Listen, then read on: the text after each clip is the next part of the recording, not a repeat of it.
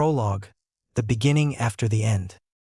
The beginning of the new year after the Fourth Great Ninja War. The last few months after the battle with Kagaya, and then straight after that dispelling the infinite Tsukuyomi cast by Uchiha Madara only after one last fight with Sasuke that decided the fate of the world. But all was good as he turned over a new leaf, giving Naruto his full support and at long last his respect for his capabilities. Then there was peace over the shinobi nations, no major wars, just a few skirmishes and criminals who were easy enough to persuade. Put that however you want it. His friends now spent a lot more time hanging out with even more reserve than before, thanks to all major conflicts coming to an end to his joy, and most of all, the family he made was once again back together, even if Niji was resting in a better place. The only real downside during the last few months was that Naruto had so much to talk about with him, but the guy just had to be put in prison. He wasn't gonna lie, he understood the way things worked better than most people give him credit for, but still.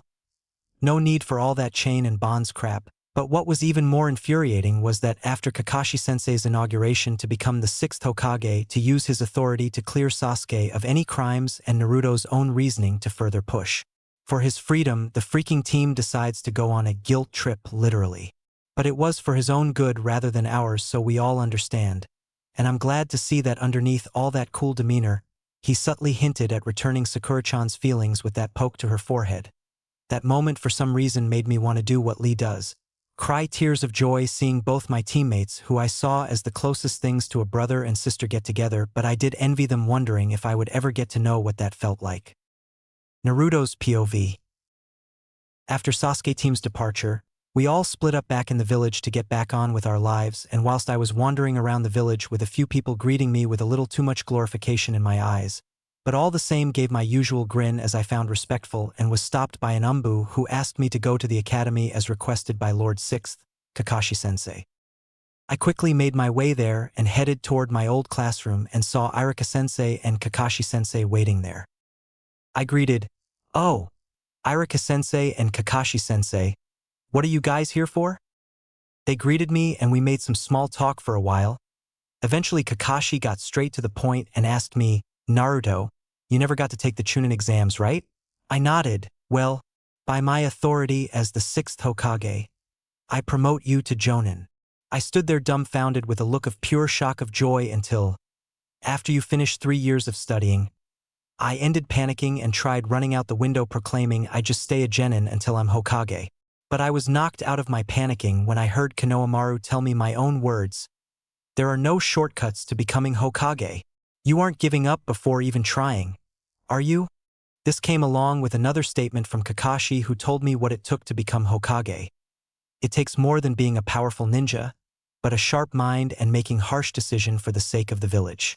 So I ended up giving studying a go, which at the end of the lesson I was brain dead, and Iruka-sensei told me another 3 of studying like this, then I'll be finished in no time. Which leads me as to why I'm at Ichiraku's eating away my fatigue, telling my day to Tsuchijiji and I am Nichin, who were happily listening. As I was so absorbed in my ramen and storytelling, I almost didn't register the fact a few people entered the stall. I turned around and saw Team 8. Kiba, Shino, and Hinata Arf. Don't forget me. Oh yeah, and Akamaru too. For some reason, I really like spending time with them, even if Kiba is a bit mean.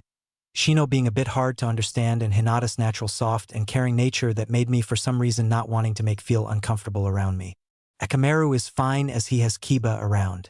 It didn't change the fact they were some of the only few who saw me for who I was back during our academy days, and so I started a conversation. "Hey guys, how y'all been?" I hollered. Shino gave me a nod and Hinata gave me a small smile and a hello, whereas Kiba responded with, "Yo, if it isn't the Naruto, or should I say the hero of the 4th Great Ninja War." I did feel pride in those words, especially coming from a person I can call a friend, but a part of me felt put off by that title. Really? I just did what everyone else did and fought the enemy during the war like everyone else, Tebeo. I replied, trying my best to be modest about the topic without taking away from the atmosphere. Surprisingly, Hinata spoke up, "No, Naruto. You did so much more than that. You lead the 5 allied shinobi nations alliance during the most difficult time against Madara and the Ten-Tails.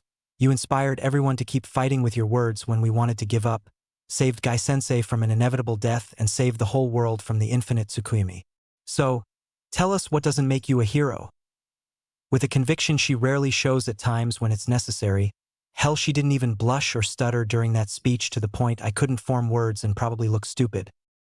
Shino nodded and added his 2 cents. Hinata-san is right, that is because, and said some long complicated statement about how she was right and that I was a hero even though I barely understood less than half of what he said.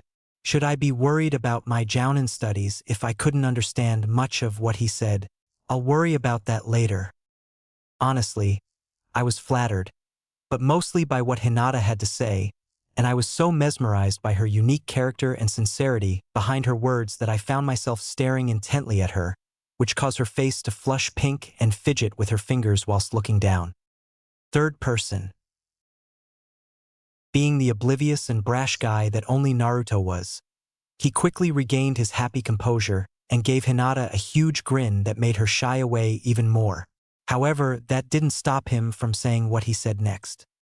Thanks, Hinata, but I think you're selling yourself short. He put out and Hinata looked up confused but still embarrassed from his attention. I may have did all that, but do you know who made that possible? With a dramatic pause that made Hinata wonder who, whereas Kiba was actually interested in what Naruto was going to say next, and even Shino was paying close attention to him but you wouldn't notice due to his sunglasses. It was you, Hinata.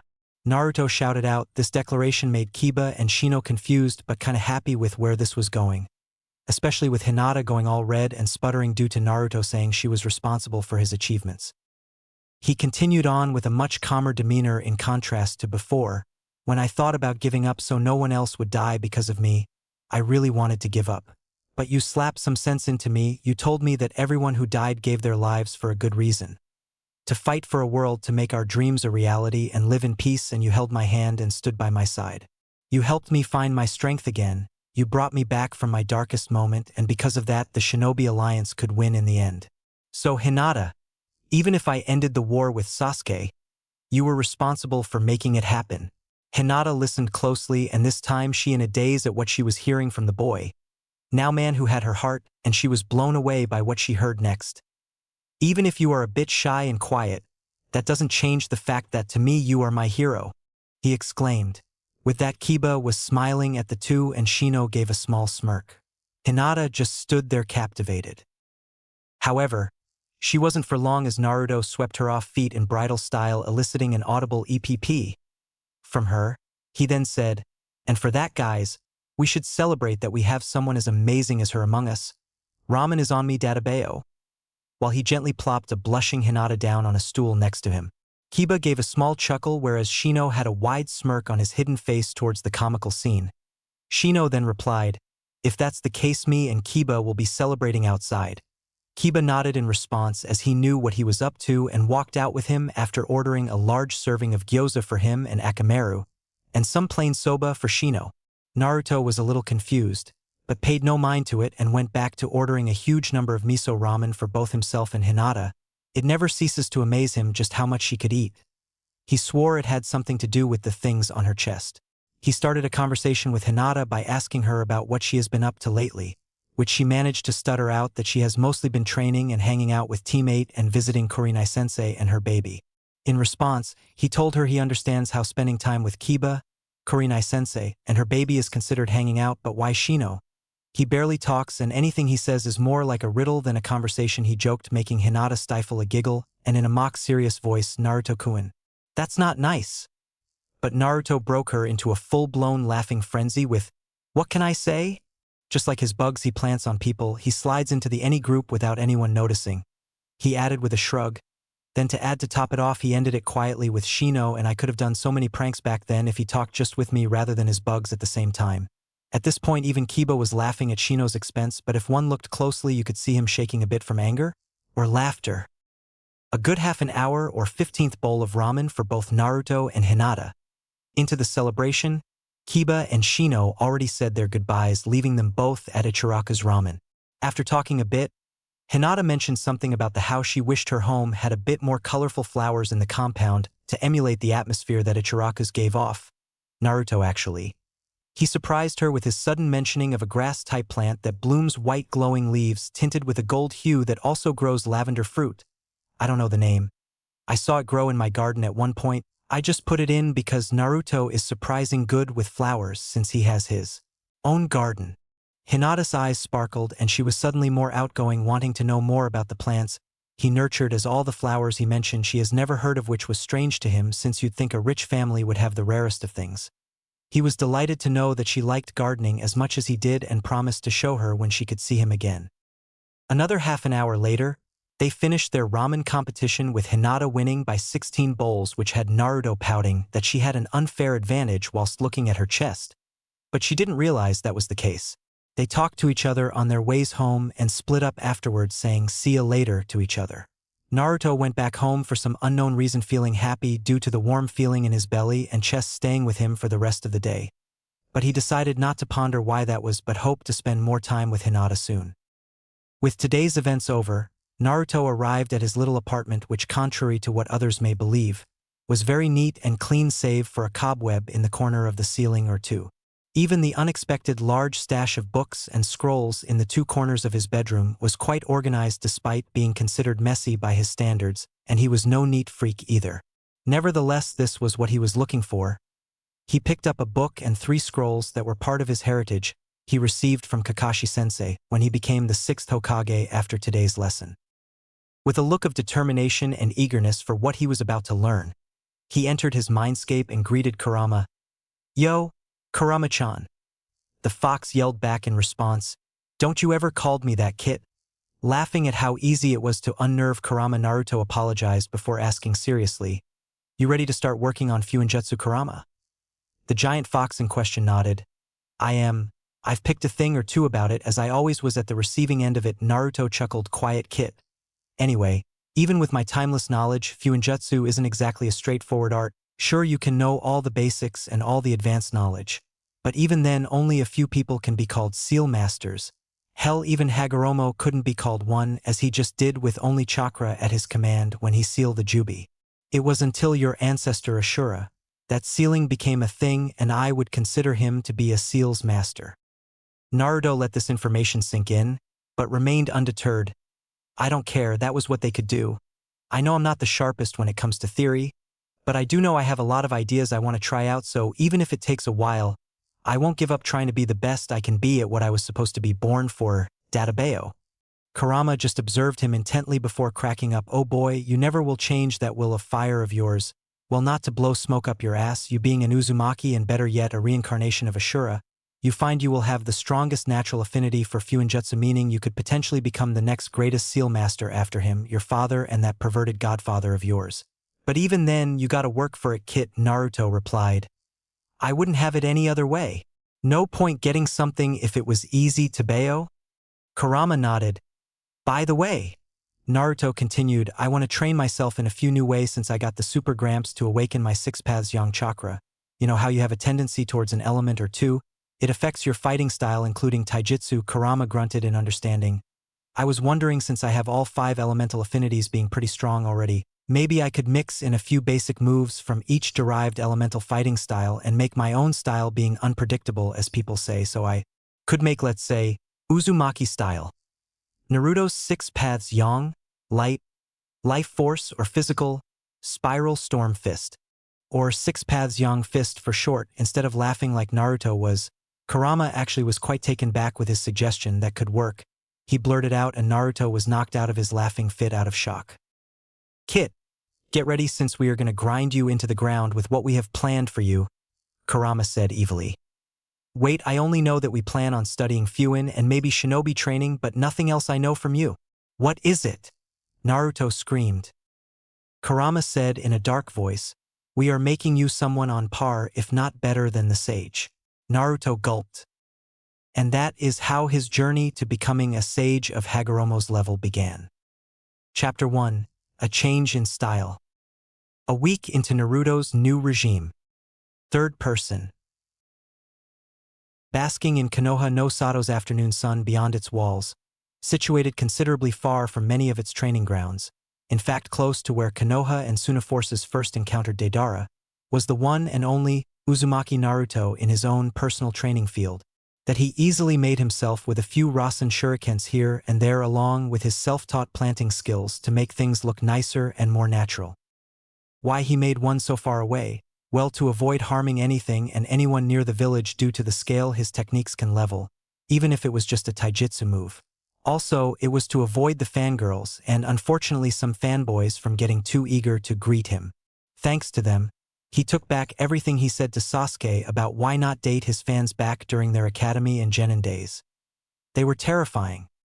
Back to Naruto, after waking up, he ran to his training field at 7 in the morning on the dot to begin his new training routine. After completing his new daily routine, which consisted of a personal mix of his 6 paths yang fist kata, which was basically taking the basic circuit routine out of every style and taijutsu moves based on a certain element, for example. A water-based style called the cruising waves, which revolves around maintaining a constant momentum in all your movement and smashing all your body weight into a target without halting the user's motion. A fire-based style like the igniting flare, where just like a fire, it starts off from nothing then lights up and before you know it is a raging flame then repeat. Basically, it is based around adding gradual pressure on an opponent until they burn out. You get the idea. He also modified the moves to suit his rather spontaneous tendencies. He practiced the katas from all 5 elemental-based taijutsu styles. He could actually learn in an alternating pattern, so his body will never get used to the movements to increase his overall adaptability for about 3 hours. Then he moves on to his calisthenics, a warm-up of 3 sets of 15 slow push-ups, followed by 3 sets of 10 pull-ups on a random tree branch and 3 sets of 20 bodyweight squats, which loosened up his joints for his actual workout. But before that, he activates some gravity seals he designed himself, which, by the way, could be set higher than any other gravity seal in existence, on his body to ensure that he got a tough workout for about roughly an hour and a half. Then he spends the remaining 30 minutes meditating before going back to the village.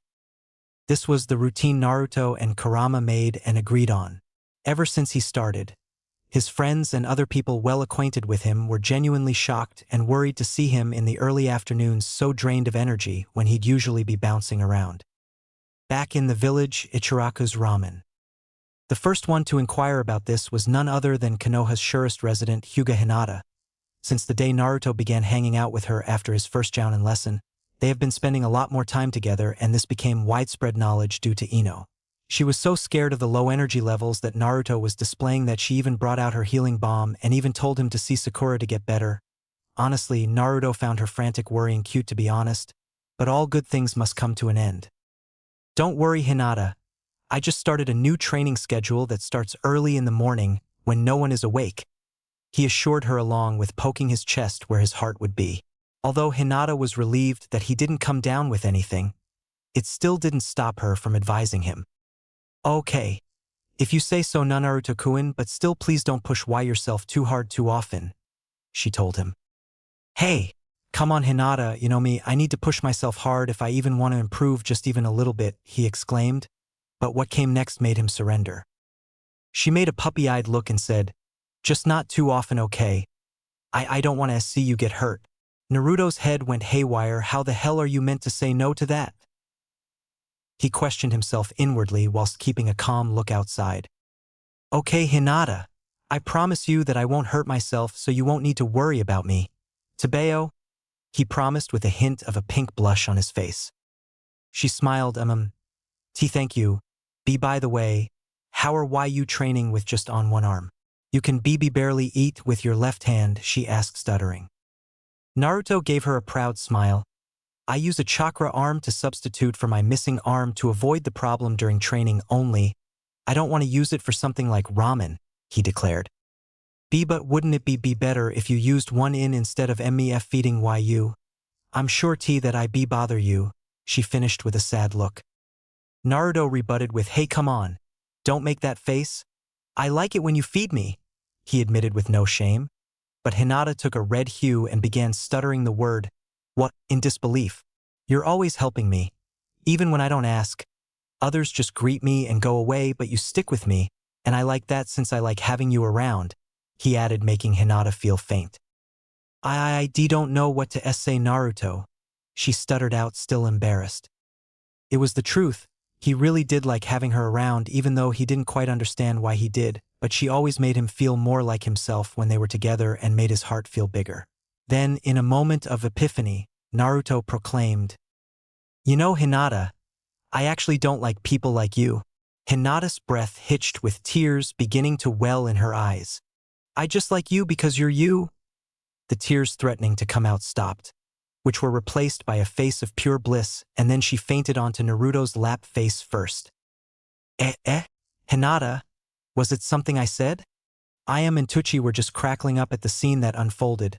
Unfortunately for the hyperactive blonde, Hinata's teammates, Kiba with Akamaru and Shino, and Kurenai-sensei just happened to walk in after the she just fainted and just saw Hinata's face on his lap with his left hand on the back of her head but somehow still sitting on her stool. The image suggested a much more vulgar scenario than it should have. Suddenly Naruto felt a chill down his spine, followed by a massive amount of killing intent directed towards him that rivaled Kagaya's. He turned his head around slowly and twitching in fear, to bear witness to Kiba cracking his knuckles, Shino's Kakachu buzzing around him violently, and Kurenai-sensei with a sickly sweet smile. What they all shared was a dark purple aura. Kiba went first. Ori Naruto, I know you two have been hanging out a lot, but what do you think you were doing to our teammate in public? He spat out with malice in his voice. I coincide with Kiba. Why is that? It is because you seem to be taking her away from everyone else and off to anywhere by yourselves, and that leads us to conclude that you are taking advantage of her fondness to force her into some explicit activities. Shino stated menacingly with his Kakachu bugs buzzing louder. What? He exclaimed in his mind. Okay. I admit, I have been hanging out with her a lot recently, but I never just up and grabbed her from our other friends? Inwardly argued. Wait.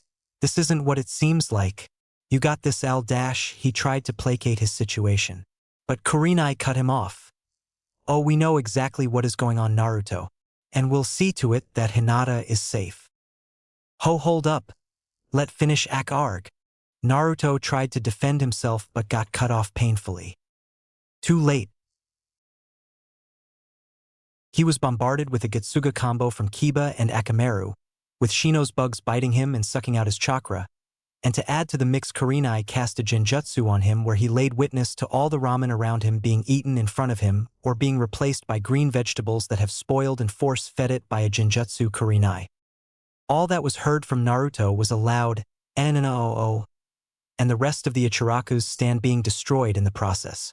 Fortunately, before any real harm was done, Tucci flared out some crazy killer intent, even more so than all of Team 8, with the exception of a passed-out Hinata that was directed to Naruto earlier. He demanded them to pay for the repairs and Naruto and Hinata's check whilst telling them what happened. Of course, they weren't entirely convinced until Hinata woke up telling them that nothing happened and she just fainted because Naruto said something really sweet to her, although that part Naruto didn't catch as he was still disorientated. A few apologies to Naruto for doubting his morals and actions towards Hinata from her team, though one was half-hearted. Hinata turned her attention to Naruto, who somehow recovered, but she was blushing madly at him along with a bit of drool leaking from the corner of her mouth at what she saw. Of course, she has seen guys with no shirt on, as Kiba really had no problem with hanging up his cloths around her, and she has seen a lot of her clan's men without their top robes on due to her giving them medical attention at times, but was never really too bothered by it. Impressed with some of their physiques, yes, a little, but never really amazed. However, it was different with Naruto. The attack left his shirt all shredded, revealing what was underneath, showing that he was so much more built than other guys. He had strong-looking vascular arms, well-armed for now, hanging off his slightly bolder shoulders where you could see every muscle fiber on them, a very well-built and sculpted pectorals that made a solid square without a hint of body fat, with clearly seen separation between the upper and lower sections. He didn't have a six-pack, like the guys she has seen shirtless, but instead, Naruto had a perfectly formed 8-pack with fully worked obliques, and to top it off, his back could be seen from forming a perfect V-taper. However, she was knocked out of her hypnotized state when Naruto asked her, "Hey Hinata, you coming or are you gonna stone all day?" Oblivious to the fact that he was being eaten by her eyes and his state of undress. Yes, I'm coming," she hastily replied whilst following him. Along the way to wherever Naruto was taking her, she noticed that everyone, especially the female populace, was staring at Naruto with hungry eyes. She would be a hypocrite if she told them to buzz off, but instead Hinata decided to tell Naruto, "Ano, and Naruto-kun?" Whilst averting her eyes from the delectable in front of her. The said delectable answered, "What's up?" "Ano, where are headed?" she timidly replied. Naruto brightened up and told her, Oh, we're headed to Tenten's store. I have something I wanted to get for a while. Hinata tilted her head sideways. What is it that you wanted to be by? She asked, confused, as Naruto recently hasn't been on a mission that involved combat, especially with the war being over, and hoping that he was going to buy a shirt too. Okay, maybe not Teehee. Tenten's store. The pair finally arrived at their destination. Tenten, seeing customers, was excited, as not many people come as often as before, but to her glee and disappointment due to wanting customer, she saw Hinata come in, thinking that maybe she was just here to talk and maybe ask for advice on sealing for her own ambitions. The infamous caged bird seal's abolishment, which Tenten from her days researching the seal on Niji's forehead. She came up short and was really sorry towards Hinata, but she wasn't as good at fuinjutsu as many people believed. However, what caught her off guard was to see a shirtless Naruto walk in with her, which made her blush madly before summoning a few blunted weapons towards him, making him squirm and shouting, "Naruto, put a shirt on, you idiot." He looked at Tenten dumbly until he looked down and noticed his shirtless state. "Oh, so that's why everyone was staring at me. Why didn't you tell me earlier, Hinata?" he whined. Hinata, in response, meekly said, I thought that was why you decided to come here." Tenten twitched at his denseness and Hinata's blind faith in him. Tenten recovered. "Okay, then why don't you buy one now?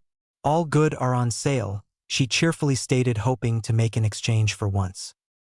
"Actually, I only came here to buy a pair of weapons, but since I don't have a shirt and can't afford both, I guess it'll have to wait for Tom or Dash." He was going to finish until Hinata suggested, "That's okay, Naruto-kun. You probably really need that weapon, so I'll help you buy it." "But I don't want to leech off you," Naruto protested. In a rare moment of boldness, Hinata suggested again, "I'll lend you my jacket since it could fit you." She began taking it off before he could protest again. Well, he really couldn't protest as soon as her jacket came off. Now it was his time to be caught in a trance due to seeing Hinata's top half of her figure in a skin-tight mesh shirt. When was Hinata so well grown? Like, damn yum. She could bag any guy she wanted. I just wanna... Nope. Bad Naruto. She's your best friend. Sorry, Sasuke. Not one of my special limited edition bowls of ramen I save for special occasions. But I'd love to have a special occasion with no. Stop thinking of her that way. She is your friend and too good for you, idiot. Unaware of the inner conflict happening in his head, Hinata nudged him, snapping him out of his trance. Here, put this on." She told him with a heavy blush on her cheeks. "Oh my God, I can't believe I'm doing this. Does he think I look good, or does he think I eat too much?" She rapidly thought about the possibilities. Naruto mistook her blush for being mad at him for staring at her so perversely, so he tried to make unnecessary amends. Sorry, hi Hinata. I just got caught off guard by how nice you look underneath. I mean, without a jacket." "Yeah. That's it, Databeo," he claimed, sporting a blush rivaling hers. Inwards, Hinata was doing a victory dance at Naruto's thoughts about her figure. "Maybe I should show up to him like this more often, but then other guys will see, and I only want him to see me like this," she mused, only to be interrupted by a laughing Tenten, who bluntly said, "Oi, you guys done eyeballing each other, so we can either do business or you guys get down to business." She finished her sentence with the latter option being in a sly tone, embarrassing the two even further, much to Tenten's delight.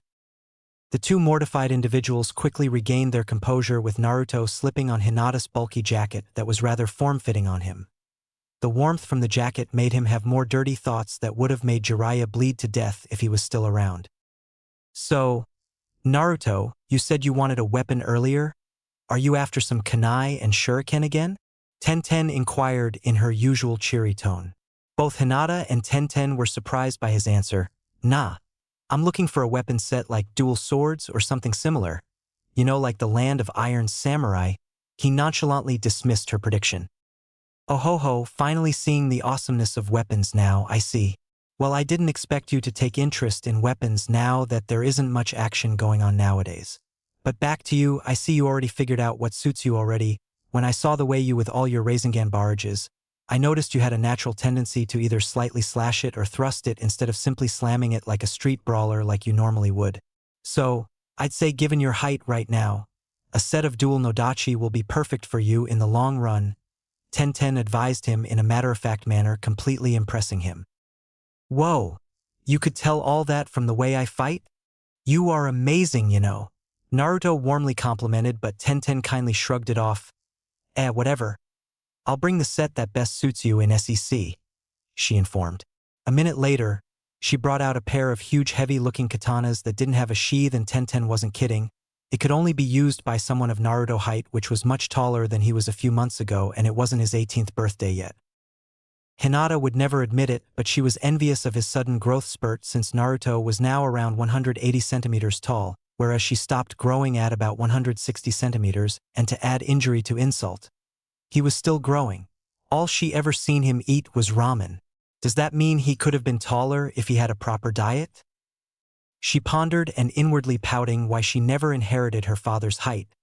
But then again, she wanted to be like her late mother Hyuga Hikari. Nevertheless, Naruto's eyes held a childlike gleam when he laid eyes upon the dual Nodachi. So cool! I can't wait to try them out. How much are they, Tenten? He eagerly exclaimed, making Hinata giggle. About 10,000 ryo. Naruto was about to slam down Gamachan until she stopped him. But you can get it half price if you give me some of your seals, she negotiated. Naruto nodded in response before asking, okay, but which ones do you want? He was happy to comply. Tenten eagerly asked whilst flailing her arms like a little kid getting a present. Oh, the small explosives ones that you made into a firecracker seal that also made a good firework effect. Can you make those formulas separate and increase the size and number of chain explosions if you can? They would be great in both battles and parties. What else? Oh yeah, the beacon seal you said you accidentally made, since it'd make finding people easy if you need to, and it would complete my homing technique.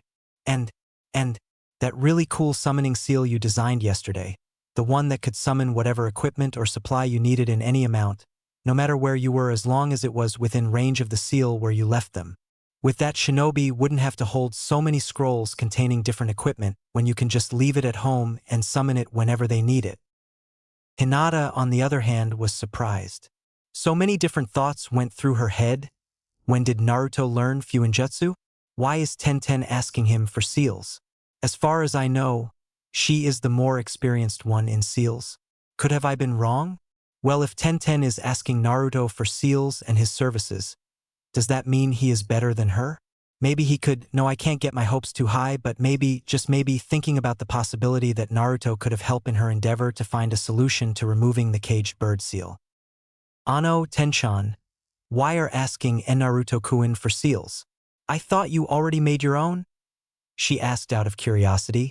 She wasn't doubting both of their skills, but she did want to know when this arrangement happened. Oh, Hinata, I do make my own seals. Like most ninjas, we can make a basic storage or explosive seal, but I can confidently say I specialize in summoning seals. But when I was on a stroll in the forest, I saw Naruto in Training Grounds 7 writing something in an open space, so I got curious. Flashback seal. Tenten was just taking a stroll through the forest just outside Konoha's walls. However, she stumbles across Training Grounds 7 where she spots Naruto writing down a seal of some sort. Now she was no slouch when it came to seals, and people see her as the best at seals due to her ravenous usage of storage and summoning seals for her weapons, but that's all her expertise in seals ever applied to. Taking the basics and expanding its use, nothing new or unique. What she saw Naruto do was complicated even for her. She just figured out it was a type of explosive formula, but it also featured 2 symbols she could make out from this distance on the small tag. A kanji for repetition and a symbol that meant copy, but everything else she could or could not see was a completely new alien language for her mind that even she believed would never understand. When she saw that Naruto back off a bit and perform a hand seal, the following result was a beautiful scene of large colorful explosions that resembled fireworks, but the best part was that despite only 1 tag was used, it resulted in at least 15 more explosions, each one equal in magnitude and force. Each of those explosions on their own put even some of the best explosive tags Tenten has ever seen look like a spark compared to Naruto's seal. And those tags were from IWA, whose seal masters pride themselves in stone-sturdy standards. Out of excitement and a willingness to learn more, she appeared out on the training field and asked Naruto questions when he began doing fuinjutsu and what seals he has been working on so far. Flashback end. What Naruto made makes my work look like a kid's school project. So ever since then I've been nagging Naruto for his sealing services for both business and personal needs. Tenten finished reciting. That's amazing, Naruto, Hinata chanted, happiest knowing that Naruto keeps surprising everyone when you least expect it. Naruto looked at Hinata. Huh? Yeah, you got that right. Fuinjutsu is amazing. To think that a few strokes of drawing on a surface could make your imagination literally come to life. He glorified the art whilst completely missing the point of what, or rather who was amazing. Hinata just gave him a small smile. I was meant to say you were amazing, but that's just like you, always giving the credit to others. Then the big question came, so Naruto-kun, how long have you been studying fuinjutsu? She asked meekly. Naruto replied nonchalantly, about a week, along with a shrug. Tenten and Hinata, however, found themselves wide-eyed and jaws on the floor. They screamed their disbelief out loud. Tenten reacted as well, since the response she got from him the first time was in his exact words, for a while now. Tenten was the first to speak. That's impossible. No one on Earth can study fuinjutsu for a week and start making 100% original sealing methods. Hinata recovered next. I don't doubt YYU Naruto Keikuin, but it just seems so unlikely, for a lack of a better statement. Well, I started seriously studying fuinjutsu for about a week now. He put much emphasis on the word seriously, earning a questioning look from the two girls whilst Naruto put down the money and seals in question whilst taking the dual Nodachi set, then sending it back to his apartment via an unseen seal. Hinata and Tenten looked at the seals. The latter was kidding. Naruto's seals were very advanced. Hell, it was so complicated that it made all those medical studies look like a children's picture book. You girls remember my pranking days? They nodded. Ever wondered how I made all those traps on the go so quickly and pulled out random things out of seemingly nowhere from my body? The girl's eyes began to widen in realization. I never knew at the time, but I was actually using seals most of the times when I ran out of traps I prepared or need extra equipment for huge pranks. I discovered that my random scribbles one day just did something I thought was magic, and later, after I trained under Jiraiya, I learned that what I used turned out to be fuinjutsu, which might be why some of my graffiti exploded. That's why I never took it seriously under Pervy Sage's guidance, since all he gave me about the topic was stuff I figured out about it on my own through trial and error, he declared. Okay, I get that, but that still should not have made you get to this level suddenly after a week of picking it back up, Tenten argued. Well, that is the joy of having 1,000 shadow clones studying the same topic and experimenting in hundreds of different ways whilst I do my physical training, Hinata piped up. What does shadow clones have anything to do with your sudden improvement? She asked. Anything they learn or experience, it gets sent back to me after dispelling, except physical body development, which I'm making a new clone technique for that one. Say a fire technique would take 2 days to learn on your own, but having one clone alongside you would cut the time in half. So, girls, do the math, 7 days of studying fuinjutsu with 1,000 shadow clones for 5 hours each day, which is 5,000 hours of experience, which is how many days? Naruto said with a smirk. Oh, Tenten and Hinata finally understanding the reason behind his progression rate, but then Hinata asked one thing, Ano na Naruto Kikun. Why don't you use clones to finish your Jounin ST studies faster?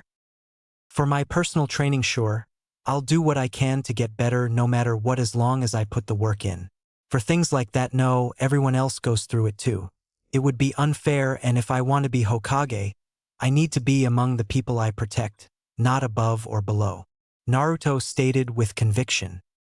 Tenten smiled at his determination whilst Hinata found that, if possible, falling even more in love with Naruto. Soon, eventually, after the little revelation about Naruto, he and Hinata needed to head back to their respective homes. But Naruto remembered he was wearing her jacket and still had about 5,000 ryo, just enough for 3 sets of ninja clothing that caught his eye. I'm guessing ninja clothes are of much higher quality than civilian clothing. He picked out a black military vest with an orange zipper and red mini cape over his entire former right hand, and 3 pairs of burnt orange pants to go along with his black sandals. He needed some new mission and training gear, but he did it because for some odd reason he hated the feeling of other people staring at Hinata's jacket-deprived figure. Then he slipped on a complimentary mesh shirt that came with it and one of his new jackets, and did he like the cape since it gave him an idea whilst he handed Hinata back her jacket. They headed back to their homes and most others retired for the night. But Naruto, however, immediately went to work on adding sealing formulas to his new outfit's red capes. He couldn't wait for the next day to come so he could try it out during training. The next day, 5:30 a.m., sunrise. Naruto woke up in a zombie-like state, therefore he took a cold shower to wake him up whilst brushed his teeth at the same time. Back then, he would have made some ramen to eat right away after he cooked it for breakfast, but one thing Kurama suggested was to run all the way to his training field and finish training first every morning before breakfast, since it worked well for the monks who practiced ninshu all those 1,000 years ago, and needless to say, Naruto saw the benefits. He could fight or do physically intensive labor for a longer period of time at full strength minus the power-ups like Sage Mode on an empty stomach, meaning he could fight much longer when he was satisfied. So, he just made it and stored them in some of his personal storage seals on a talisman tag. The thing special about his ones was that once you store an item inside it, that said item would never expire since time didn't move in his storage seal, and that was great for him since it meant he could have something to eat as soon as he was done training. Outside the village. While he was making a full sprint halfway toward his training field, someone along the way called out his name in an overly dramatic voice. Naruto Keiyuan. Lee called whilst he was running towards him. "Are you taking a youthful jog this youthful morning?" he asked with a twinkle in his eyes. "How early does this guy get up to be so energetic already?" I guess you can say I am." "What char up to Lee?" Naruto answered and asked. Lee exclaimed, "I'm fanning my flames of youth by getting in some morning training, so I can protect the peace. But seeing you put so much effort today makes me feel hot-blooded. So as punishment, I'll do 500 laps outside Konoha's walls." With wide eyes, making Naruto sweat drop. Then Naruto had an idea. Lee, despite his obvious youthful quirks, he was the best taijutsu user around the entire shinobi nations without a doubt. Having Lee train with him would brighten up the morning, so having some youth isn't so bad every now and then. "Or you can come and train with me. I'd love to have a training partner to test myself against," Naruto proposed with his wide grin. Lee responded with his own smile literally flashed. Did it upgrade? And of course, his good guy posed to tell him he would love to. Therefore, from where they left off, they continued sprinting all the way to Naruto's personal training and arrived there within an hour, exactly 2 minutes before 7, meaning Naruto knew he was getting faster. After the usual warm-up and katas or circuit training, they both went through whilst encouraging each other. Naruto decided to do what he needed Lee for. "Yo, Lee, I've been training in a new taijutsu style for a while now, and I'd like to spar with you to see how far I've come," Naruto said, knowing Lee would never pass up a chance like this. He was not disappointed. Lee's eyes shone. "Of course, Naruto-kun. I get the chance to fight my eternal rival in hard work. Let's see how far we've come," he exclaimed while he took off his weights and took his Goken stance. Naruto likewise took his own, and what Lee saw surprised him. Instead of seeing Naruto take a stance with him, putting weight on his left foot at the front and bouncing back and forth, he saw Naruto's feet spread slight wider than shoulder length apart with the left foot edged forward in front of his body and holding his left arm in front hooked whilst twisting his waist one direction and the other repeatedly. His right arm would have been held next to his face if he still had it, so he opted for leaving it covered in his red cape. Nevertheless, the two geniuses of hard work clashed forearms with each other in the center of the training field, creating small crater around them. Lee then tried to set the pace by planting his left foot into the ground to pivot his body using his right leg to initiate a whirling kick combo dubbed leaf kicking combo. If Naruto was anything like he was before he started training, he would have flipped back, but instead he jumped a little, letting Lee's leg hook one of his feet to make himself cartwheel. Then he used the momentum to slice the wind downwards with his right foot before attempting to slam Lee down into the ground. However, Lee, using his hard-earned speed, hand-sprang out of the way and laid witness to the area Naruto's unexpected kick uprooted, which was at least 3 times larger than crater made earlier. Seeing this, Lee decided to open 2 of the gates to even the power gap between him and Naruto whilst hoping to gain an advantage in the speed department, so he dashed forward hoping to catch him from behind.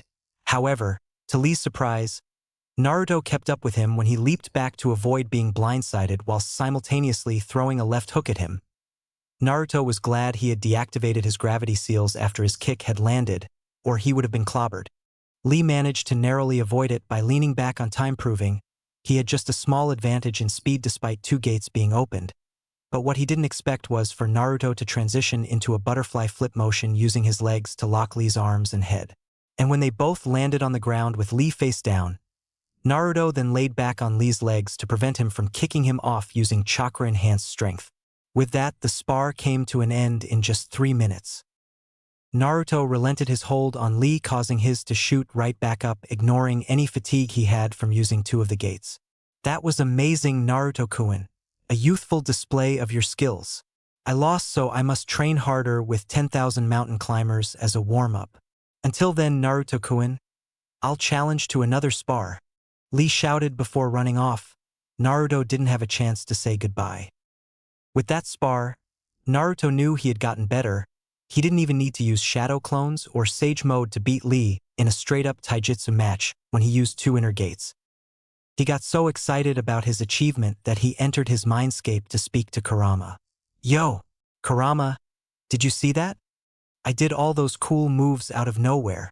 I guess all this mastering the basics of every elemental taijutsu style really works. Huh? I did all that by instinct as well, Databeo. Naruto excitedly bragged. Kurama, on the other hand, didn't have to train himself like Naruto. Was still asleep, so his first response was to yell, "Piss offkit. I'm still asleep, and yes, that was pretty good, you are definitely getting better." He ended before severing the mental connection. Naruto, however, kept grinning like an idiot when he brought out his new dual Odachi and Shadow fought with them with a chakra arm replacing his right arm as if he was using his six-path sage mode rods before he got out his stored ramen and chowed down on it in a few seconds. He even kept grinning on the way back to the village. Konoha, near the Bean Jam restaurant. Naruto finally got back. Then he decided walk around the village until he saw the place that made his second favorite food, sweet bean jam or sensai. Heading inside, he saw Sakura and Ino together on a table. He cheerfully greeted them. "Hey, Sakura-chan. Ino, how are things going?" he asked. "Oh, Naruto. It's been a while. We've been fine, just talking about the new medical program and mostly just the latest trends," Sakura informed. "Yeah. Say, have you heard that rumor? The one about people saying that they saw Niji's spirit wandering around the village?" Ino asked, hoping for something fun to talk about. Niji's name pulled on Naruto's heart, but he didn't let it show since he would have wanted him to grow past his death. Instead, what she got was Naruto shivering from fear of a Niji ghost haunting him whenever he was getting overly friendly with Hinata. Watch the SD series to know what I mean. "Seriously? You're the world's hero and you are afraid of ghosts?" Sakura accused. "Hey, a reanimated zombie ninja or some chakra goddess? Hell yeah, bring it on.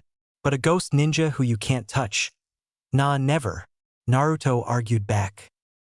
"Cuckoo, he's got a point actually," Ino exclaimed and agreed with him. Sakura also did, but begrudgingly so. They talked about many random topics, nothing of sustenance except maybe for the medical program that was being implemented across the allied nations. Until one topic came up, relationships. "So Ino, how are things going with claiming Sai?" Sakura slyly asked her for the details, causing Ino to flush a little. "Oh, just fine. He finally comes to my flower shop to ask me for my advice on coloring for his drawing." Ino squealed loudly, almost making Naruto go deaf. "Anyway, what about you, Sakura? Any progress with Sasuke?" Ino asked back whilst giving her the eyebrows. Sakura, however, deflated a bit. "Oh, it's okay, but I haven't gotten a letter from him ever since he left on his journey." Naruto placed his hand on her shoulder. "No worries, Sakura-chan. He'll see you. Don't lose faith in him because he believes in you." Naruto comforted her with a big grin. She thanked him gently whilst throwing his hand off herself. This talk about relationship struggles between the girls somehow managed to remind both of them a question they've been meaning to ask Naruto for about a week now. "So, Naruto, during the time we haven't seen you, we heard you and Hinata have been spending a lot of time together. What's going on there?" Ino asked, hoping for some spicy details, with Sakura intently listening. "Oh, Hinata and I just met up at some time last week at Ichiraku's. Then we started talking." The girls violently cut him off. "Yeah, and then?" Making Naruto sweat drop. "I found that Hinata, when you get to know her, is a really cool, and fun person to hang out with once you get past her shyness. I never thought that someone from a clan as boring as the Hyuga would be into something colorful like flowers. Oh, and she make a bad day become the best day by just being around. Naruto described her surprising the two loudmouthed girls with his thoughts. Anything else you like about her? Ino asked, wanting more details, and Sakura too, even though she didn't voice it. Naruto took a thoughtful pose until his nose bleeds slightly, and she looks real good without a jacket on. Better than you two even. Makes me wonder why no one goes after her. He pondered before being bopped on the head by the two girls who grew tick marks on their heads. Oh, if she really looks that much better than us, then why not go hang out with her instead of us right now? Sakura voiced her thoughts for both herself and Ino, but they didn't expect Naruto to get up and head towards the door. As a matter I will. She is more fun to be with anyway, Naruto exclaimed, then added. And she's even pretty on the inside. Before going out of the door, leaving two kunoichi with their jaws on the floor due to the bomb Naruto dropped. However, that didn't last long as they heard a loud thud behind them. Looking behind them, they saw Tenten with a freshly fainted and steaming Hinata on a table in the far back corner. They put two and two together and figured she must have heard what nice things Naruto had to say about her. Well, I guess we now know that Naruto might have a thing or two for little Hinata here, Tenten playfully jested. I know. To believe that knucklehead could be so sweet about a girl. Heck, he has never even said anything like that about you, Sakura, Ino squealed. Oh, please. That guy never even liked me the way he makes everyone think he likes me, Sakura put out there while rolling her eyes and earning some questioning looks from Ino and Tenten. You girls remember how Naruto always tried to beat Sasuke at everything? They nodded, confirming they remember.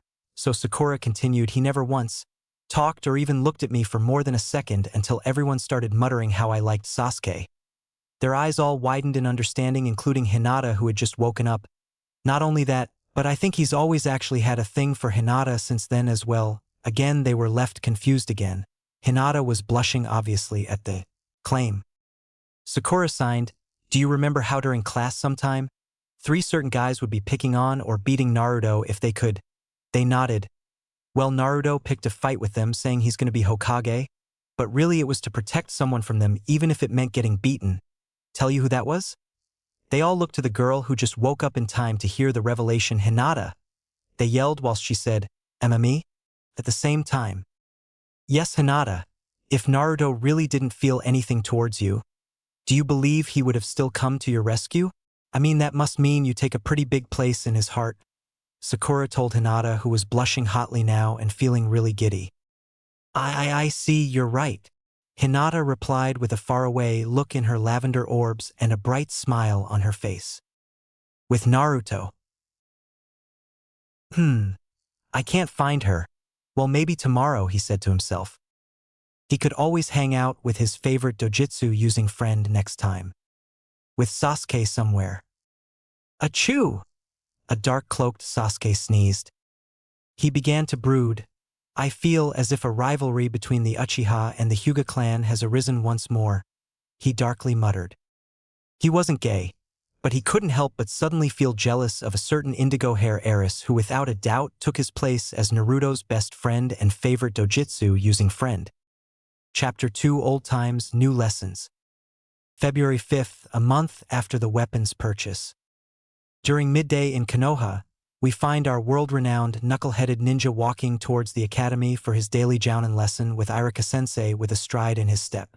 Despite Naruto's initial reluctance to studying, he found that the things he has missed out on and the additional subjects about more advanced shinobi topics were quite intriguing, such as the fundamentals of chakra explained how no matter what form or what purpose chakra is used for, to its most basic platform it is still the same type of energy that is always connected to everything else chakra-wise. This law about chakra being a universal medium reminded him of Ninshu, the ninja creed, how chakra was meant to connect and understand one another leading to peace, but was later weaponized into ninjutsu.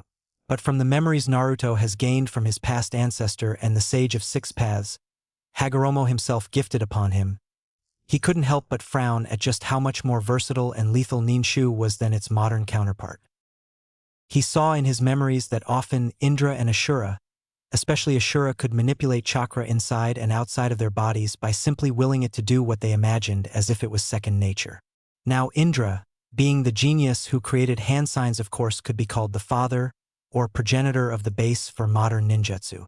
Whereas Ashura, the good-for-nothing to a godlike entity, inherited his father's will and ambition for peace that he mostly stuck to intended purpose of chakra with his older brother's influence mixed in. Of course, Ashura used hand signs, but he found it easier just to manipulate the chakra within him or the environment to pull off jutsu through willpower and imagination, much like Naruto himself. His thoughts lead Naruto to one thing: could it be possible for the reverse to happen, the relearning of ninshu?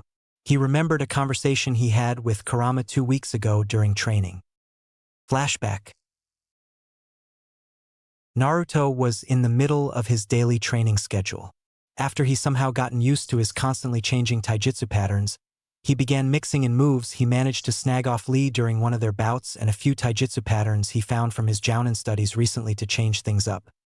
He also gotten the hang of using his dual nodachi he purchased from Tenten a week ago. He found that they were an amazing substitute for his dormant truth-seeking orbs that he molded into rods during his fight against Madara. He could now enhance the blades with his golden chakra, a side effect from the perfect mixing of his, Kurama's, and the six paths Senjutsu chakra he achieved from the perfect balancing of all the tailed beast chakra along with the sage's yang power.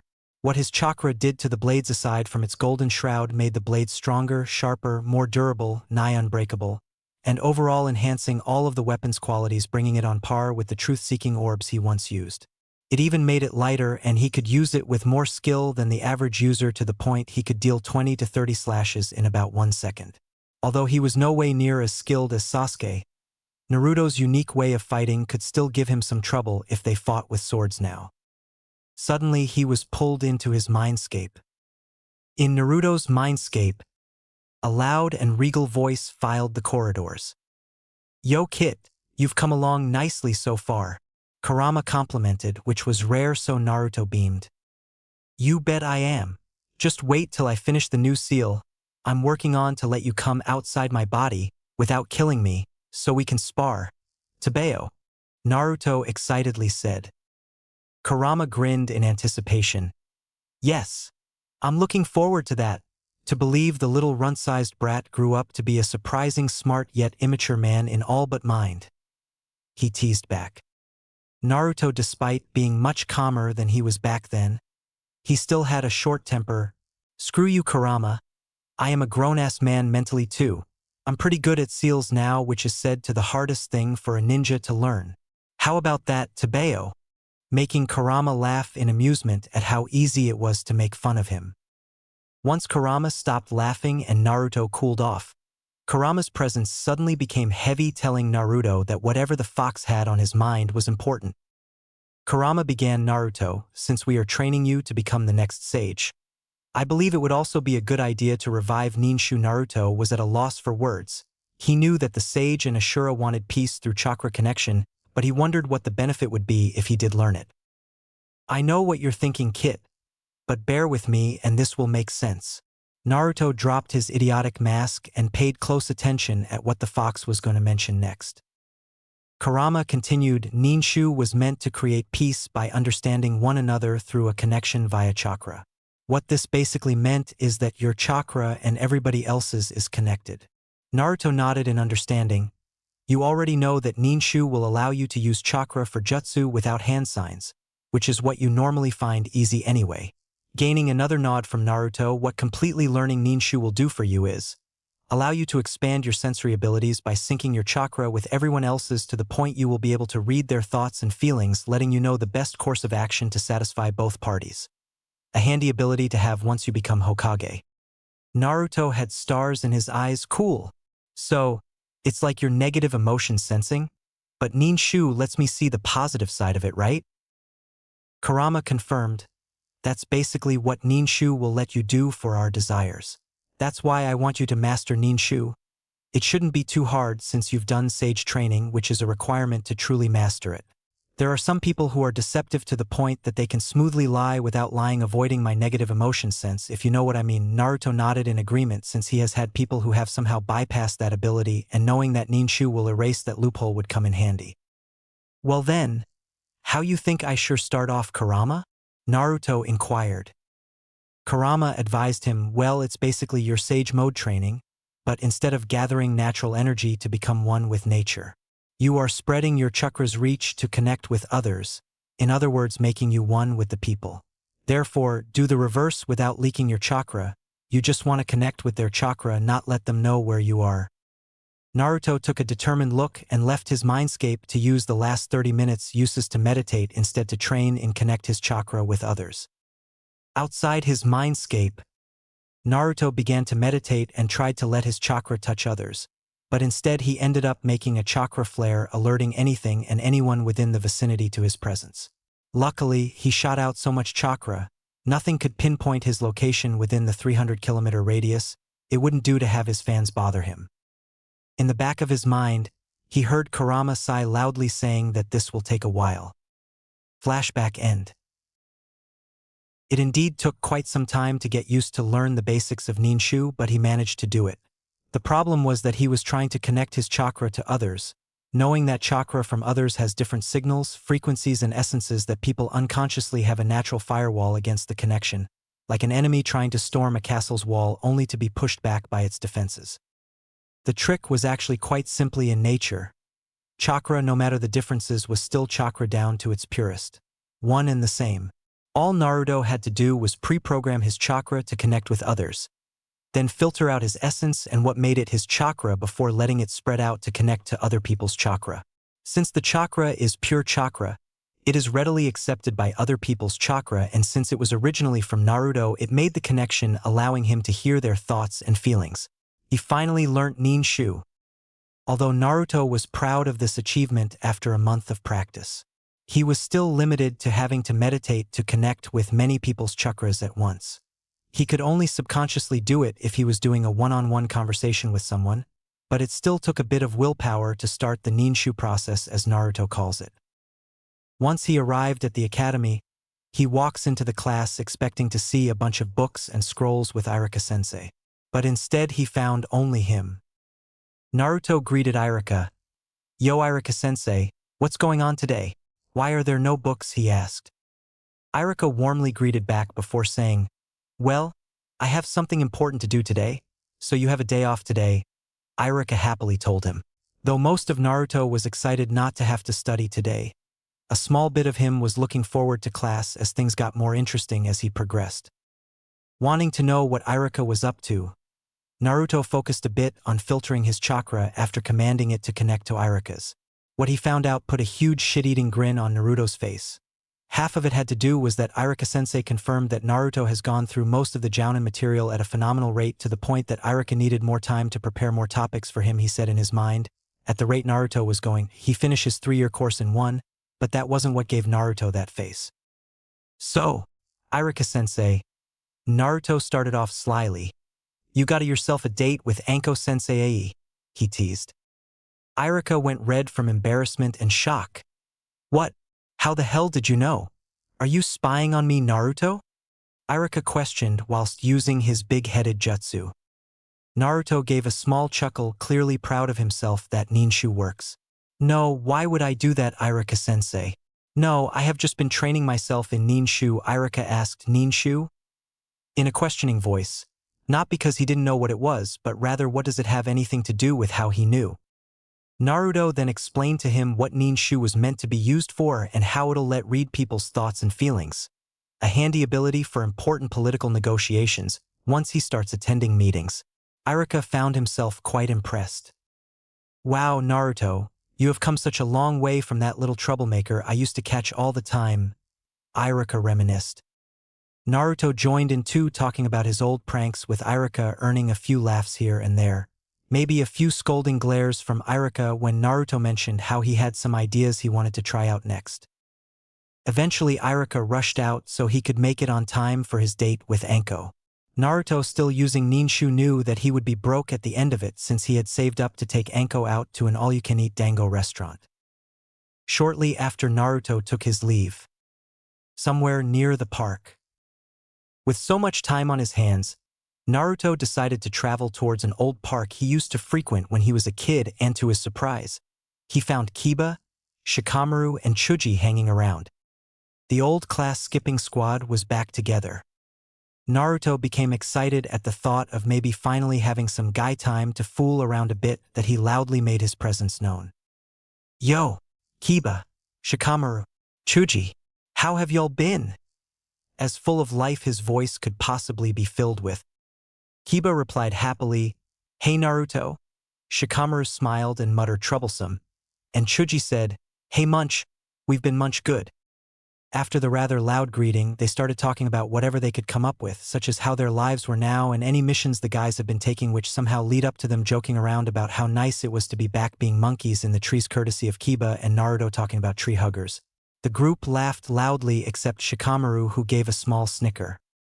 The said genius then out of nowhere came up with, "Man, this reminds me of the times when we were back in the academy," he said absent-mindedly. Kiba went next. "Yeah, I know what you mean, how we all used to skip class and sometimes help Naruto with his pranks or whatnot," he reminisced. Chuji kept munching on his chips, but had a faraway look in his eyes, obviously remembering the academy days. Naruto, in one of his rare wise moments, spoke up, those were good times indeed. To think we used to be those children that we now protect. Remember that time you guys helped me with that prank on one of the Akimichi clan's main competitors in the Korean barbecue business?" Flashbacks start. 10-years-old versions of the group. We find a young and upbeat Naruto bouncing around along with an equally excited Kiba, though not as bouncy. A tired-looking Shikamaru and Chuji munching on a huge bag of chips. All of them were hiding in a surprising clean dumpster in the back of a Korean barbecue restaurant, snickering about what they were going to do.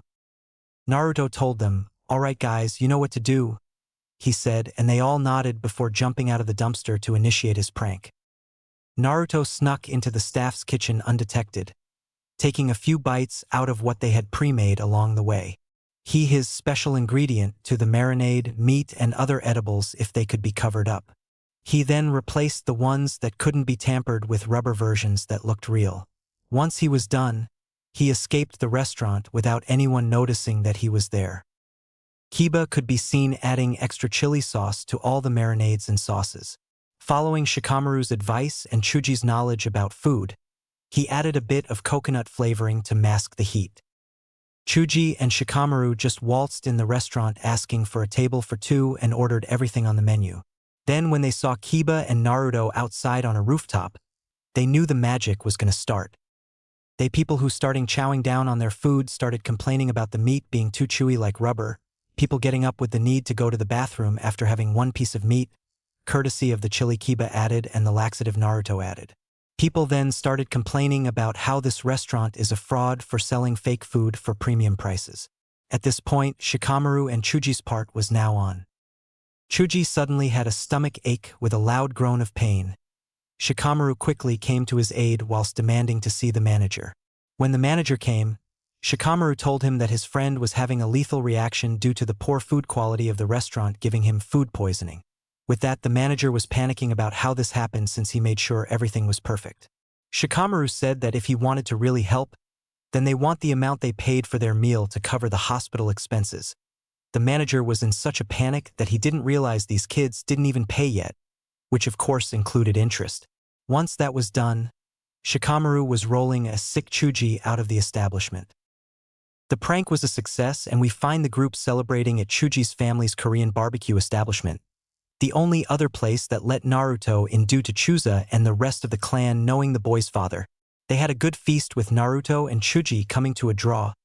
Kiba had long ago died halfway, and Shikamaru was asleep with a satisfied smile on his face. Not only did they have a lot to spend for the week, the prank indirectly helped the Akimichi clan's barbecue establishment's business boom due to the bad review the pranked restaurant had ever since. The best part was no one knew who did, except for a fuming Irika-sensei who dragged the boys in front of class, scolding them for skipping class some reason. Okay, maybe he didn't know. Flashback end. Back to their 17-year-old counterparts. The group laughed out loud at that memory. It has been so long since the old troublemakers had laughed to their heart's content like that. Naruto continued once they all stopped laughing. It's those times that want the future generation to experience. Heck, Maybe even better. That's why we are all here now, to ensure they get to live the lives we never were able to. He spoke in a sagely manner. Kiba, Shikamaru and Chuji, who stopped eating his chips, all nodded slowly, letting Naruto's words sink in. They knew what he meant. Everyone wants to let the new generation live happier lives than they led, never experience the hardships they endured, and most of all appreciate life more than anything. As the mood became more towards the serious side of the spectrum, Naruto as well as the others bid their farewells to each other. That conversation ran deep into their hearts since they all shared one thing in common. They now have something more important to fight for, and that is the future generation's prosperity. With Naruto 20 minutes later. As Naruto walked back into the center of town, he began to remember other times like his first mission to the Land of Waves where he found his strength from Haku, the Chunin exams when he saw Hinata battle to her very limit against Neji, and the most beautiful girl Naruto saw on the waterfall that one night. The thought of Neji came with grief since Naruto firmly believed that Neji would change the Hyuga clan. However, with him gone, that promise Naruto made to him during the Chunin exams rang clear in his head. When he became Hokage, he will change the Hyuga clan via an alternative for the caged bird seal. The solution looked simple at a glance. Remove the seal and that's that. But Naruto wasn't that shallow despite what he would say to maintain that image. He knew that the Hyuga clan wouldn't just get rid of the seal as it does protect their precious Byakugan, so what they needed was a seal that does the same thing just much better. He knows that only a Hyuga of the main bloodline can activate the seal. However, Naruto looking at the sealing stash he received from his mother's clan surprised him. His family made the dreaded caged bird seal. Not only that, but it was incomplete as it could easily be modified by any run-of-the-mill fuinjutsu practitioner claiming to be a sealing master when really, their biggest accomplishment was just the modification of an existing seal that happens to be improved like an explosive tag with a bigger blast radius. It's not that hard to pump more chakra into the sealing matrix or adding a chakra condenser function to the seal to get more out of the same amount of chakra. Apparently, the infamous caged bird seal was just meant to protect a clan's bloodline by other means rather than just destruction upon death. The notes from Senju, formerly Uzumaki Mito, intended to design the seal to not allow anything about the bloodline to be taken. Like for dojutsu users, if the eyes are in danger, it'll make a barrier around it. If that's broken through and the eyes are taken, then the seal will make the eyes useless no matter what the thief does to activate it. For every other bloodline, any blood or other samples of your DNA that is taken outside of your body is automatically made sterile and obsolete, meaning nothing is obtained no matter how large the blood sample. Also, for breeding purposes, any unintentional or forced means to reproduce the bloodline will cause the seal to render the bearer's reproductive functions locked, meaning what Kumo tried to do with his mother, Kushina and Hinata, is not an option. To top it off, the seal is unbreakable and impossible to tamper with once completed and placed unless you have sufficient skills, which is around Minato's level. This is for several reasons. The sealing matrix and composition would rearrange itself every 5 minutes and be unpredictable. It may look like an explosive sealing matrix or a rare barrier seal that doesn't work, while scrambling the real formula by spreading it with the decoy seals and the bearer's own chakra. Also, it only obeys the bearer's chakra and will, meaning it cannot control anyone, and Naruto was already looking to add a feature that nullifies any malicious sealing attempts at all. With the progress fuinjutsu he has made in secret, the projects he won't tell anyone about, he has secretly worked on the caged bird seal alternative, and so far, he can confidently say he had outdone himself because his seal he calls the Freedom Cry seal did just what Mito's intention was. But Naruto was still adamant on adding that extra function to nullify any sealing attempts on the wearer. The next problem was going to be the clan elders who don't want to give up their power and traditions. He wasn't sure how to give it to them. He sure as hell couldn't just go in one day and request a meeting to offer it as a sign of a good friendship and say it'd look cool when they do that. The Hyuga clan is the strongest in the leaf pose with the palms facing out with the unity kanji glowing on their palms. He needed to somehow get them to agree to having the whole clan wear it, but that came later. Thinking back on Neji, he decided to go pay him a visit, but first he needed some flowers for him and Hinata. He gets some for her every now and then since his death affected her the most. So, he headed to the one place he does know where to get them. Mid-afternoon, Yamanaka Flowers. Business at the Yamanakas has been at an all-time high for the last couple of months, though it has been slowly declining due to the loved ones people have lost to the Fourth Great Shinobi War. When the store was empty, sighed sadly as she thought about her late father, Yamanaka Inoichi. Oh, what things her overbearing father would have to say and how proud he would have been of the fine kunoichi she became. Years of wanting her father off her back. Now she wishes he was here telling her off. It was even worse for her mother, who often tended to the flower, who always used to find red roses planted by her father to tell her that his heart was always only belonged to her, and now that he was gone she would silently cry to herself. A jingle knocked her out of her thoughts, reminding her that she was still working. She warmly welcomed the customer but was shocked to see who it was. "Hey, Naruto, what made you come here out of all places?" Ino loudly questioned. Naruto's sweat dropped. All that fangirling must have strengthened her vocal cords, he thought. Naruto replied with his usual grin. "Oh, just needed a bouquet and a few lavender lilies," he answered. Ino's eyes shined with mischief. "Oh, who's the lucky lady?" she asked slyly. "Noon. It's for Niji," he waved her off. Ino piped down, suddenly feeling a little guilty, knowing just how big an impact Niji made in Naruto's life. "Oh, my bad. I didn't mean to be." Ino tried to apologize. "It's fine, really. I can see how it would be like that," Naruto reassured Ino. Naruto, however, was still purifying some of his chakra and letting it connect to Ino's, allowing him to read her thoughts and feelings, which made him do something unexpected. "Oh, can you make another bouquet? One for your dad, since you probably don't have time to visit him," Naruto offered, catching Ino off guard with how accurate his guess was. "Really? You'd do that for me?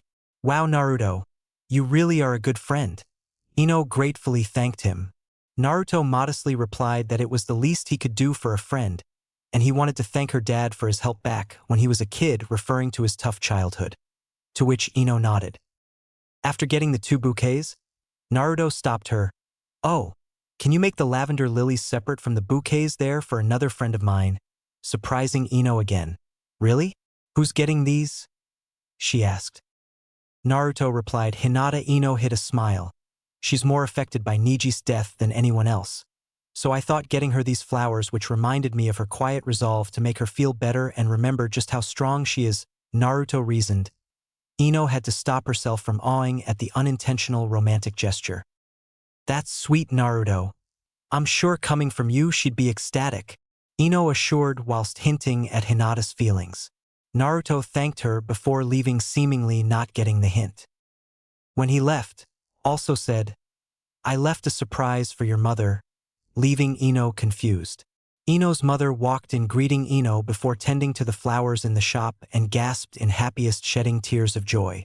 Ino, being a curious gossip, went to check what made her mother so happy and found a red rose in the exact places her dad would leave them for her mother. Suddenly, Naruto's words clicked. He did this for her mother to let her know no matter what, her father would always love them. How he did it she would never know. Nobody noticed the seals that were put in place that allowed the red roses to appear in certain places at specified times of the day, when Ino's mother comes in the store to care for the flowers. The Leaf Cemetery. Back with Naruto, we can see he had just arrived in the area with a slight smile on his face at what he did for Ino and her mother. He quickly went to Inoichi's memorial stone to drop off his bouquet for Ino's family, whilst thanking Inoichi for helping him when he went through trauma when he first got beaten by a mob. Then Naruto slowly made his way to Niji's gravestone he shared with his father, Hyuga Hisashi. Naruto placed down the bouquet he had beside the white and lavender flowers placed on it already, telling him that Hinata already made a stop here. Naruto then began recounting his day to the gravestone and what he has been training in so far. Then came his deepest thoughts. "Hey Niji, I finally have it down. A little bit soon though, but nevertheless I can fulfill my promise I made to you back during our first fight together," Naruto said. "I wonder what face you'd have right now if you were still here. Probably an impassive look you usually have, as if you were constipated 24/7." Naruto mused. However, a little white apparition appeared, looking not too pleased. Naruto then continued, "I have the new seal ready to go anytime, but since I'm technically still a grunt and I'm of the Uzumaki clan who made the seal, the Hyuga clan probably won't even give me an audience to voice my solution. I don't know how to do it soon, but when I become Hokage, then I could probably request for a meeting. But you wouldn't believe that I, The dead last of my year made the solution to ending the feud between your clan's houses. You'd definitely be turning your robes brown if you were here, Naruto joked, until he heard a familiar stoic voice. Oh, really now? Whose clothes are going to turn brown? The white transparent figure loudly questioned. Naruto turned around and almost did what he joked about earlier at what, or rather who he saw. Oh! Naruto screamed. Luckily no one was around at the time, which was odd. Eneniji, what are you doing here? I thought TT that you were… But he was cut by the now revealed Ghost Niji's hand. Yes, Naruto. Now before you ask, I am dead. I'm just a spirit, or in other words a ghost of… But was interrupted by Naruto, who tried to hug him but fell through him instead. Ghost Niji shook his head in amusement. You still are, and always will be an idiot, he said playfully. Naruto paid no mind to the comment with tears of joy in his eyes. Niji, I can't believe it. I can talk to you now. Say you live in the afterlife, right? What is it like? Did you meet cool old people who haven't aged? If that's so, how's Arrow? I mean Jiraiya-sensei? And also… But Ghost Niji stopped him. Too many questions, he yelled. But yes, the afterlife is quite stunning in short. I have spoken to legends who have passed, including the Sage of Six Paths and his son, Ashura, which I am pleasantly surprised to see you have awakened his power. Master Jiraiya is doing well and is proud of you, Ghost Niji told Naruto. At the mention of Jiraiya being proud of him, he was brought to tears knowing that Jiraiya was in fact still watching over him. Quickly wiping away his tears, Naruto was going to tell him about how he can now fulfill his promise he made to him, but was yet again halted in his tracks. Ghost Niji confirmed to him. I have already heard you tell me about the seal's completed status and your predicament with my clan. I'm honestly blown away that you've thought about that hurdle, Ghost Niji said. Yeah, about that, what do you think I can do about the elders? I know now that they never hated me for the fox, but rather of my bloodline that allows me to have a natural and unrivaled understanding of fuinjutsu if I spend enough time on it, which will soon lead to the riddance of the caged bird seal. Naruto told him. Ghost Niji thought for a moment before replying, Contrary to what you may believe, Naruto, your actions and heroics. Naruto grunted at that last word since he couldn't save Ghost Niji. He continued, as I was saying, your reputation far exceeds that of the Hyuga clan, meaning it'd be of the highest honor to have you in their home. So making a request for a meeting shouldn't be nerve-wracking but rather a breeze for you. Naruto beamed at how his fame can come in handy sometimes. Other than half-priced items, he still pays full price for unless Gamachan is skinny or the seal he placed in his account tells him he doesn't have much left. Ghost Niji then told him, but what will be difficult is convincing the main house elders to give up their ways, as you have said. They want to hang on to power and traditions, believing that makes the Hyuga strong when it obviously has done the opposite. Naruto nodded. What I can suggest may be a little extensive, but you could offer yourself as well, Ghost Niji said with a devilish smile. However, Naruto tilted his head in confusion but still had that smile on his face. Ghost Niji continued, what I'm saying is you could, if they don't want to accept the seal, you could ask for my cousin's hand in marriage in return for accepting the seal, he proposed. Naruto, however, started pouting. That could work, but I don't think I can live the rest of my life with a random cousin of yours. I mean, I know you respect that much, but still. Ghost Niji then blew up in his face. You idiot! I'm talking about Hinata-sama. At the mention of her name and piecing together the topic of marriage, Naruto's face took on an atomic blush that would put anything Hinata had to shame. Naruto's incoherent sputtering made Ghost Niji chuckle, a rare thing for the stoic former Hyuga genius to do. Naruto then recovered, marry Hinata? But wouldn't that… He tried to form a sentence. Ghost Niji took over the conversation from your reaction. I can guess you do think of my cousin that way. Ghost Niji smiled even wider at the fact Naruto became even more crimson instead of denying it, answering Ghost Niji's question. Naruto's face then darkened. But I don't think I should do that, he said. If he wasn't so absorbed in his thoughts, he would have heard a gasp coming from the nearby trees, something Ghost Niji took notice of. Why is that, Naruto? Ghost Niji suddenly back to his serious demeanor. Why can't you be with my cousin? Do you not find her attractive enough? Do you have any dislikes about her that you want to bring up? Is she not good enough? But Ghost Niji was cut off by an enraged Naruto. No, that's not it, he defended. Niji asked, then what's holding you back? Why haven't you brought up her confession, seeing as she is now your best friend as I have seen? Naruto then cracked under the pressure and stated, spilling his heart out. The reason why I haven't responded to her confession is because I feel like I don't deserve someone as good as her, shocking Ghost Niji and the unknown eavesdropper with his response. Ghost Niji wanted to question him further, but Naruto already began answering the unspoken question. She has done so much for me, whereas I have done nothing at all for her. Not only that, when I first met her and told everyone, including her, I first thought of her as weird, I was lying. I just said that to cover up. That was actually how she made me feel. He shocked Ghost Niji even more at learning that was a lie, waited in anticipation as well, the eavesdropper in the trees. Naruto then calmed down a bit in a more heartfelt tone. When I first met Hinata, when I first laid eyes on Hinata, I actually thought she was the most beautiful person there was in the world.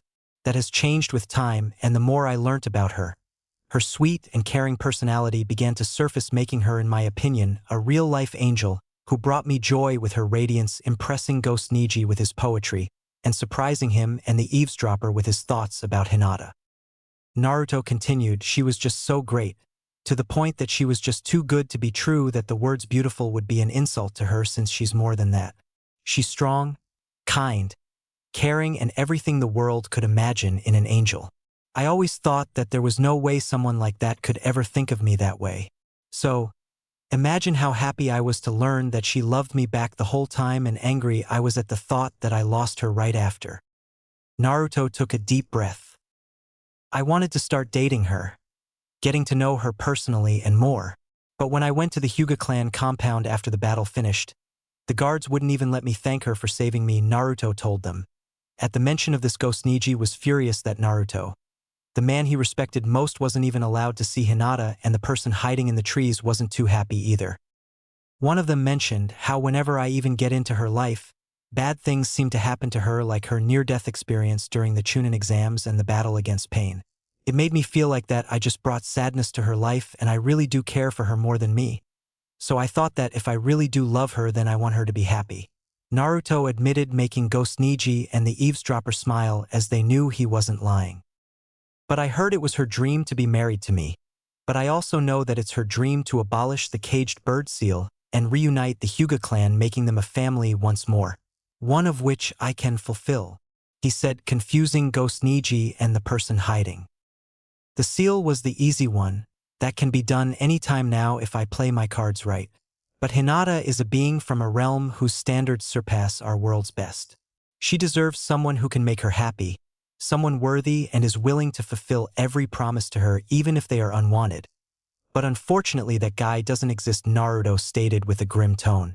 Ghost Niji and the eavesdropper were shocked that Naruto thought of Hinata that highly. What came next reminded them of who Ghost Niji was talking to. Naruto stated with a firm resolve, that's why I vow to become that man who is able to make her happy, encourage her to achieve her dreams, and willing to do anything for her even if she doesn't end up with me. Why? I love her too much to ever weigh her down with me. Ghost Niji smiled a true smile before replying, if that's what you really think, then you are in my eyes, in fact the whole world, you are already the only man who can be with Hinata-sama, completely throwing Naruto off. If you simply just said you are the only one for her, that would have been too easy to say. It's even harder to admit that you believe yourself to not be worthy or capable of ensuring the one you love lives the rest of their life being as happy as one can possibly be. Even then, you still find that you can be a better man for her if there is no other. So, I see that your love for Hinata-sama is one that can last beyond death, Ghost Niji said with a satisfied smirk. Naruto, however, stood wide-eyed. Ghost Niji began to fade. I guess what I have to say is you have my blessings, and I look forward to when you finally become the man you believe is fit to be with Hinata-sama, he told Naruto before he disappeared, leaving Naruto, who was smiling to himself as someone saw him worthy of being there for Hinata every step of the way. With that, he decided to head back home.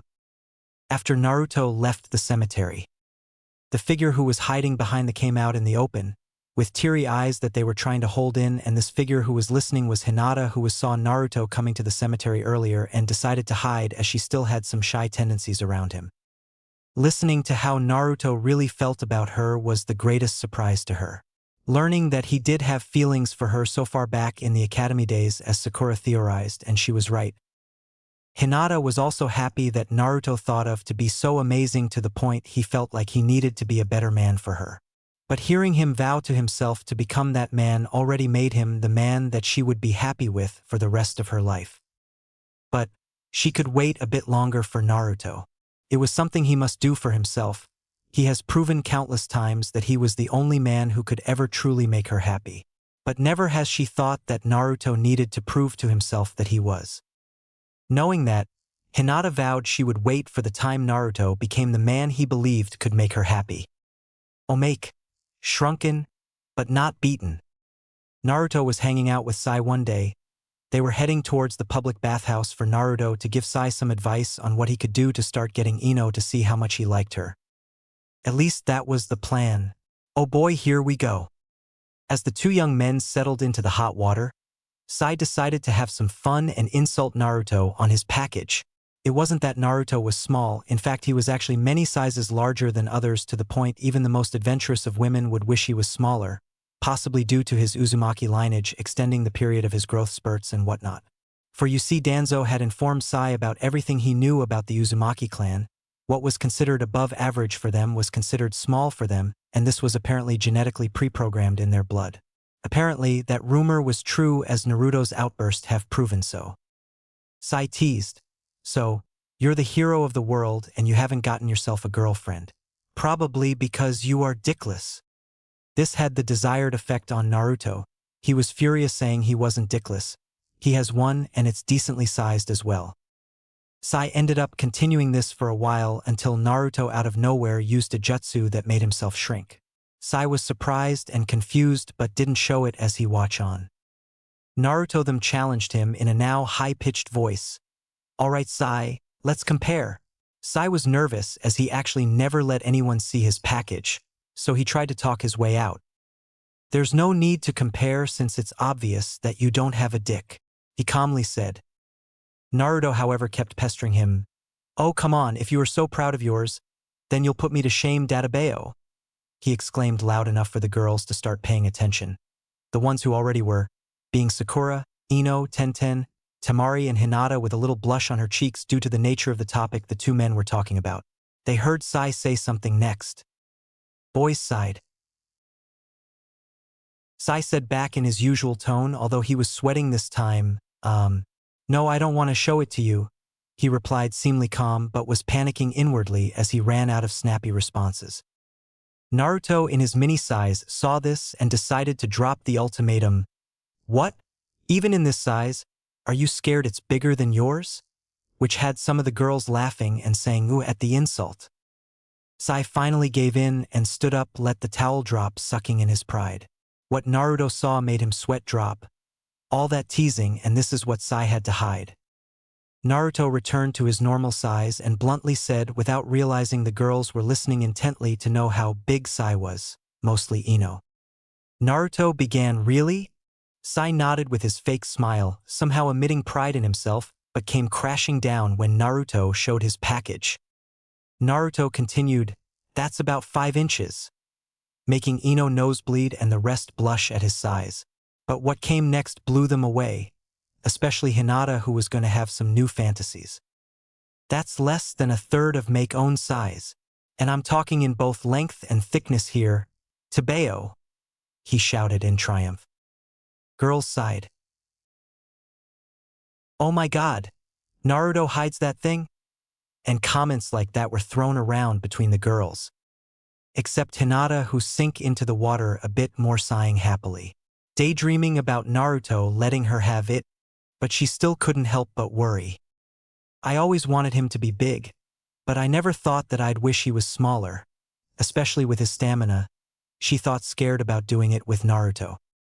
This wasn't lost on the girls, who looked at Hinata worryingly with the same thought. I hope Naruto goes easy on Hinata.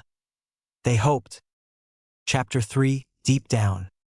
The night after the talk with Niji's ghost. Naruto's POV. After having my mask broken through by Ghost Niji, I found myself feeling lighter. The kind of weight that weighs on your heart or at least in your chest was suddenly lifted. I had so many hidden emotions that swirled in my heart for so long that even I was surprised by what I really had within me, and yet here I was thinking I knew everything about myself. I always wondered why every time I asked out Sakura and said, "I love you," so easily, I kept asking myself why it felt forced and empty. Better yet, why my thoughts kept going back to that girl, a very cute one in my opinion. I saved from 3 bullies back when I was 5 when I said those 3 words. Another question that appeared in the dark recesses of my heart was, if I'd ever know what love is.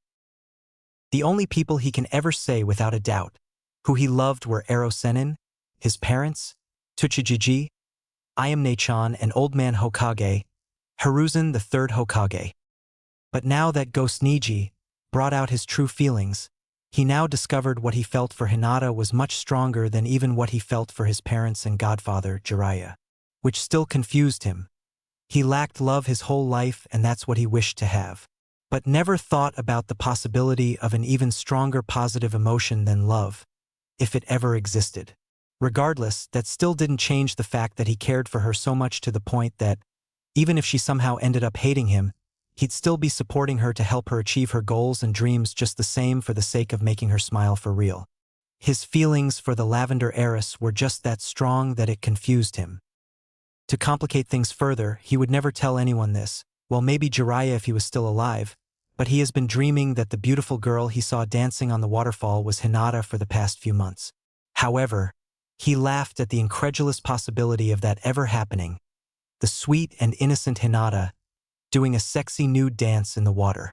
But he couldn't help but compare that one time he saw her without a jacket in nothing but a skin-tight mesh shirt, which he swore was part of some fetish.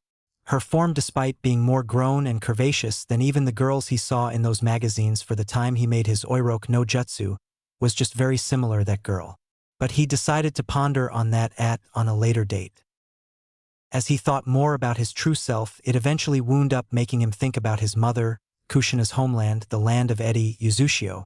Most of him wanted to reconnect with his past relatives to fill in the gap that was so far only filled by Sasuke, who was like a brother to him figuratively and in a past life, literally. Another reason was that he had gone through most of his parents' scrolls from the Uzumaki clan and Namikaze family notes already, and he found at the end of his mother's letters that there was still more at the now destroyed Whirlpool country still awaiting a certain clan member.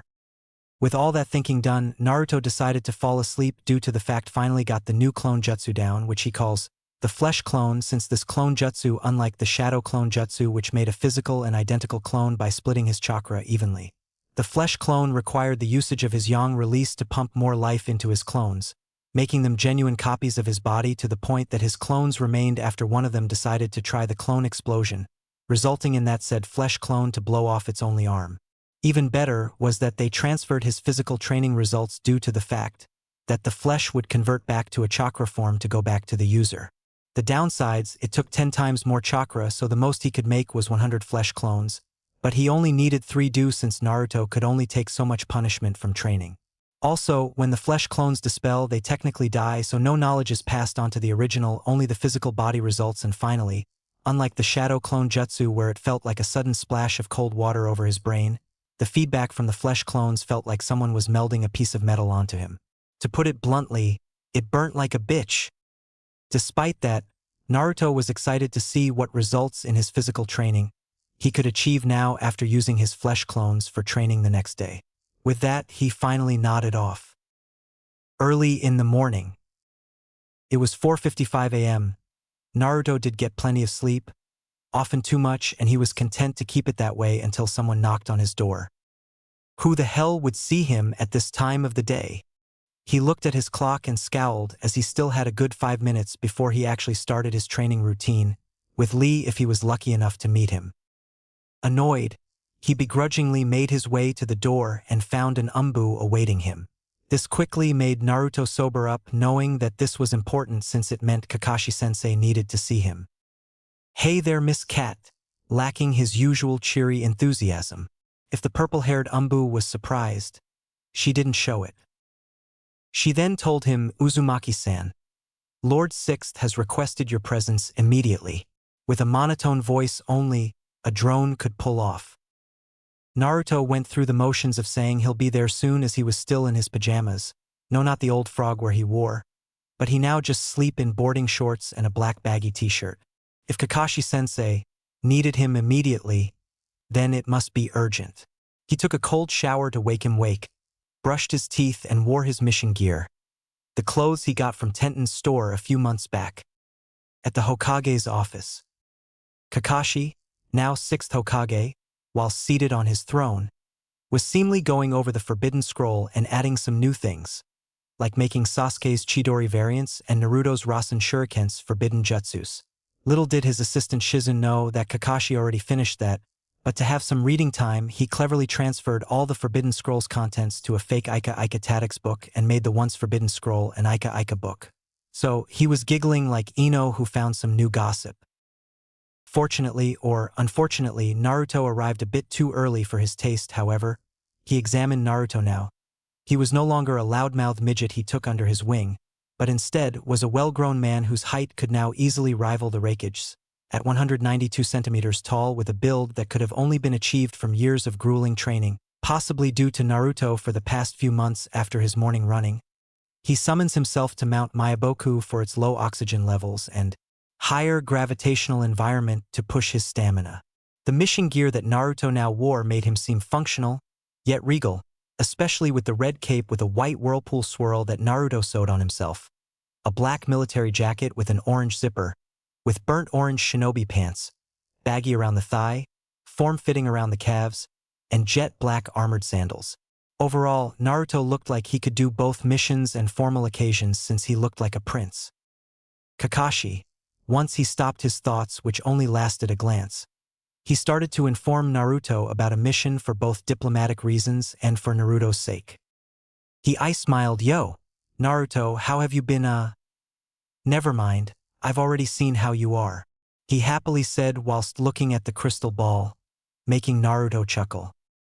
Oh, come on Kakashi-sensei, I can take care of myself, no need to worry, plus, I thought you used that to peep on women, not watch me? Naruto accused. Kakashi nervously laughed at how accurate his guess was. Changing the topic, Kakashi spoke, enough about that. Naruto, I called you here for a diplomatic mission to IWA that will last around 6 to 8 months according to my estimations, he told Naruto. Naruto was excited at the prospect of getting a mission, but the word diplomatic confused him. A diplomatic mission, why me? Why not Shikamaru? Or an experienced political figure like yourself or Grandma Tsunade? Naruto asked. Kakashi reasoned, well, Naruto, Shikamaru is already on his way there with Temari for sand delegations. Since you're still using the Uzumaki clan name and you'll be continuing it, Kakashi wriggled his eyebrows, making Naruto groan. I figured that this will be a good learning experience for you as you're the type who learns from doing things directly. Also, with your presence and reputation, it'd definitely be seen as an honor to cement the relationship between Konoha and IWA. So, your job there is to make a good impression, make a few friends with important political figures and make trade agreements between our villages. Plus, Tsunade is spreading medical services around the world, so she might be there. Kakashi reasoned. Naruto nodded but then piped up. Kakashi-sensei, I'm not sure if it's a good idea for me to go. You know, my dad and them. Naruto mentioned. Kakashi saw his worry but waved it off. Don't worry, Naruto. They now respect your father because of his assistance in the last war, and they really admire your courage, making Naruto feel better. However, to avoid making you mess up, I'm asking you find someone who is free and has experience in these types of things to go with you, Kakashi informed, making Naruto excited as he wouldn't have to journey alone. Though he could just summon Gamakichi, he is a little bit big for some company. Kakashi then added, also, while you are traveling to IWA, I want you to make a stop at Yuzushigakure, the Whirlpool country. There has been a chakra disturbance there as of recent and we need you with your unrivaled sensory skills to investigate. So the person you take with you must be able to help you in this endeavor to exactly pinpoint what caused this is. Naruto was shocked. His mother's and his clan's old home suddenly had a huge event happen. A chakra disturbance. Now that could explain the feeling he had for the last 2 weeks, which felt familiar, but he ignored as he thought it was just Sasuke letting out his frustrations. But now that he focused a bit more, it wasn't Sasuke. No, he sensed him elsewhere when he used Sage Mode one time, revealing that he was in Kumo with Suigetsu. Instead, the chakra felt more like his, but different. Who or what would have chakra like his be doing in the middle of his clan's old country? Naruto shook himself out of his thoughts. The answers to his new questions would be answered once he visited the land of Edi. Something he wanted to do for a while, since he needed more of his clan's knowledge, as he technically learned all he can from what Mito and his parents left behind. Not that he wasn't progressing. Through trial and error, he was already experimenting with new seals that have never been thought possible. In fact, he created a new range of seals, causing the need to put it under a new category in the history of fuinjutsu. For now, it was under the name E.T, or extraterrestrial seals, since one of the seals Naruto made involved creating a gateway to the world of the Shinigami, the death god, since he thought he could maybe speak to his parents more often if he did that. But Kakashi quickly forbid Naruto from ever using those type of seals, as it could potentially release dangerous enemies if not contained properly. Naruto quickly understood this and decided to work on realm-crossing communication seals that allowed to speak to those in the afterlife. But even with Naruto's revolutionary progress in his clan's art, even he hits a few dead ends, to the point he needs references from his clan's scrolls, and the trip to Uzushio would be worthwhile. Back to Kakashi-sensei's request, he thought about who could help him identify the occurrence and its source. He was, not to brag, the best censor in all the shinobi nations. Add to the fact he could enhance it in 3 different languages: Sage Mode, Bijou Mode, and 6 Paths Sage Mode. So, he didn't need another censor, but someone who could look for the reason for this incident. He thought about getting Sasuke to help. The likeness of this chakra to Naruto's, he thought maybe Sasuke's Rinne Sharingan would be perfect. But the guy was too far away and wanted to repent for his crimes.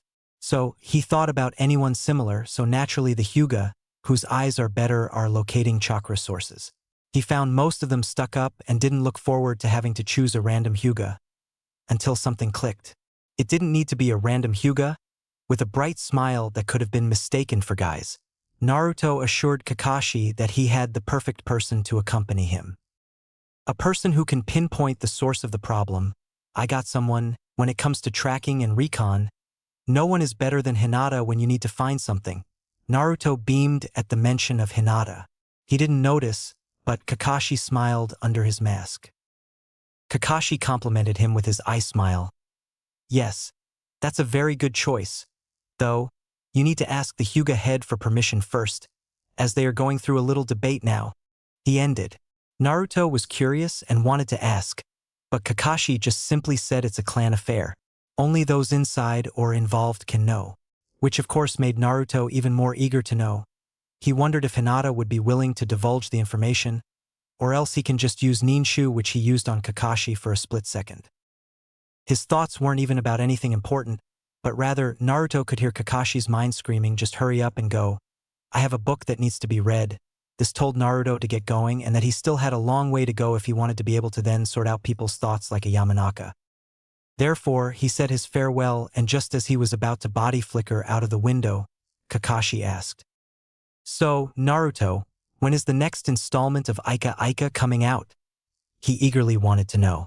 Since Naruto hasn't been on a mission until the one he just received, he needed a source of income to sustain himself and pay the water and electricity bills. He had thought about making seals to get those things for free, but relented as he didn't want his new landlord to go bankrupt. So, in both desperation and in memory of his beloved godfather, he started writing Ika Ika. He would have done it moderately if Kakashi didn't catch him writing it. Which meant, Kakashi was Naruto's manager in a way. The biggest Ika Ika fan equaled that he had to finish it quickly or ramen was banned. Naruto groaned, almost done, before flashing out the window. The Hyuga mansion. Things at the Hyuga compound from the outside looked fine. But when Naruto neared the gates, informing the guys he needed someone to accompany him on a mission, his negative emotion sense was triggered. He felt their frustrations, fear and anticipation for whatever came up. He heard their thoughts like, "The elders are stuck in their foolish ways. The war is over. There shouldn't be any reason as to have a precaution. I guess the unity of the 5 shinobi nations doesn't mean the Hyuga clan would do the same, huh? Why must we still bear a curse? All these thoughts came from many of the branch members who on the outside looked calm and emotionless, but the fact Naruto's negative emotion sense was picking up these thoughts, then things are never as they seem from afar. It made him want to fulfill his promise to Niji right there and then. He wanted to remove the curse seal and apply a new one that would let the branch members live the rest of their lives without fear of death at any moment and any other malicious curse mark ever again. But, for now, Naruto had to control himself as he needed to do everything right or else, his efforts the past few months would be in vain. A few minutes later, Hayashi's office. Naruto was finally allowed to see Hayashi and was tense. Sure, it wasn't a fear of being taken down, he wasn't trying to be cocky, but he could definitely take on the entire Hyuga clan minus Hinata as he was now. However, it was a different type of fear, one of being afraid of rubbing someone the wrong way because if he made a good impression on the head of the clan, then he'd have the support to give his solution to the Hyuga clan's internal problem. So, Naruto could not afford to mess this up. He put on a determined face as soon as he entered his office. "Good evening, Lord Hayashi," Naruto formally greeted, immensely surprising the said Hyuga. But years of diplomatic training and taking the Hyuga elders' bullshit allowed him to hide it. Unfortunately, Naruto also decided to keep his ninshu active for these kind of talks, and all this on-the-field experience was really making it easier to use it. He didn't need to focus so much to read one's feelings and thoughts. Naruto on his supposed-to-be 3-year training journey with Jiraiya, he was taught etiquette by him as much as he protested. Jiraiya finally had him taking it to heart when he said, "Being a shinobi isn't just about firing off jutsus. The best always knows how to blend in and win battles without them even starting through things like formalities." Despite not having been in many of these formal meetings, Naruto still had his etiquette skills fresh and made better due to the slow merging of Ashura's memories of these things. Back to the conversation at hand. Hayashi greeted back stoically. "Likewise, to you, Uzumaki-san, or should I say Uzumaki-sama?" Almost as if he tried to tell a joke, but failed horribly. Naruto was genuinely confused. He didn't bother to hide it, but showed it politely by widening his eyes and decided to put off his 2 reasons, asking for Hinata and his seal alternative. "Why would you call me that, if I may ask?" Naruto questioned. This formal talk was really taking his toll on him, but his sage persona was doing its magic. Hayashi let out a smirk. "I was best friends with your parents, especially your father Minato, like your mother Kushina was with my late wife Hikari-chan," letting out some emotions whilst being formal. Naruto was shocked to say the least. This guy was best friends with his parents. He voiced his thoughts. "I have to say, I'm really surprised. I never thought that you'd know my parents personally. But never mind that. Why would you call me Uzumaki-sama?" he asked. Hayashi then began reasoning through Kushina. "I know of the Uzumaki clan and how you are one of the last known males who can become clan heir. Personally, I was one of the few who wanted to adopt you along with my wife." Naruto was shocked learning that this seemingly cold-hearted father would have it in him to think about doing something so warm and tender for him, but nodded in understanding. Hayashi continued, "I'm sure you know already your clan, the Uzumaki, were feared for their mastery of fuinjutsu. Of course, that's where Konoha, especially Minato, got much of their sealing knowledge. I do hope you doing your heritage proud," he stated. Naruto gave a smile. "No worries. I've been through all the scrolls that have been left for me." Hayashi was shocked in all honesty. He knew of the Uzumaki's bloodline towards quickly gaining and developing an unrivaled mastery of seals. But for Naruto to have gone through all of his parents' notes, then he must have an especially strong affinity for it. Naruto continued before Hayashi could even speak. "I do hope to make my late family, and recently discovered cousin, Karanichan, proud, but I strive for self-improvement I can be so I can one day look in the mirror and say I'm proud of myself, regardless of what others may say about my capabilities," he modestly stated. This unknowingly to Naruto made Hayashi respect the once, to be blunt, plain stupid boy to a man that one could only dream to be, even more than before. He doesn't let others' acknowledgement to go to his head, and he still believes that he must become more if he wants to be proud of himself despite his fame and heritage, Hayashi thought. "He really is the only one for my daughter," he mused. Naruto used this topic about the Uzumaki clan to transition to what he really came for. Speaking of the Uzumaki clan, I have been given a diplomatic mission to IWA. Also, something has happened in my clan's old homeland, Uzushiogakure, that must be investigated immediate before that. So, I wanted to request a Hyuga to accompany me for both diplomatic support and assistance for this investigation, Naruto said. Hayashi was letting the information sink in.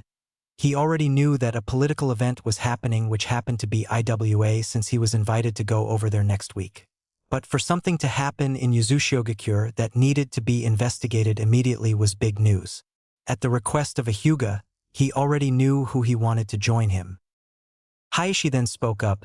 If you need someone for both those reasons, then I suggest you take my daughter, Hinata, surprising Naruto that he would just recommend her on the spot. But Hayashi had other reasons as well. Naruto beamed, "Thank you very much, Lord Hayashi," with a childlike radiance that made the Hyuga clan head smile. However, Hayashi needed to ask something else. "Who else is joining you on your venture, Uzumaki-san?" he asked. Naruto gestured with his hand, saying, "Just Naruto, please, and no. It's just Hinata and I going to Uzushiogakure. So, it's going to be really fun," he excitedly said, forgetting that this was a formal meeting and the last part dug his own grave. Hayashi's fatherly overprotectiveness for his daughter's safety and virtues kicked in. He has had people in the past try to kidnap his daughter for the sake of stealing her bloodline, and in more recent years, overeager and spoiled rich sons of daimyos and heirs from so-called prestigious clans who desired to court his eldest daughter, which he has furiously refused. So, hearing a man say the word fun with his eldest daughter naturally ticked him off. Hayashi directed some killer intent towards Naruto, making him flinch with the Hyuga glare for a tasteful effect. Hayashi began, "Excuse, Naruto, but just what are you planning on doing with my daughter, alone on a mission?" he demanded. Naruto lost the meaning of his question, so he honestly replied, "Oh, I mean, we are on a mission to a place we have never been before. It's really fun to see what you can't guess. Also, Hinata is a very enjoyable person to be with, so I can't wait to tell each other stories, joke around, and see the sights," making Hayashi's fear of him taking advantage of his daughter melt away. But he knew that Naruto was a bit of a pervert due to his association with Jiraiya. Yet Naruto completely lost the meaning of his earlier demand, meaning he now worried if he'd ever see his daughter as a woman. Hayashi took a leap of faith. "I see. On the topic of Hinata, tell me your thoughts of her. What do you like about her and what she is to you?" hoping to at least have a guarantee for his hopes. Naruto became excited and began to rant and show his admiration of Hinata. "Oh, she is incredible. She is a person that I look up to. She's kind, caring, strong, inspirational, and best of all, she never gives up at the things she puts her mind to. So, I am happy that she is my best friend." Surprising and impressing Hayashi, who thought, "What do you know? He likes my daughter for her character. Though he considers her his best friend, his feelings run deeper than what most devoted lovers have for each other." He smiled, which Naruto caught but didn't point out. Hayashi then nodded, "I see. Then I know you'll care for her more than yourself," earning a nod from Naruto. Hinata isn't in the compound right now, as she is training around a nearby waterfall she has found, making Naruto smile and about to leave until he remembered. "Oh, one more thing, Lord Hayashi," catching his attention. "I have something I'd like to offer to your clan as a sign of goodwill if possible," Naruto said, yet again surprising Hayashi. He's called the number 1 unpredictable ninja for a reason. "What do you have to offer, Naruto?" Hayashi asked. Naruto took a serious face. "I've made a bit of progress in fuinjutsu, and I have made a new seal to end the tradition of the caged bird seal's usage," for the first time making Hayashi's jaw drop. "What?" Hayashi slammed his hands into his desk. "Do not fool around with me, Naruto. If you are lying, then I won't hesitate to kill you." Naruto expected this reaction, though. Naruto began to reassure Hayashi. "I'm not lying, Lord Hayashi. I have it with me right now," he claimed and proved as he pulled out a scroll and unrolled it. What it showed was a series of very complex array of symbols and other unknown pictograms of some sort, along with uniquely drawn symbolisms, showing signs that this was a completely original seal designed and crafted by Naruto in his style. But what caught Hayashi's attention the most was the kanji slot in the middle, which had the character for unity. He thought that this was too good to be true and questioned its legitimacy. Naruto confirmed to him it was real by explaining as simply as possible what every function did. To completely rid him of any doubts, he showed that he had the seal placed on him. Even though on Naruto's left palm it said, "Promise." Naruto explained that if desired, he can customize the look of the seal. Hayashi finally recovered from his episode before asking, "Okay, I'd like to have the seal used right away, but we have to convince the elders first. Have you thought of that?" Naruto nodded. "Yes, I have, Lord Hayashi. That's why I wanted to show you first and request an audience with the entire clan to make my offer." Hayashi agreed. "Okay, but do come prepared. I'll have the appointment set up in 9 months' time from now, same day in the afternoon," Hayashi advised. Naruto nodded and was about to leave. But Hayashi had one more question. "Does my daughter know about this?" he asked, and Naruto shook his head. "Not yet anyway. I want to tell her on the way to Yuzushiogakure, but I do want to surprise her," he mischievously smiled, making Hayashi smile. "I support the second option if you can. Anyways, it was good talking with you." He sent him off and Naruto bowed before leaving to find Hinata.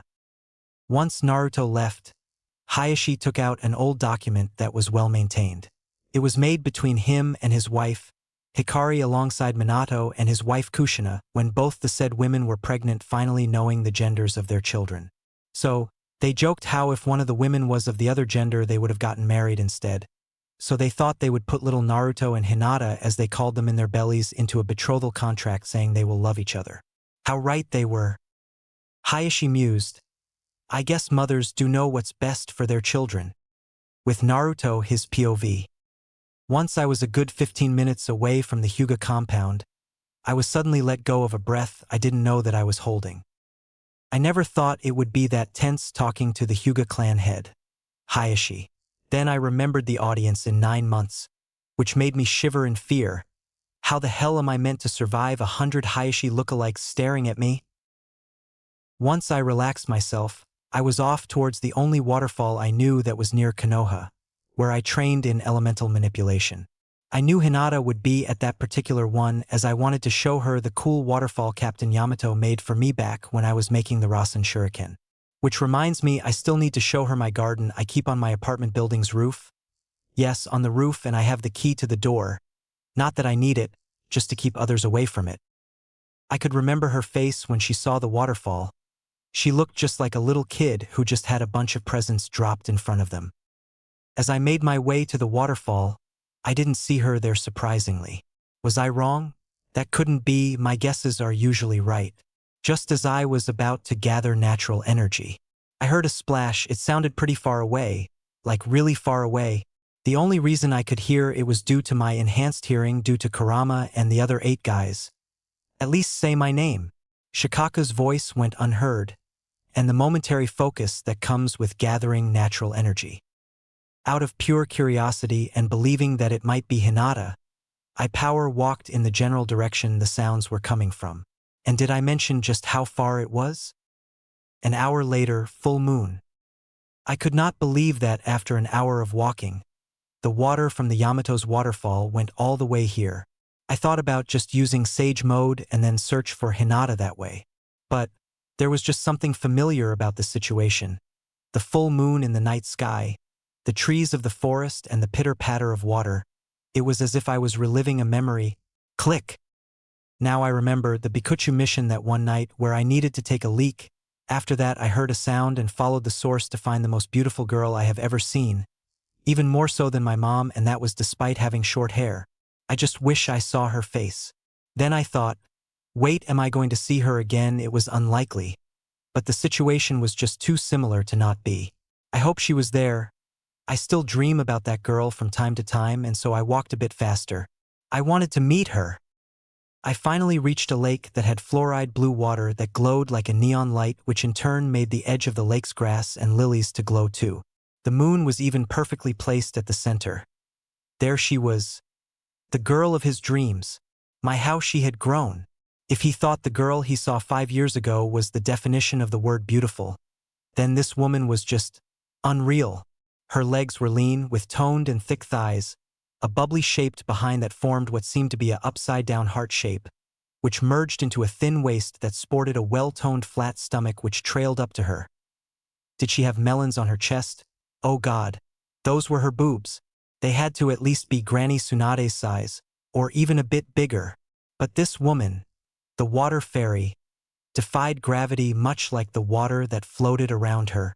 And damn, she looked angelic with that long, free-flowing silky hair. I shook my head, eyes filled with determination. I was not going to fall into the water like last time. I was going to get to know her and maybe, just maybe I could pursue someone for real this time. Not that childish crush I faked on Sakura to compete with Sasuke and to cover up the fact I didn't know love. With my head held high, taking careful steps, I managed to water walk onto the lake's surface. As I got closer, I felt more enticed by the woman's movements that shook her shapely hips and bounced her chest. Her hair, in the moonlight, shone a midnight blue. But what I was eager to see was her face. I haven't gotten close enough to make out her face, but I could tell she was gorgeous and that her eyes were closed. I finally decided to stop. I was close to the edge of the water dome she made and I was still drinking in her heavenly visage. After taking a deep breath, I took the leap of faith. "Hey there," I greeted with my best confident voice, making the woman stop and flinch. I must have scared her. "Sorry, I didn't mean to startle you, but I really wanted to meet Y," he tried to say, but was cut off by a quiet and smooth voice that was oddly familiar. "Nnanaru-Takuin?" the water fairy said. "Wait, she knows my name. Could she have been one of my fans? No, it can't be, then I would have remembered. Oh yeah, I didn't see her face and she had short hair back then. So, how does she know my name? Why did she sound familiar? Hey, how do you know my name? You know, you sound just like my best friend in Dash," I was saying until I finally saw this angel's face. She was mesmerizing. But that was not what shocked me. I finally saw her eyes. They were twinkling, milky and lavender eyes that held no pupils, which I only knew one person who had them. I looked at her once more. I realized who I was talking to. "Is that you, Hinata?" I put out in disbelief. She was the girl of my dreams?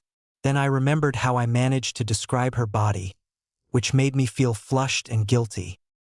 The now reveal Hinata stated, gathering her breath, and was hyperventilating, taking on a new full-body skin tone of radioactive red. She realized that her modesty was revealed for the whole world to see and that Naruto, unlike last time, managed to successfully approach her. She gasped in embarrassment, cupping her breast and jumped away, which only made things worse.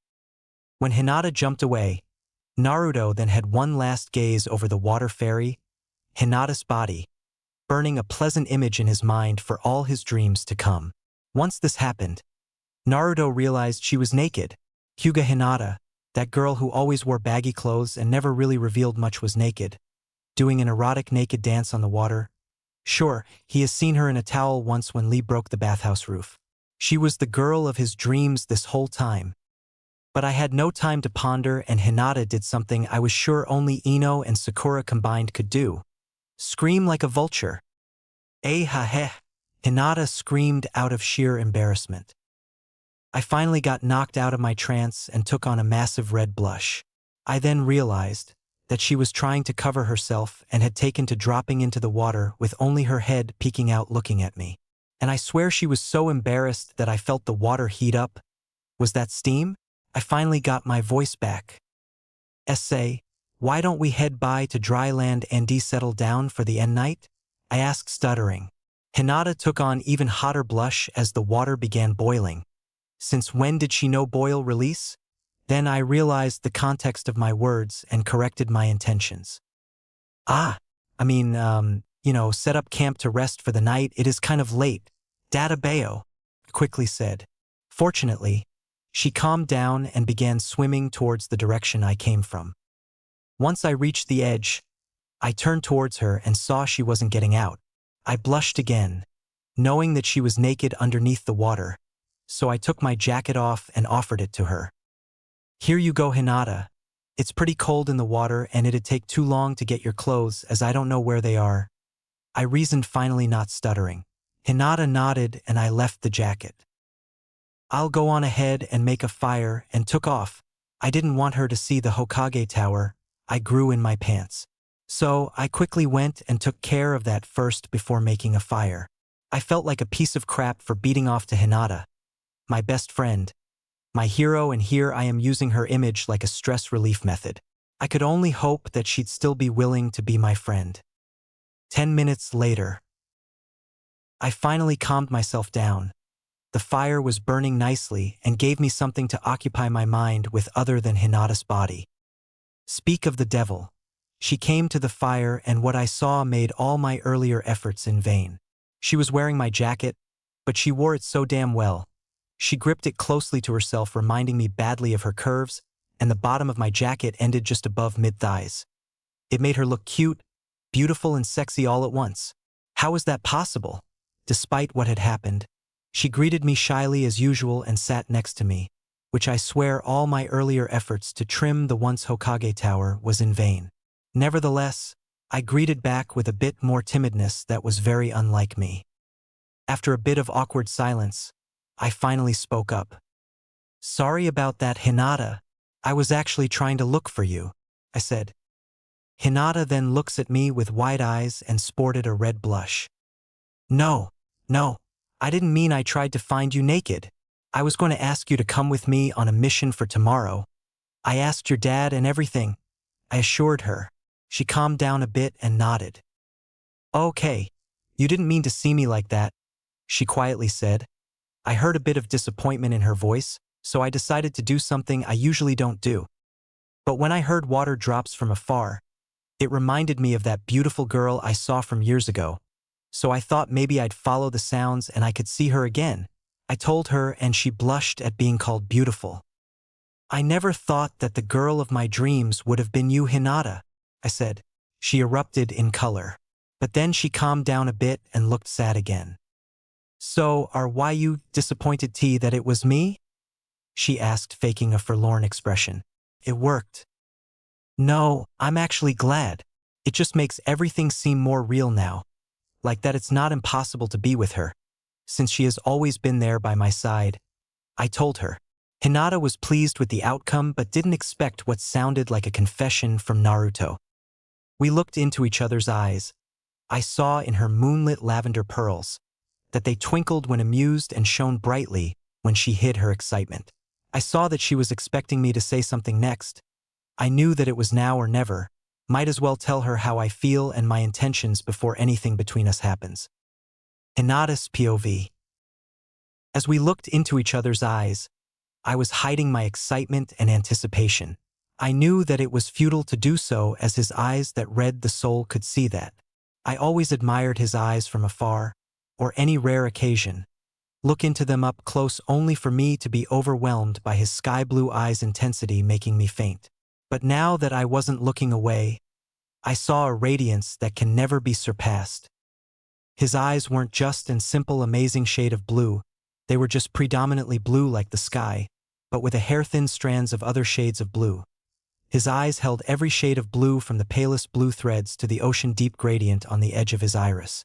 In short, his eyes looked like a blue moissanite gem that held an even higher refractive index than a genuine one. And in this moonlit night, they made them sparkle, highlighting the pale blues and emphasizing the darker shades. All this was enhanced by Naruto's otherworldly determination that goes beyond death, and I was shocked by his next words. Looking at you now, I can see you really are the one I want to spend the rest of my life with in this world and the next, forever and ever. Even when we die, Naruto confessed. Hinata already heard his feelings yesterday from the memorial event. She saw Niji's ghost and Naruto spilled his heart's deepest secret concerning her. But hearing him say it to her was so different, so much better. Oh, Naruto, I said with happy tears threatening to come out. But I was hushed by his fingers on my lips. But for now, I can't be with you just yet, Naruto told me. I knew what came next, but that still didn't make me feel disappointed, but what he did say, well, If there was possibly an emotion that was stronger than love, then I had it towards him. You may be the one I dream of, but I can't say the same about me for you, so that's why I can't be with you yet. Why I haven't said anything about your confession since pain destroyed Konoha. I need to become a better me, not a different person, but a better Naruto, and then, finally, the man of your dreams, so I can be worthy of you, Naruto said with conviction. Oh, he does not know that just simply saying that made him more than worthy in my eyes. Also, when I saw you after the pain incident, I still get flashbacks of it. But I also didn't respond to your feelings because I knew how much you love your clan, your family, and your dream to unite the clan and just be a huge family. I didn't want to force you to choose either me or your family, whom you know love you, Naruto told me. I was shocked. He sacrificed his own happiness because he didn't want me to give up on my dream and leave my family. How selfless can he be? I finally spoke up. Thank you, Naruto, for letting me know that you return my feelings. No, you're stronger as you believe that you need to be a better you just to be with me. I'm grateful that you didn't want to force me to give up my dream and my family just to be together. So that's why I'll wait again until you become the Naruto I know you can be. I told him with conviction. Noon's POV. Naruto and Hinata finally confessed their feelings for each other. They looked at each other's eyes for some time. Naruto, feeling a surge of happiness that Hinata was still waiting for him, and looked forward to his completion of becoming the man of her dreams, which for Naruto was to become the next sage. He smiled a true smile, and so did she. Hinata scooted closer to Naruto and snuggled into his striated chest, promptly falling asleep. Naruto looked on in happiness. They were for now best friend by relationship, but by heart, they were soulmates. Knowing that the night was cold and the fire was dimming, he called upon his golden chakra shroud and enveloped them in a warm cloak of chakra that dried Hinata up and kept them both warm. Then they finally fell asleep on each other as if they completed each other. A true yin and yang pair. Make the plan. After Hayashi sent Naruto on his way to Hinata and stopped looking at the betrothal contract that his and Minato's wives practically begged them to make, he put it back and ordered Ko, Hinata's supervisor, to come in. Ko walked and greeted Hayashi formally. He likewise did the same. But Ko had to ask, Lord Hayashi, why did you tell the Uzumaki where Hinata-sama is? Right now she is doing her water training, which needs to be done in the buff. Ko reminded Hayashi with a small blush at the mention of Hinata being naked.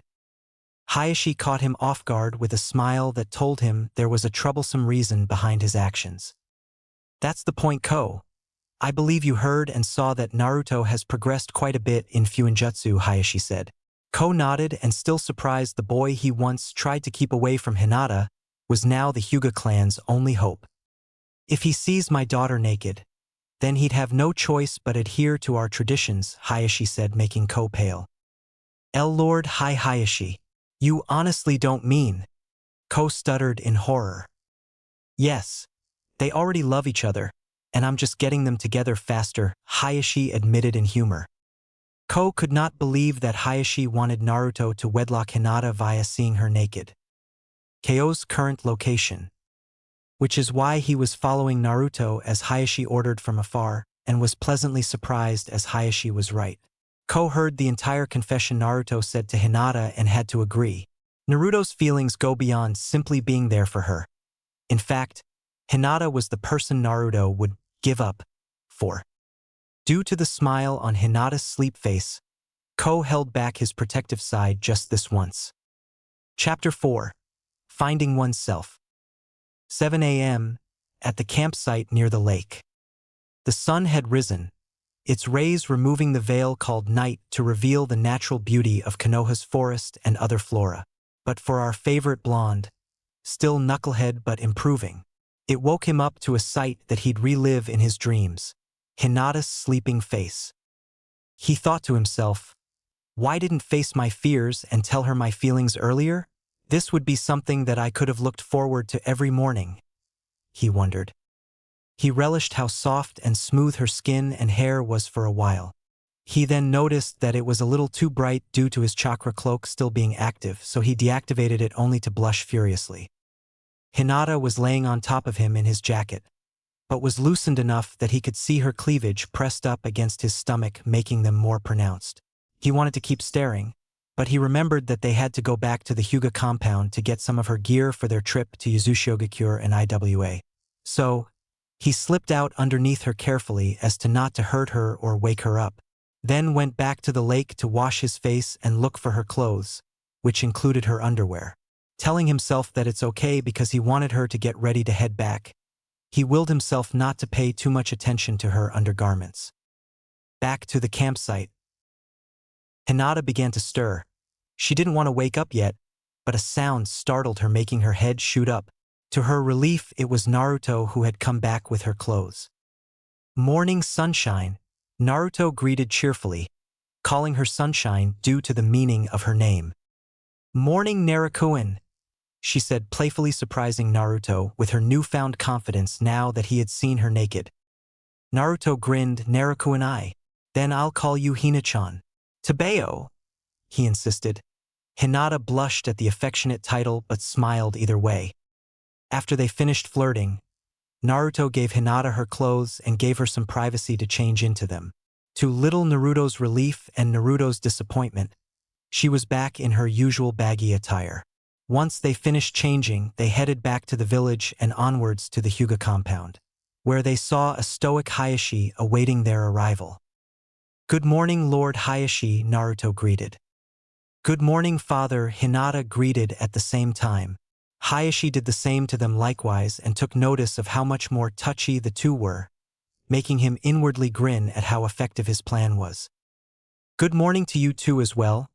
I'm sure Naruto has informed you that he requested you to accompany him on a mission to Yuzushiogakure," Hayashi said. Hinata nodded in confirmation. "With that settled, please head inside and get ready. I need to talk to Naruto-san for a bit," Hayashi told her before she went inside. Once she was out of earshot, Hayashi turned to face Naruto, staging a menacing glare, making Naruto pale. "Naruto, we need to add something else to the appointment that we agree upon in 9 months," Hayashi informed him. Naruto paled less and nodded. "Sure. What is it that we need to talk about?" Naruto asked.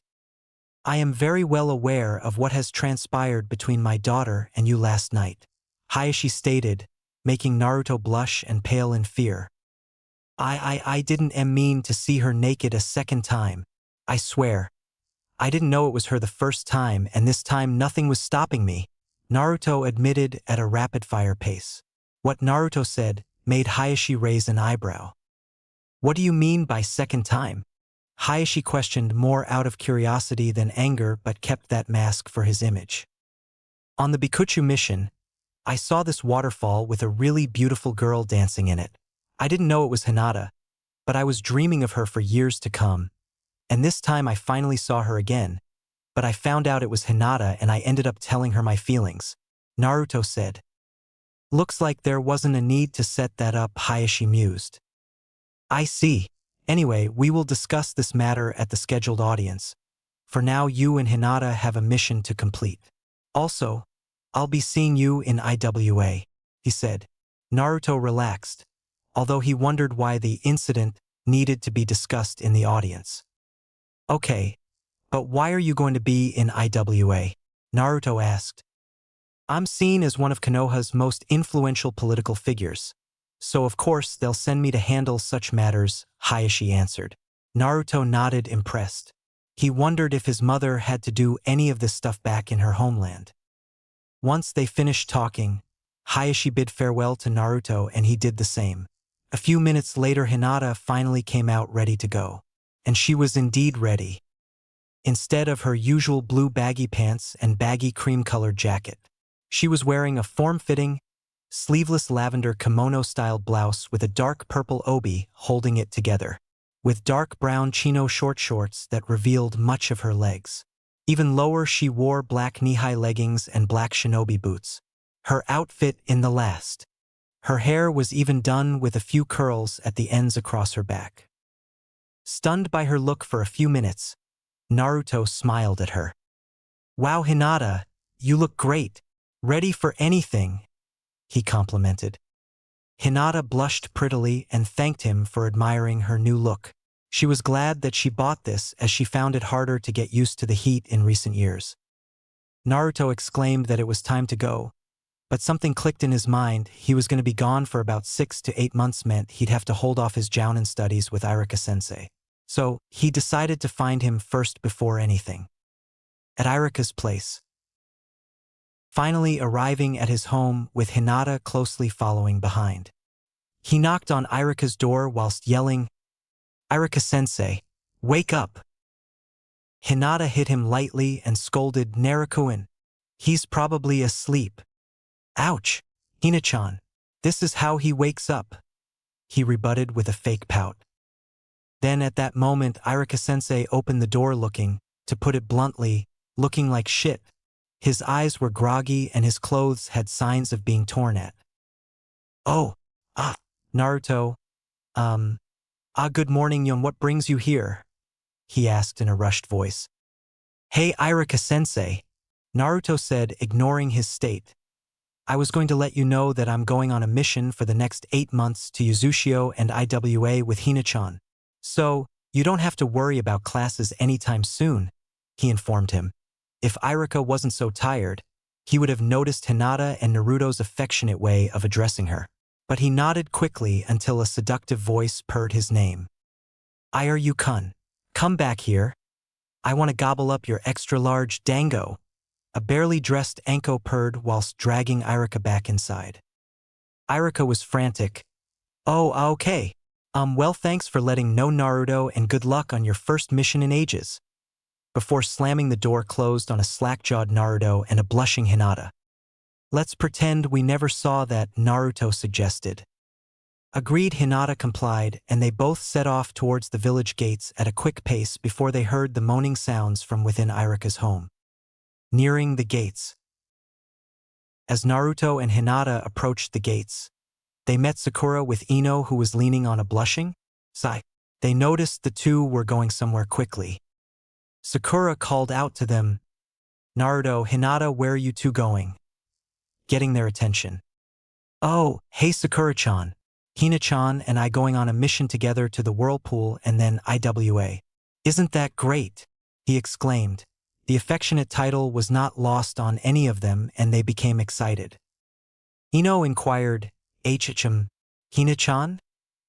What happened between you two?" she asked and was pleased with the slightly pink Naruto.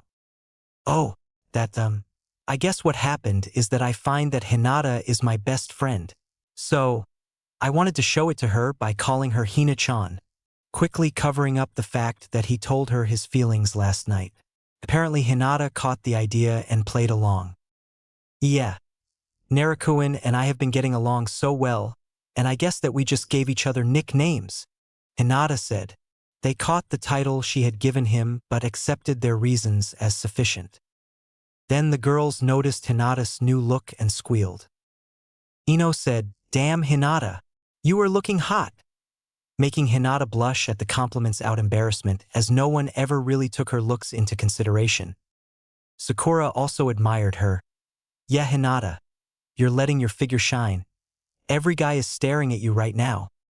In their minds they were both thinking, "Why don't I have a figure like that? Hinata is so lucky." As if on cue, all the guys looking walked away to avoid being caught again. Naruto, however, was not too pleased but didn't want to ruin the mood. Naruto instead beamed, "He told you too that Hinata looks better than both of you without a jacket," he exclaimed, reminding them of what he said at the Zensai restaurant, causing both girls to grow tick marks and Sai to let out some killing intent. Out of pure frustration, the girls and Sai, who was dragged along, took off while saying a harsh good luck to the two on their mission. Naruto and Hinata decided before they go, they'll get something to eat first as they haven't eaten yet. Of course, ramen was a good one, but Naruto asked if Hinata wanted something else for breakfast like cinnamon buns and milk, which she excited nodded. They both went off and Naruto found himself quite liking Hinata's favorite food and enjoying her newfound ravenous nature. It brought out her familiar side and cast away her formal or reserved nature. Outside the gates. After having a sweet time at the bakery, Naruto and Hinata began their trip to Yuzushio, talking about everything that they could come up with. They were talking about things that even they would never reveal to all their other friends. For instance, Naruto in the topic of botany that Hinata brought up. She discovered that Naruto loved growing plants more than he ever did pranking, and even though he didn't actually know the meaning of the flowers, he instead gave them a meaning based on how they made him feel, which was always spot on for what those flowers meant, which made Hinata quite envious of his natural tendency towards the language of flower, even when she knew it better, yet she still had to read books to acquire that knowledge. For Naruto, he learnt more about Hinata's home life, which made him feel a connection with her. He always wanted to know who his family is. He wanted to know what family was. Sure, the Konoha shinobi of his generation was the closest thing he built to a family, but they were the ones who drove him to pursue his strength, not people who could fill the abyss in his heart.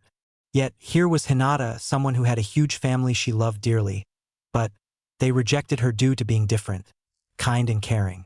She wished her clan could be a family again, no matter the cost, but Naruto assured her that things will happen if she puts the effort in, and that he'll be right there by her side to push onwards to her goal. She smiled at him at those moments and told him in return that she'd do the same. Over the next 2 days, the two on the way towards Yuzushigakure finally reached the border. Their journey so far was uneventful, but not boring as they had each other.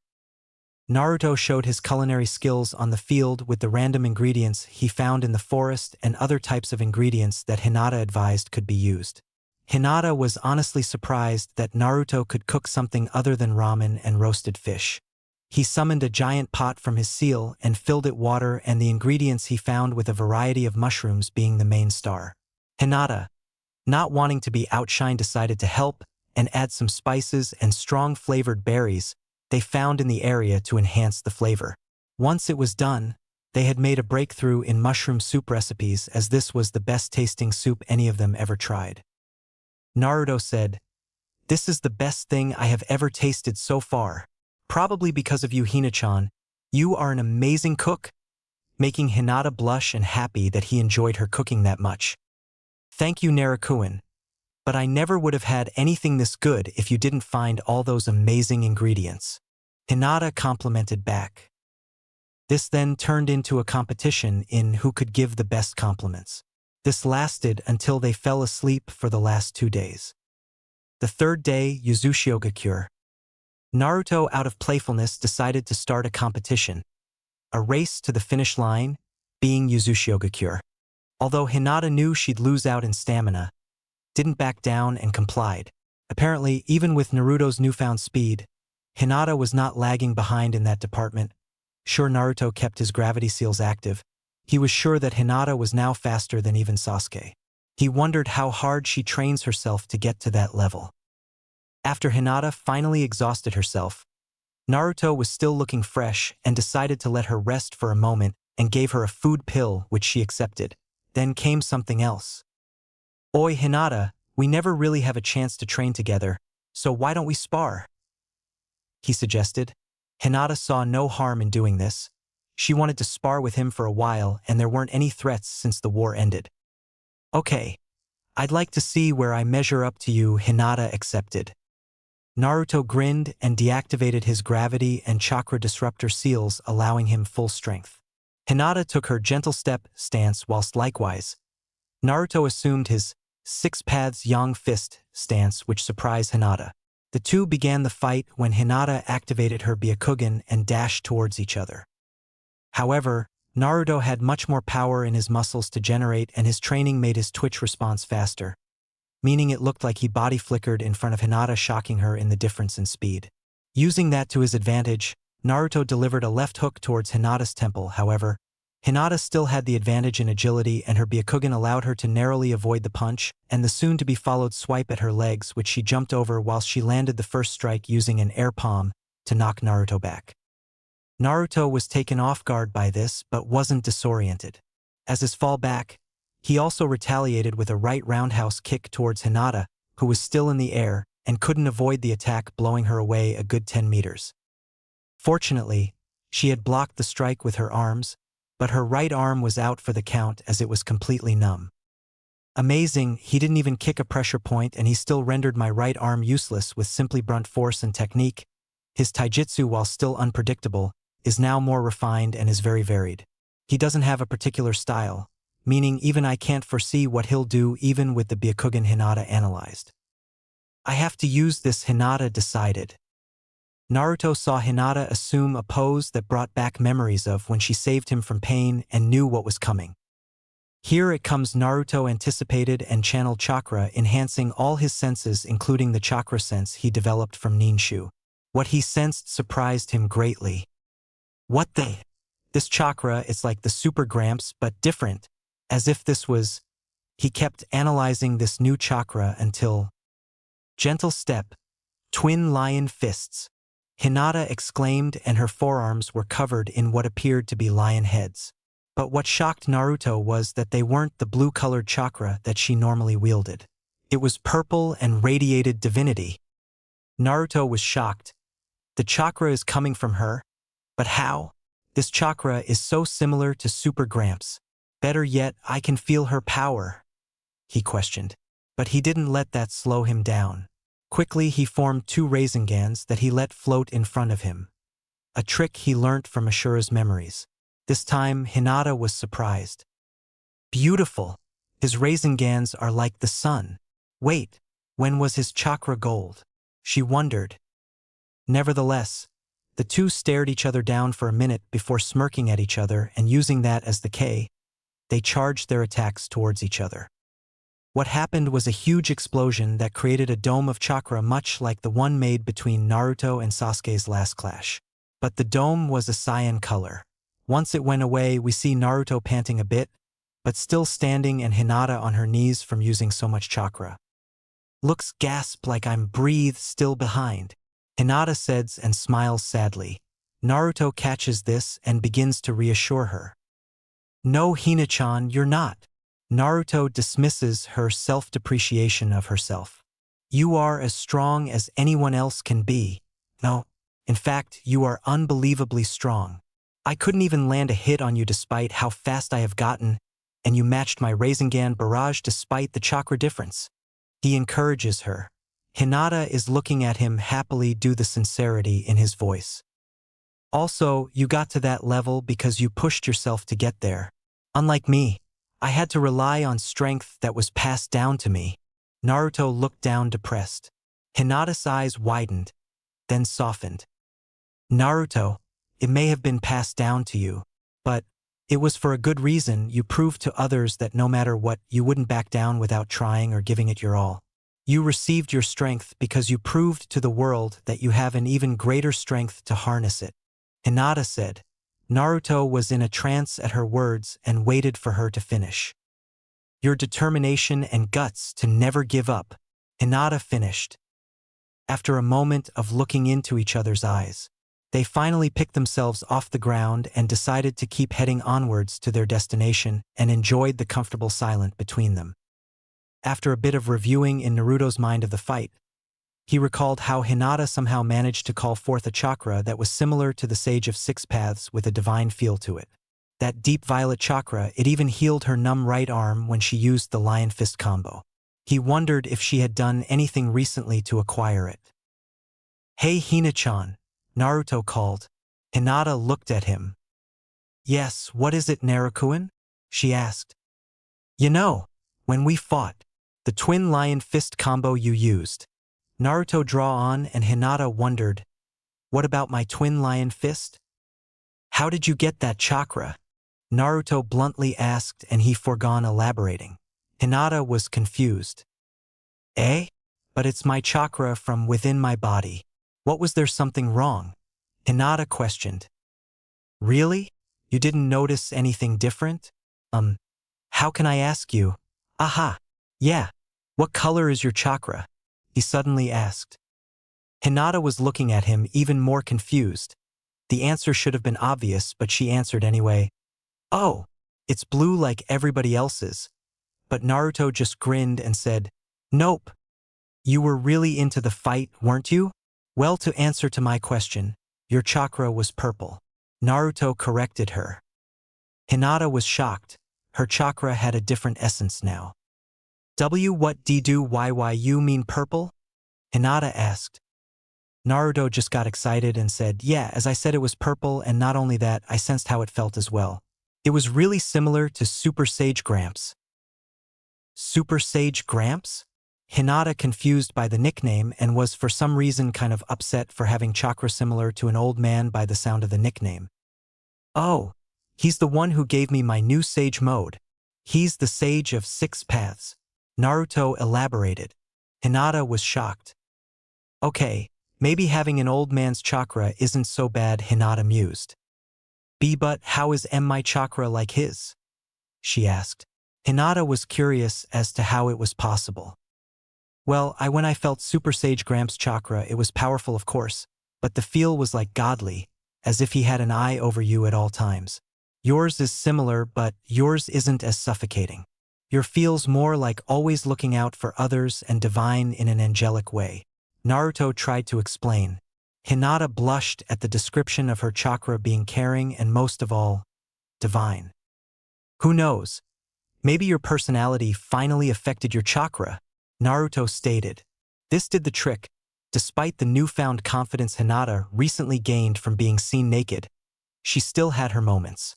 She didn't faint, but did look away as she was too flattered by his unintentional compliment.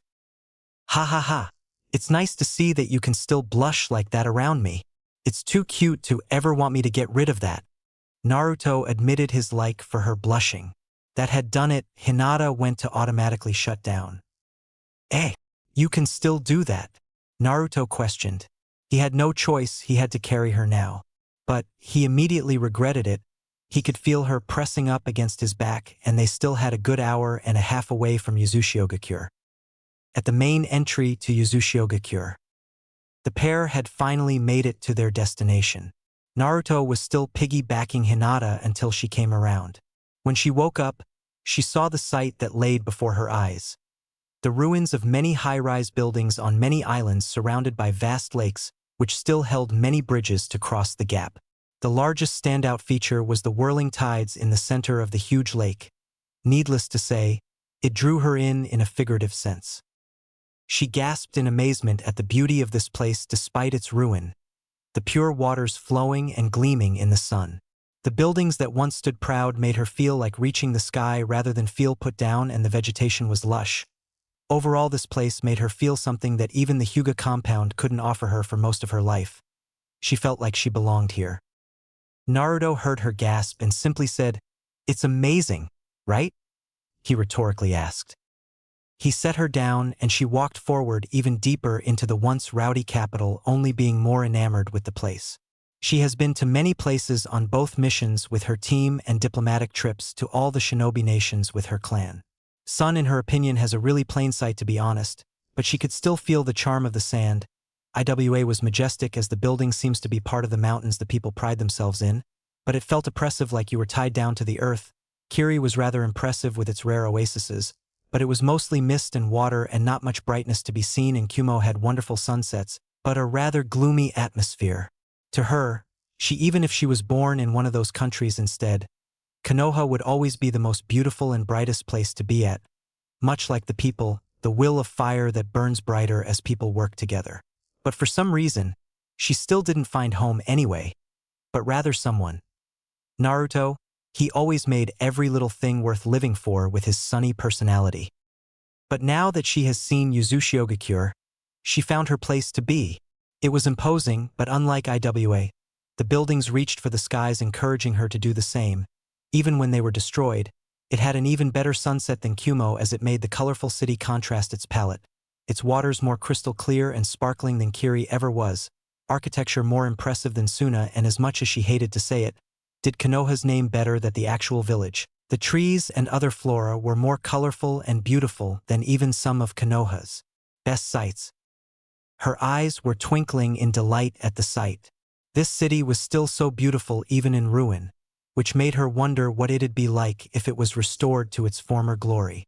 Then, she caught sight with something that shocked her, the swirling pattern that was often seen on the backs of most Chunins and Jounins' flak vest. Before she could even ask, Naruto interrupted her thoughts. To believe that this beautiful place used to be full of lively people. He started off seemingly in a daze. Hinata listened to him, paying full attention, and saw that he knew about this place's history. This used to be a rather loud village, as I was told by my mother.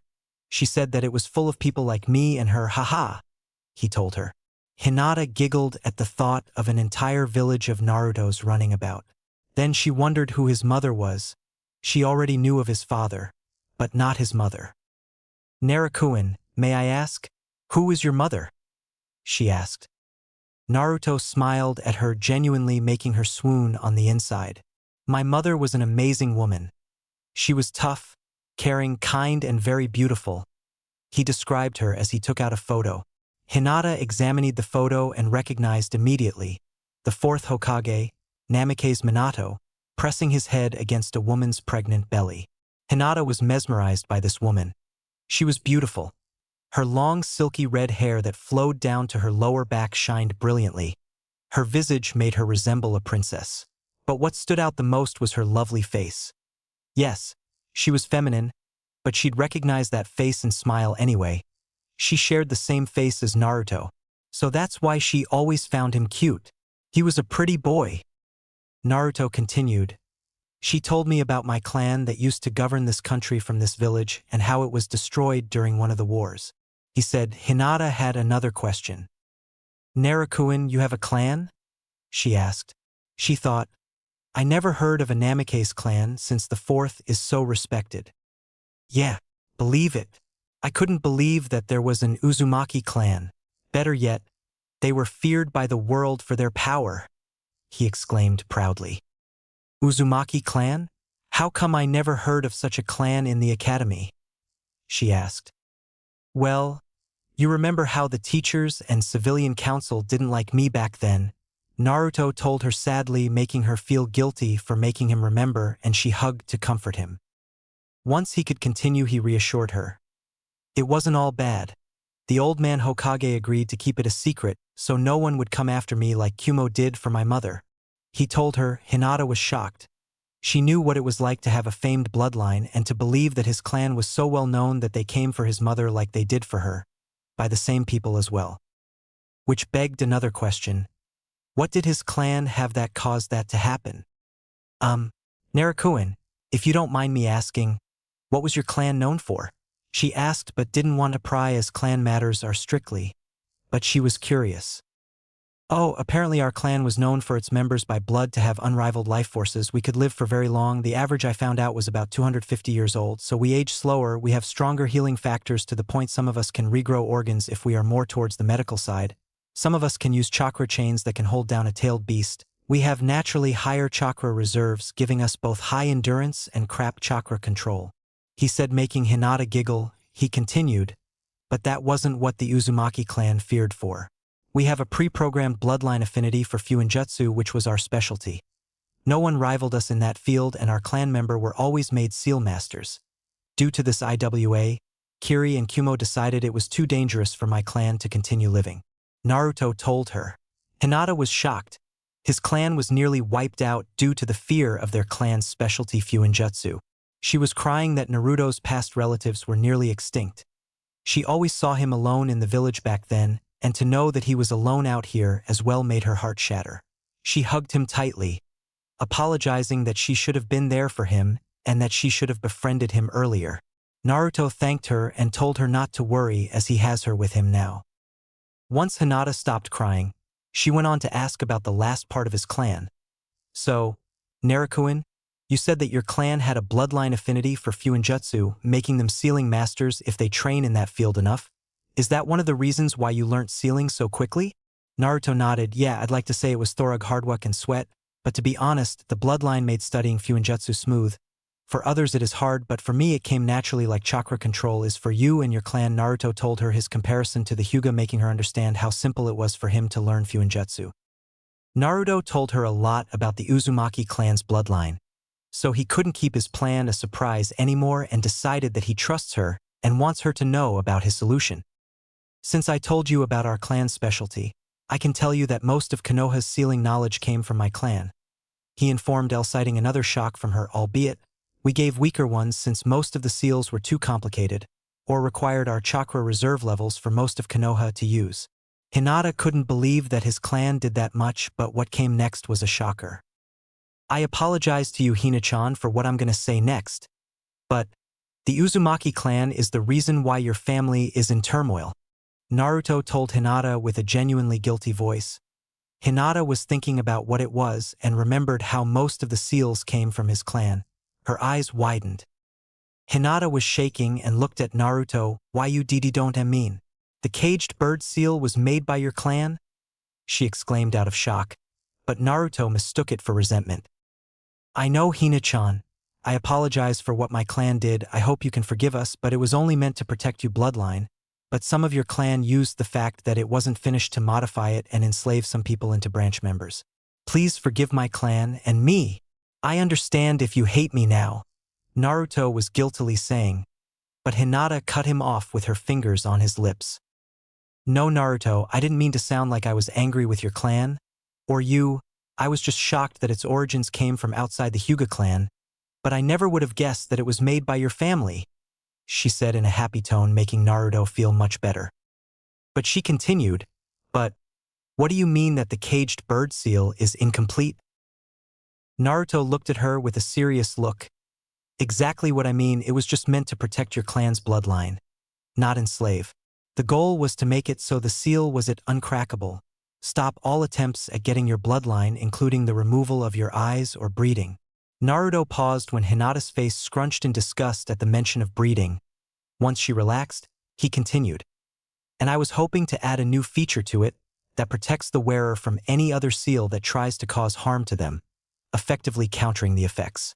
So no other seal can be placed on the wearer. He finished. Hinata was surprised at the original contents of the caged bird seal. She longed for a solution like that.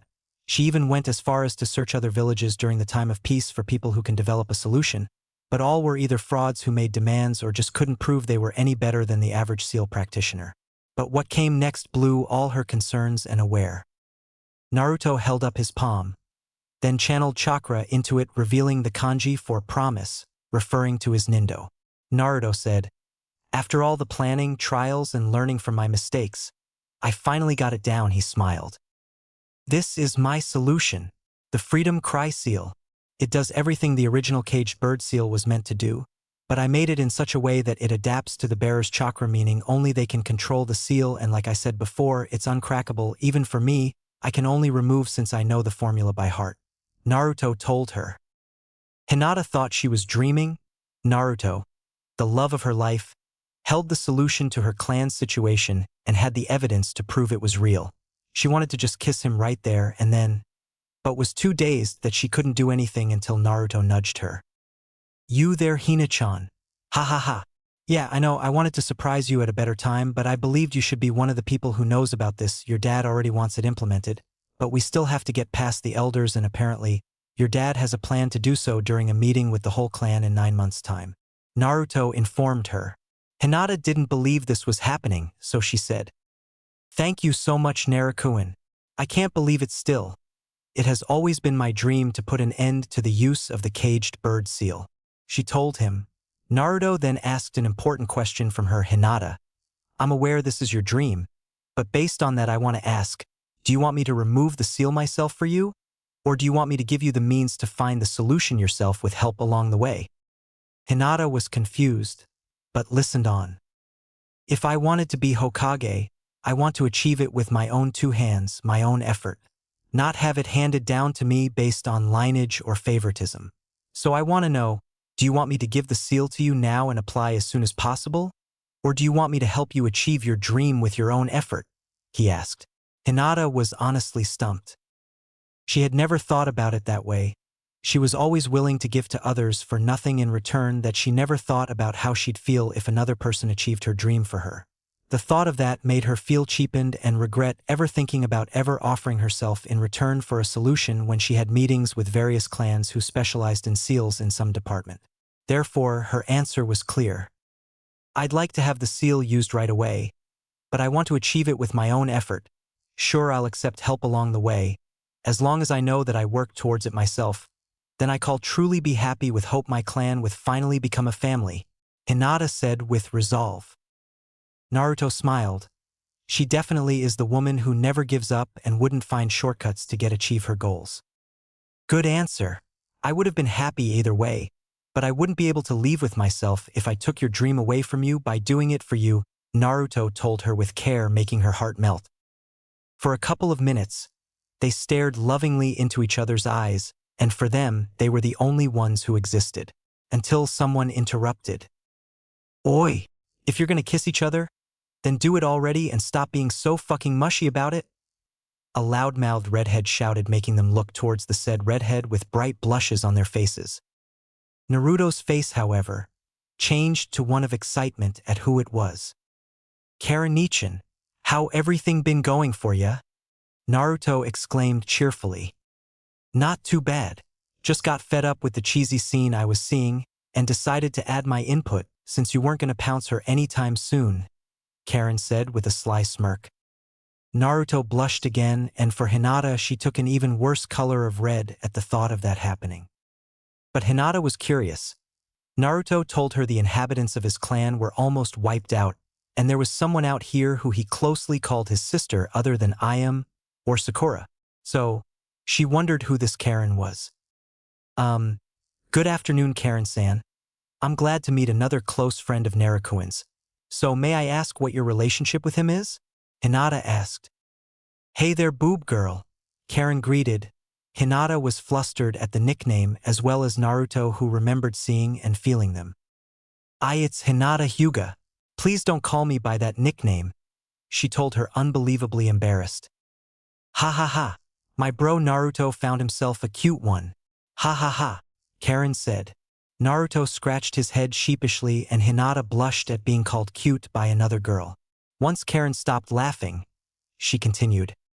So anyway, to answer Hinata's question, I'm a member of the Uzumaki clan much like him and his cousin, Karen said casually. Hinata was surprised that Naruto had family left over, making her smile.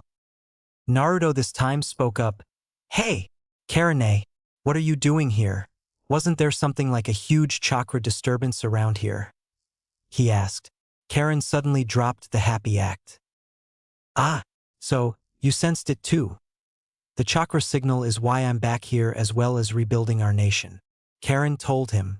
Naruto and Hinata nodded.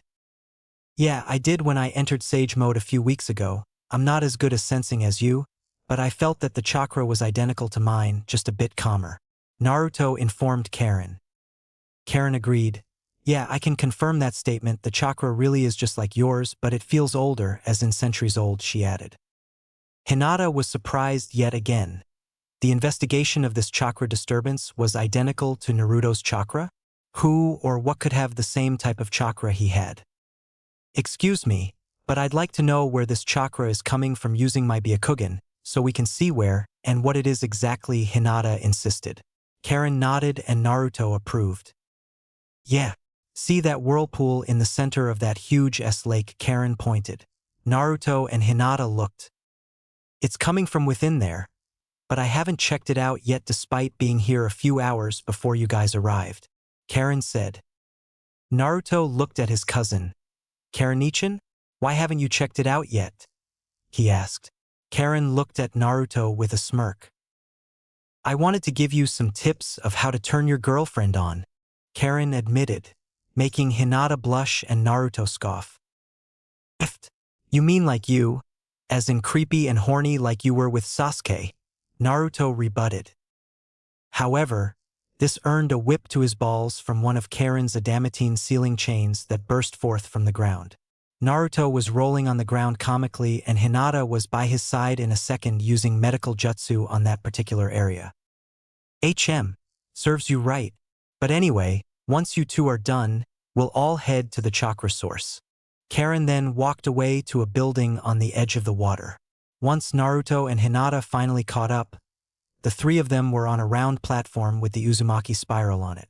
Karen then used a few hand signs to activate the seals on the platform, which made it levitate and move slowly above the whirlpool.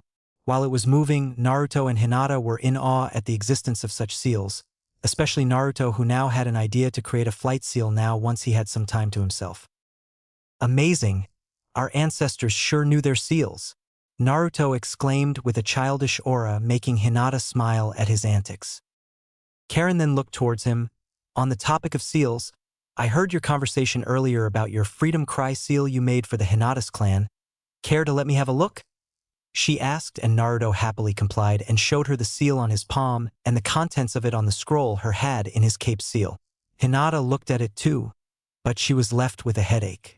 She knew that fuinjutsu was a challenging art, but this was ridiculous. If she thought studying to be clan head and a jonin was hard, then this was downright out of this world.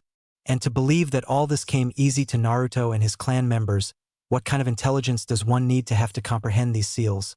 Hell, she couldn't even see where the base was if it even had one or what sealing style it was derived upon. Karen then nodded impressed. This is pretty damn good seal, bro. But I think the concealing method is a bit dangerous since yours uses a system that spreads the original formula into other sealing methods yours generates as decoys. I only had a look for a few minutes and no one can crack this ever besides one of us, but to be on the safe side, I suggest maybe add an encryption and scrambler function if you can. That way, it'll hide the crucial bits of the seal's formula and then in conjunction with the decoy system, it'll disguise the formula's components as being something else entirely. For example, the little swirl pattern here that does the chakra recognition can be disguised as a simple chakra storage component in one of the randomly generated decoy seals. That way, the formula can never be pieced together from the decoys. Naruto was in awe and thanked his cousin profusely, and Hinata was amazed at Karen's quick analysis of the seal to the point that she even knew how to improve an already uncrackable seal. Their bloodline really is quite something, Hinata thought. As soon as the two Uzumakis were done discussing the Freedom Cry seal, the platform stopped directly above the center of the whirlpool. Hinata, on K, activated her Byakugan to see the chakra disturbance's source and could barely make out the shape of a three-headed Buddha statue. She told Naruto about it and Naruto nodded slowly. Naruto decided to go in on his own. I have to go on my own, guys, he said. Hinata looked at him as if he was crazy and Karen looked at him understandingly. Narukuin, but what if it's dangerous? I can't let you get hurt. I can't. Hinata tried to reason, but Naruto gave her a soft look stopping her. Don't worry, Hina-chan. Whatever it is, I can sense it's not dangerous, but rather it's calling out to me as if it needs to see me. I don't know why, but it isn't evil, he reassured her. Hinata understood and relented, but warned him to be careful or else she'd never forgive him. Naruto thanked her before jumping down towards the center of the whirlpool. With Naruto, his POV. I wasn't lying when I said the chakra wasn't dangerous. But man, did it have presence. It was like it was trying to envelop my own body, but not menacingly but rather warmly. But that didn't stop him from descending into the whirlpool as its spiraling waters pushed him quicker into the center. He braced himself as he saw the center and was pushed through it. He then found himself falling into a cavern and landed with skill that he obtained from his ninja career. What he laid witness to what appeared to be a temple of some sort. He noticed the Uzumaki swirl engraved upon the walls and pillars. What stood out was a statue of the forefather of the Senju and Uzumaki clans. A life-size statue of Ashura Otsutsuki wearing a necklace with magatamas on it. Naruto quickly shook himself out his stupor and activated Sage Mode to enhance his senses. He followed the chakra signal which led behind the statue and saw the source sitting on a throne. The three-headed Buddha was a chakra construct that was gold. Golden chakra like his, but with a hint of white. The construct then seemingly offered Naruto to touch of its outstretched palm, which Naruto reached out to its palm without hesitation. He felt that he could trust this chakra figure. When contact was made, Naruto was transported to a lush grassland village with a few crop patches, cottages, and a large temple with 9 Magatama patterns and the Rinnegan symbol. This was the place where the sage and his 2 sons practiced ninshu. However, Naruto didn't have time to sightsee as someone called out to him. It's good to finally meet you, my reincarnate, or should I say Uzumaki Naruto, hero of the 4th Great Shinobi War. The figure greeted him as cheery as Naruto could be. When Naruto turned to face the person, he almost dropped his jaw on the ground. There was Otsutsuki Ashura, the younger son of the sage who inherited his body and ambition standing before him. How are you talking to me? Naruto asked in shock. Ha ha ha. Calm down, Naruto. I'm still dead, But I did what my old man did. I used my chakra to draw you here, so I can discuss something with you. Ashura told him. But Naruto had something on his mind. You're from Super Gramps Sage's time. So why is it that you can speak so casually like me? Naruto asked. Ashura scratched the back of his head much like Naruto does. I use Ninshu to handle the translation of my words to others' preference, or at least a way they can understand. Ashura explained. Naruto nodded and surprised that Ninshu could allow him to speak to others without the need to learn their language. He filed that away in the back of his mind. Okay, I get that, but I came here with my friend Hina-chan to check out the chakra disturbance, and I was curious as to why it felt like mine. Who knew that it's you doing that? I thought your chakra was clinging to mine. Naruto exclaimed, making Ashura laugh at the similarities in personality. Oh, sorry. You're so much like me that I couldn't help myself. Anyway, yes, my chakra is reincarnated into you, but my soul is still my own.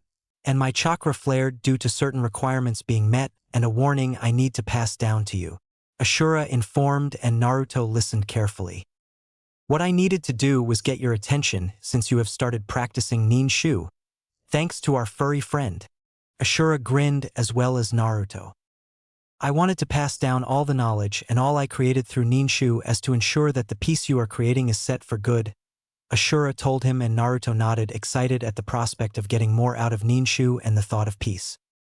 Also, as my reincarnate or chosen descendant, I am also giving you the fuinjutsu knowledge that was lost throughout the ages and tell you the location to where your clan's secret vault is that could only be opened by one, either me or a reincarnate of mine, Ashura said, and Naruto's eyes sparkled at the thought, getting even more than what his clan had.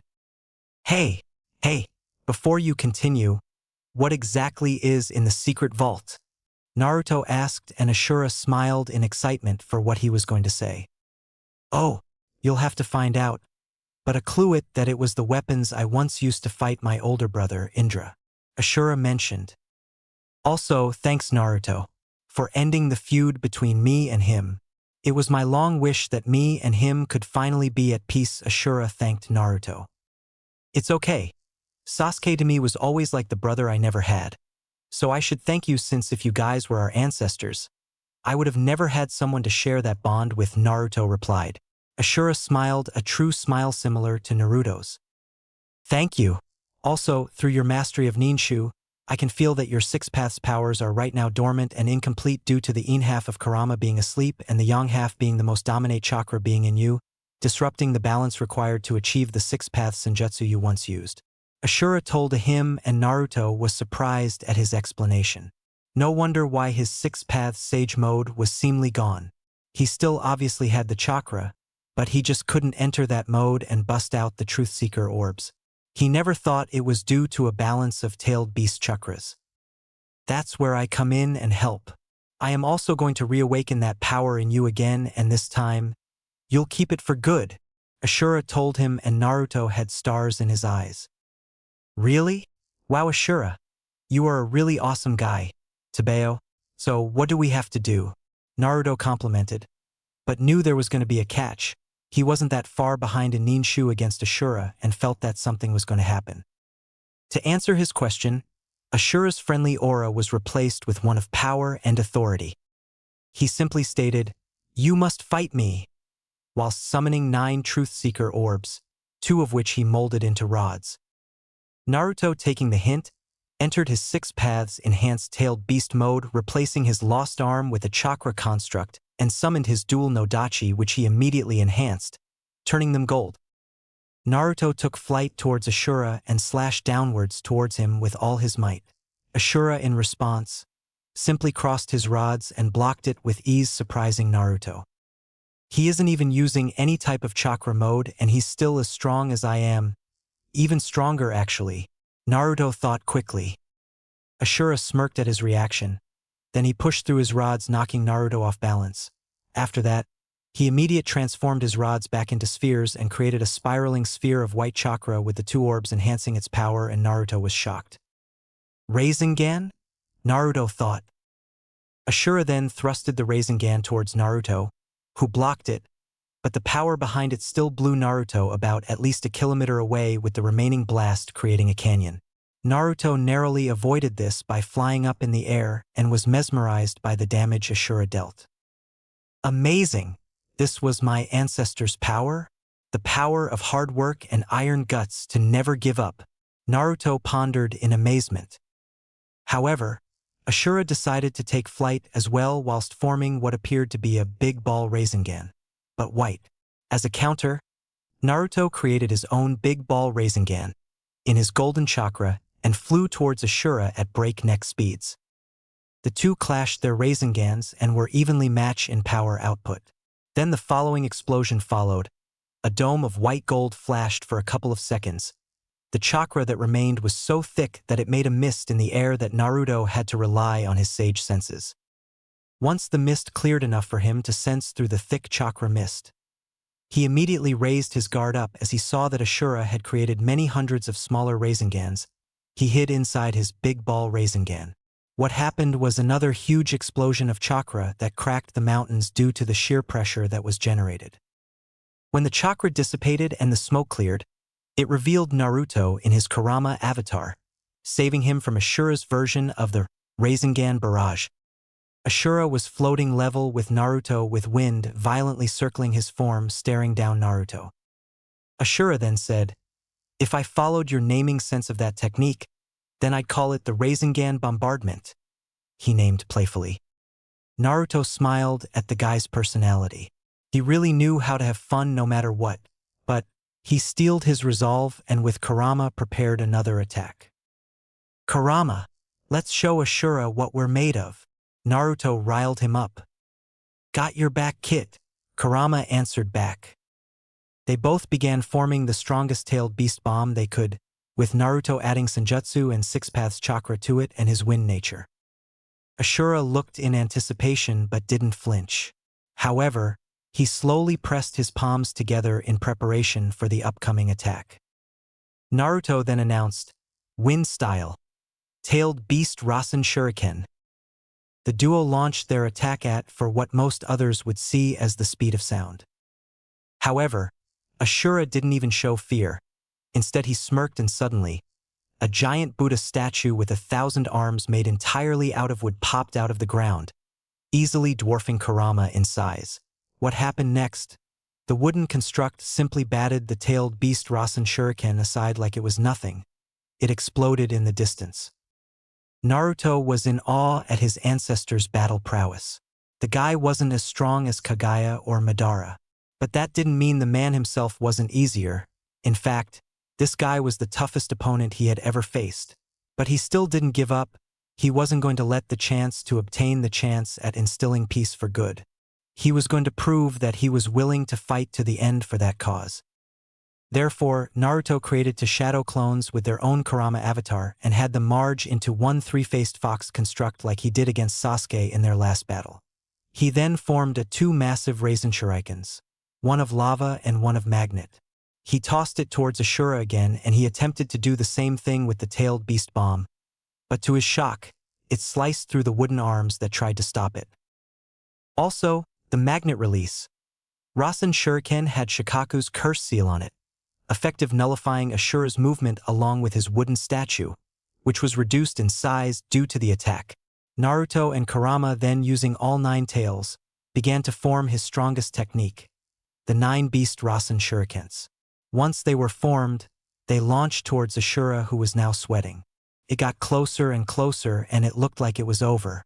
But Ashura wasn't the progenitor of both the Senju and Uzumaki clans for nothing. He quickly already shrugged off Shikaku's curse seal's Thorug, his sheer quantity of chakra, and his quick analysis of finding a counter seal he made by molding the chakra in him to speed up the process. He used what was left of his wooden Buddha statue to create a dome in front of himself and it effective stopped all the 9 spheres with its hands. Then he chucked it back at Naruto who ended up in the explosion. After that, Ashura let out a breath. He hadn't fought a battle like that in a while and he was really pushed by Naruto. When he thought he had won and was going to tell Naruto his verdict, he was suddenly slammed front behind by a massive golden Rasengan wielded by a Naruto who was still in his chakra cloak due to the natural energy he gathered earlier.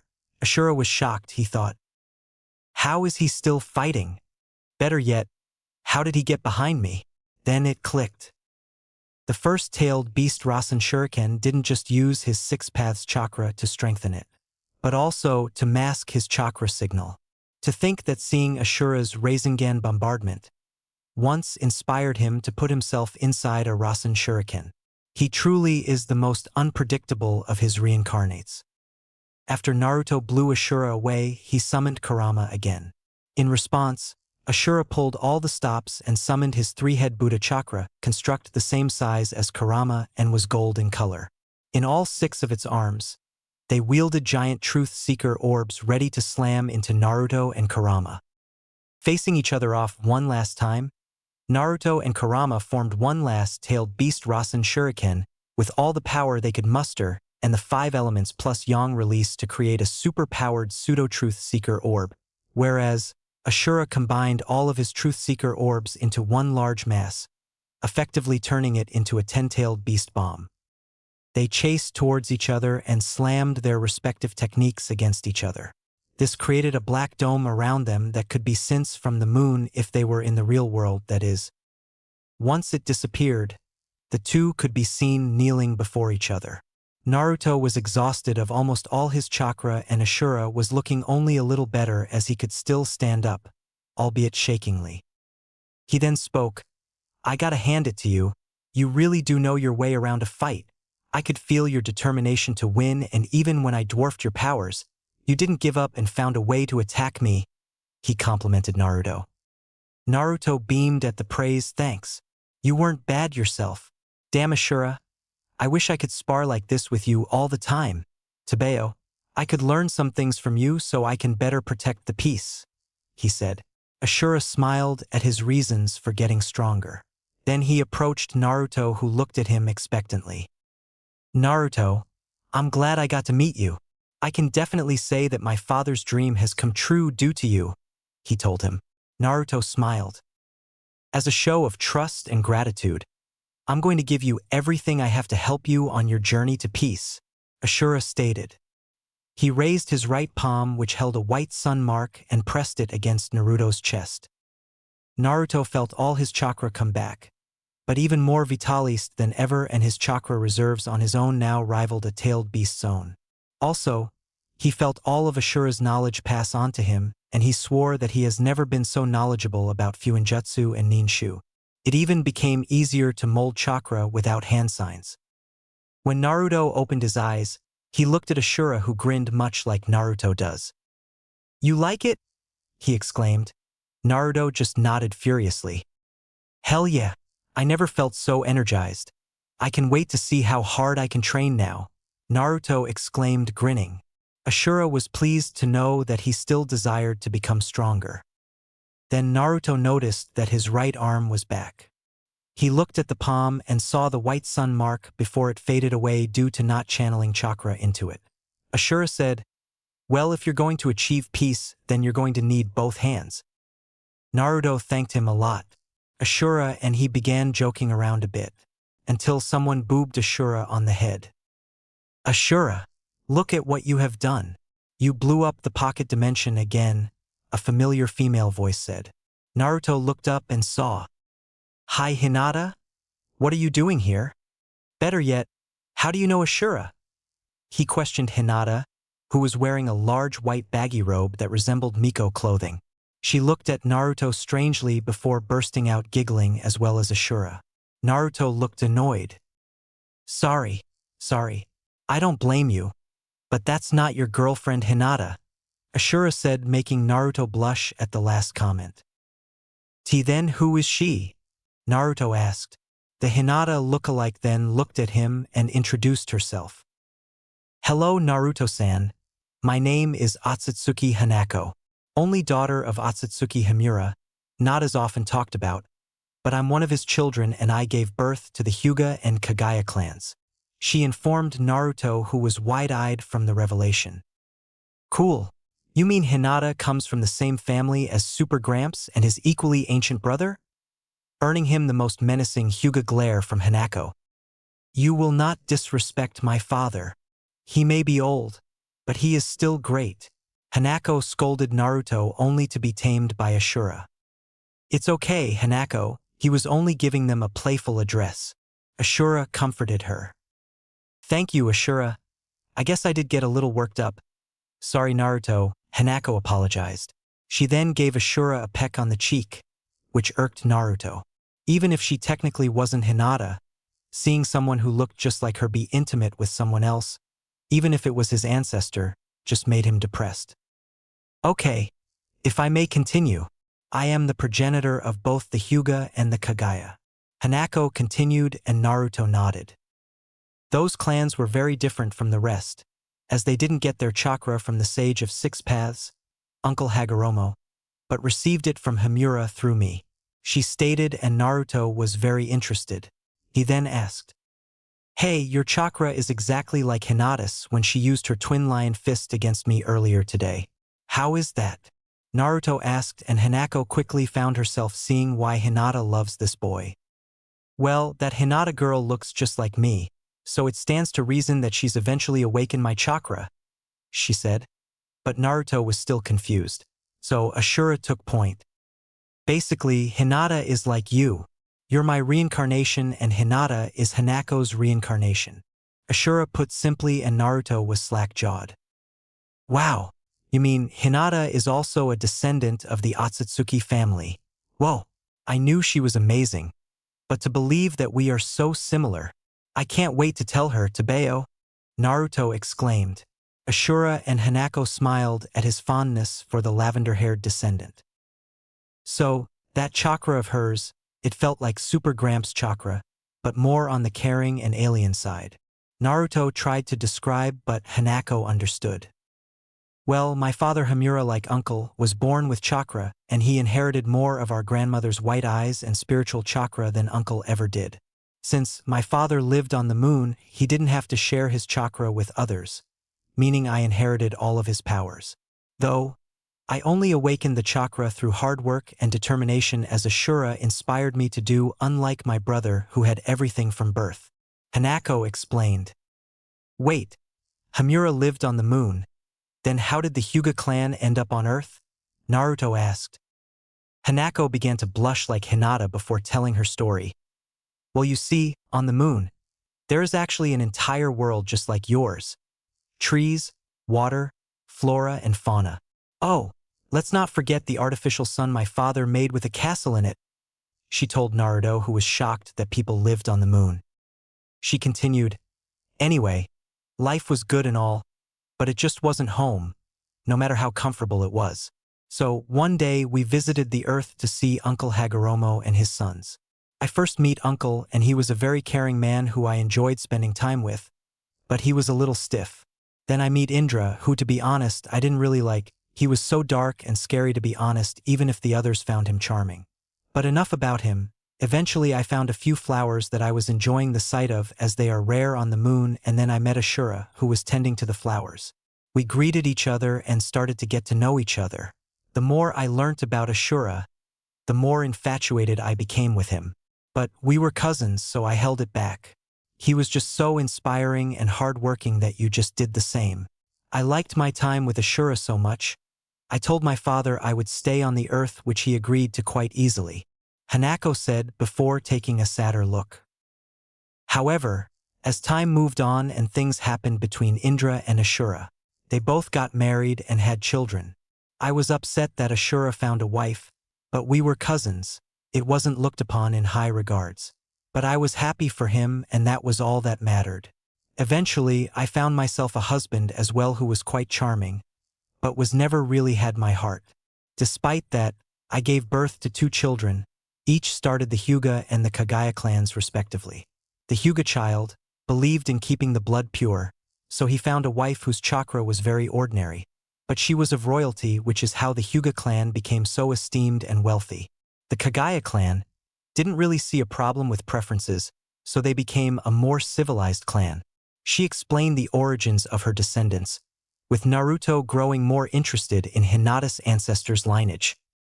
Hanako continued, Although my Kagaya descendants have all but passed during the years, the Hyuga remain strong in numbers, but they are stuck in their ways, she said in disgust. Anyway, as time went by, Not many of my descendants showed the potential to awaken my chakra, as many of the Hyuga believe that feelings are a weaken, but being driven by feelings of love and having an unstoppable determination is key in awakening it, which I'm glad to say Hinata has. Hanako said. Naruto was excited for Hinata. He couldn't wait to see how strong she became. Also, I'm going to show you the power that my father once awakened. Hanako closed her eyes and poured chakra into it. Veins bulged around her eyes, and when she opened them, instead of seeing a Byakugan activated, Naruto saw a dark purple eye, with a glowing white and silver lotus flower pattern that dilated slowly. Whoa! What is that dojutsu? That's not a Byakugan, Tabeo, Naruto exclaimed excitedly. Hanako smiled at his enthusiasm. This, the Tenseigan, the next form of the Byakugan. Hanako told him. Naruto was shocked. Wait, you mean the Byakugan has an evolution like the Sharingan? How come it's never been achieved before? Naruto asked. Hanako told him, the key to awakening my chakra is to be of a loving and caring heart whilst having the determination to keep moving forward, which only Hinata has ever shown. Another way is to simply have an Otsutsuki's chakra and take a pair of Byakugan eyes. Naruto was curious. So what can this dojutsu do? Hanako smiled and said, well, the Tenseigan improves upon the already unrivaled visual prowess, including range, attention to details, and other things. The Tenseigan, however, is a huge improvement. It allows the user control of gravitational forces, the affinity of all 5 elemental releases as well as yin-yang release, a chakra cloak much like yours for a boost in strength and the ability to fly, a set of truth-seeking orbs, and finally, the ability to recreate planets. Naruto was in awe at such an amazing dojutsu. Yes, I know what you are thinking. Hinata is indeed capable of awakening the Tenseigan. In fact, that where you come in, she told him, and Naruto listened closely. I'm going to give you this necklace. It has my chakra in it as well as my soul. I need you to give this to Hinata so I can talk to her and maybe awaken her Tenseigan. Then you'll have a perfect partner both for spars and in bed. Hanako teased, and Naruto blushed. Naruto received the necklace from Hanako and decided to ask her one thing. Why are you doing this again? I know she's your reincarnation, but what reason do you have to do this? He asked. Hanako reasoned just like Ashura did for you. I wanted to entrust the future to her as well. Also, she'll need it if you two decide to go to the moon for more I had left behind there. Naruto accepted this. Okay, it was nice getting to know my ancestor and my girlfriend in secrets. Thanks for your help, and I'm really glad I met you too. Well, goodbye and say hi to Pervy Sage, Niji, and my parents once you guys disappear. Naruto exclaimed. Ashura smiled. That we will, he said, and Hanako smiled warmly much like Hinata, before Naruto disappeared from the spiritual world. Back in reality. Naruto was standing right where he was. He inspected himself and saw that his right arm was back. He channeled some chakra into his new right arm and saw the white sun mark, telling him that he has indeed received Ashura's gift. Also, he felt in his pocket and pulled out the necklace Hanako gave him before putting it back. Suddenly, he saw a memory of the secret vault's location. He then went back to the statue of Ashura and removed the necklace. He then smeared his blood on the Uzumaki symbol that was hidden behind the Magatama. This, in effect, made the statue move backwards towards the throne, making it look like Ashura once sat there. This revealed a set of steps towards a surprisingly clean metal vault. Naruto poured his chakra into it, making it open, and found all the Uzumaki clan's knowledge, which he sealed into the seals on his cape, and on into his chakra, even due to the new fuinjutsu knowledge he acquired from Ashura's own memories. But what stood out the most was Ashura's arsenal. Many sets of swords and his once famed Banshofan he used a long time ago. Naruto quickly, yet carefully sealed all of it on in his sealing scrolls and cape before heading back to the top. He had much to tell Hinata. Chapter 5. Same old us, just better. Naruto's POV. I can't wait to tell Hina-chan about what just happened. Boy, to believe she is a reincarnation of an actual angel, Naruto excitedly thought. Not only that, the new things I have learnt and stuff I can try out when we get back. And I can finally have a sparring partner during training. Hina-chan just keeps getting better. He continued with thoughts like that until he was directly under the whirlpool exit/entry. Using his new mastery of the forces of nature that he works with, he manipulated the chakra within the water to widen the whirlpool, whilst he used his wind chakra to propel himself upwards towards the sky. Hinata's POV. An hour had passed since Naruto had descended into the whirlpool. Despite her belief in her Narukuin's words, she couldn't help but worry that something might have happened. Walking to the edge and looking down towards the whirlpool to contemplate whether to jump in or not, she was met with a speeding blonde and black blur that slowed down into to reveal that it was Naruto. For her, it seemed to last for an eternity when they were looking into each other's eyes, and she saw how surreal Naruto looked with his hair gleaming in the sun, as it was slightly damp, and how the droplets just span off his body. Then Naruto came to a complete stop, with a tornado of wind around his lower half to keep him floating mid-air, and he gently landed in front of me with a big smile. I tackled him into a tight hug. Third person. The two could be seen in a tight embrace, just enjoying the comfort of one's warmth and presence. Karen was thinking about making another interruption, but decided that this was too tender of a moment for her to step in, so she allowed it. Hinata withdrew herself a bit from Naruto to look at his smiling face, which she noticed was much more radiant than usual. His hair with a new shine that put the sun at its best to shame, and his eyes, though still resembling a moissanite gem, they glowed with a light that could light up the world. Overall, Naruto seemed like the best time of the morning sky put into a person, just made that much better. Naruto then took both her hands and put them together. His eyes now had a mischievous gleam, as if he was expecting her to notice something. "Oh my god, Naruto, your right arm is back. How? What did you do down there?" Hinata yelled, reminding Naruto just how loud she could be. I forgot that she could be that loud, and you'd think I'd remember her embarrassment when I saw her naked again. Naruto beat himself up. "That's right, Hina-chan. I got my arm back. Now I can hold you with both my hands," he exclaimed as he picked her up by the waist and spun her around, making her laugh like an innocent child. Karen smiled at this scene. But memories of her mother before she died came back, so she finally decided to announce that she was still there. "All right, bro. Welcome back from the dead. Now tell us what was down there," Karen asked rather loudly. Naruto finally settled Hinata down, and he looked at them both. "Well, it turns out the chakra disruption was actually a way of getting my attention," Naruto told them simply. Karen gave an annoyed look whilst Hinata tilted her head to the side in confusion. "What the fuck, man? Is that all you have to tell us? Some lonely fuck wanted you to screw him or something? Nothing important?" Karen questioned with profanity, making Hinata cringe at the language she was using.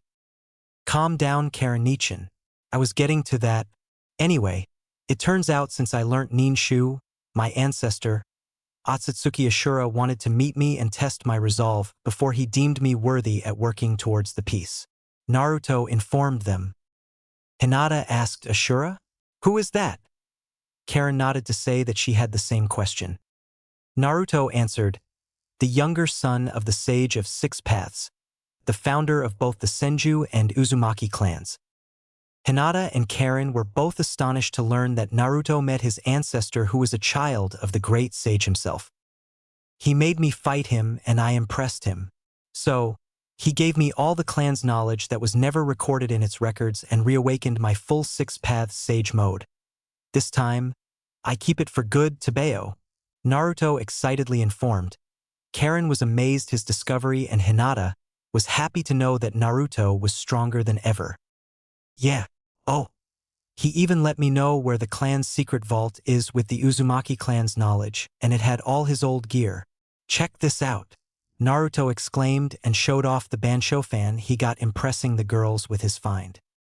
"That is amazing, Narukuin," Hinata said. Karen, however, kept analyzing the fan for a while before saying, "Yep, it's in perfect condition, bro. It seems to have its own self-preservation seal plus a repair seal, and it should work well with your wind element," Karen told Naruto. He kept grinning and put it back before shouting, "Let's head back." Back to the shore. Whilst on the way back to the shore, Naruto summoned all the scrolls and artifacts he had collected from the vault. Naruto was more than happy to let her have her share of the clan's secret knowledge.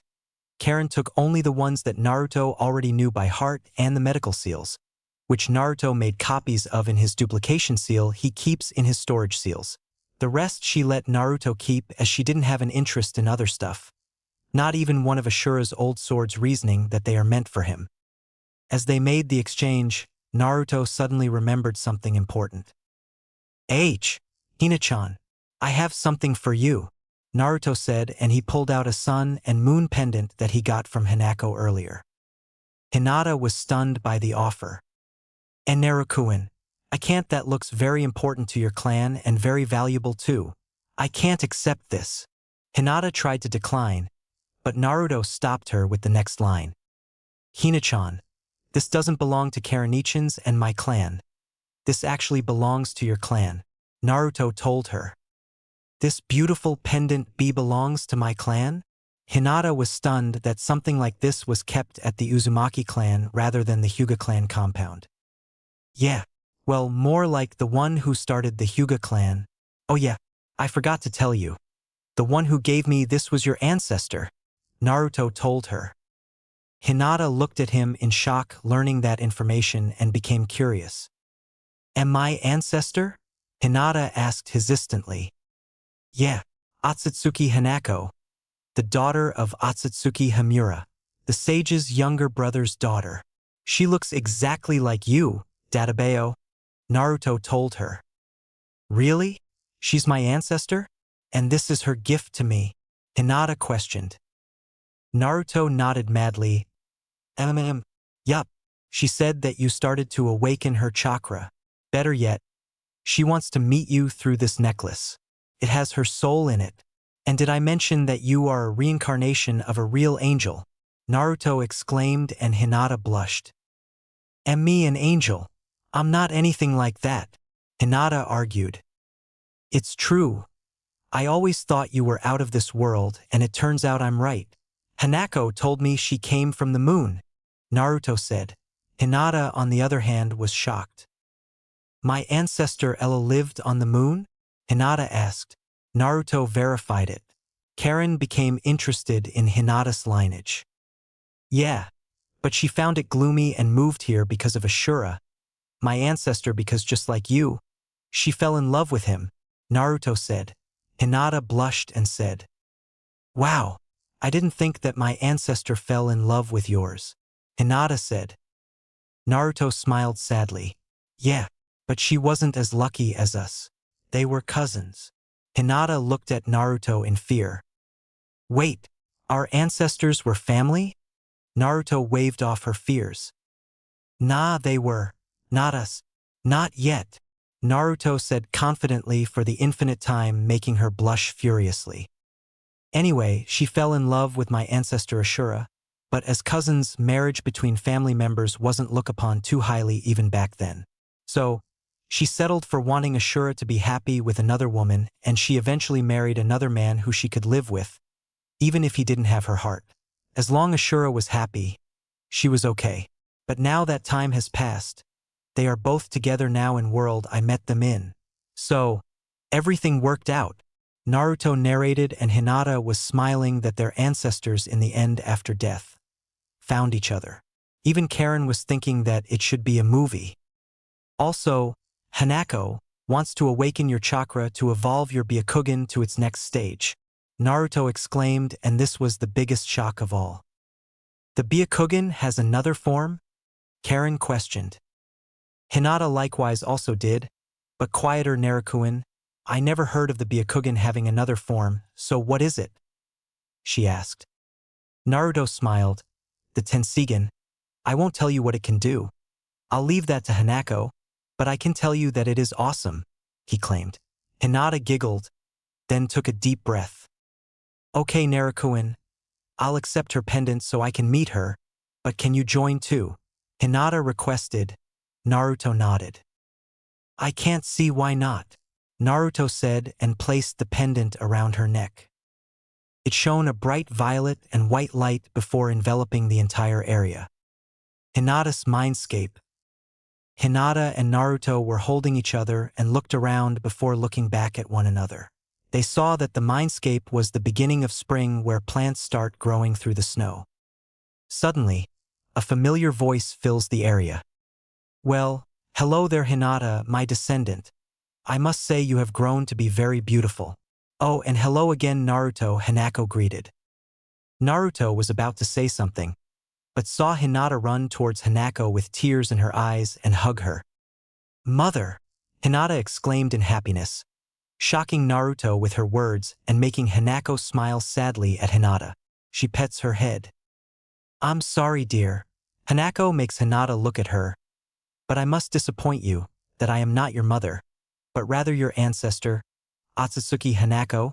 Your mother Hyuga Hikari was my last closest descendant," she told her. Hinata wiped her tears and apologized for the outburst. But Hanako did something unexpected. "But I don't mind being a mother again for you, my child. I always wanted a girl, but ended up with 2 boys. Plus, I always wanted to play with a girl if I had one," Hanako told Hinata, making her cry tears of joy. "Thank you, Hanako-san." Hinata tried to speak, only to be cut off. "Call me mother.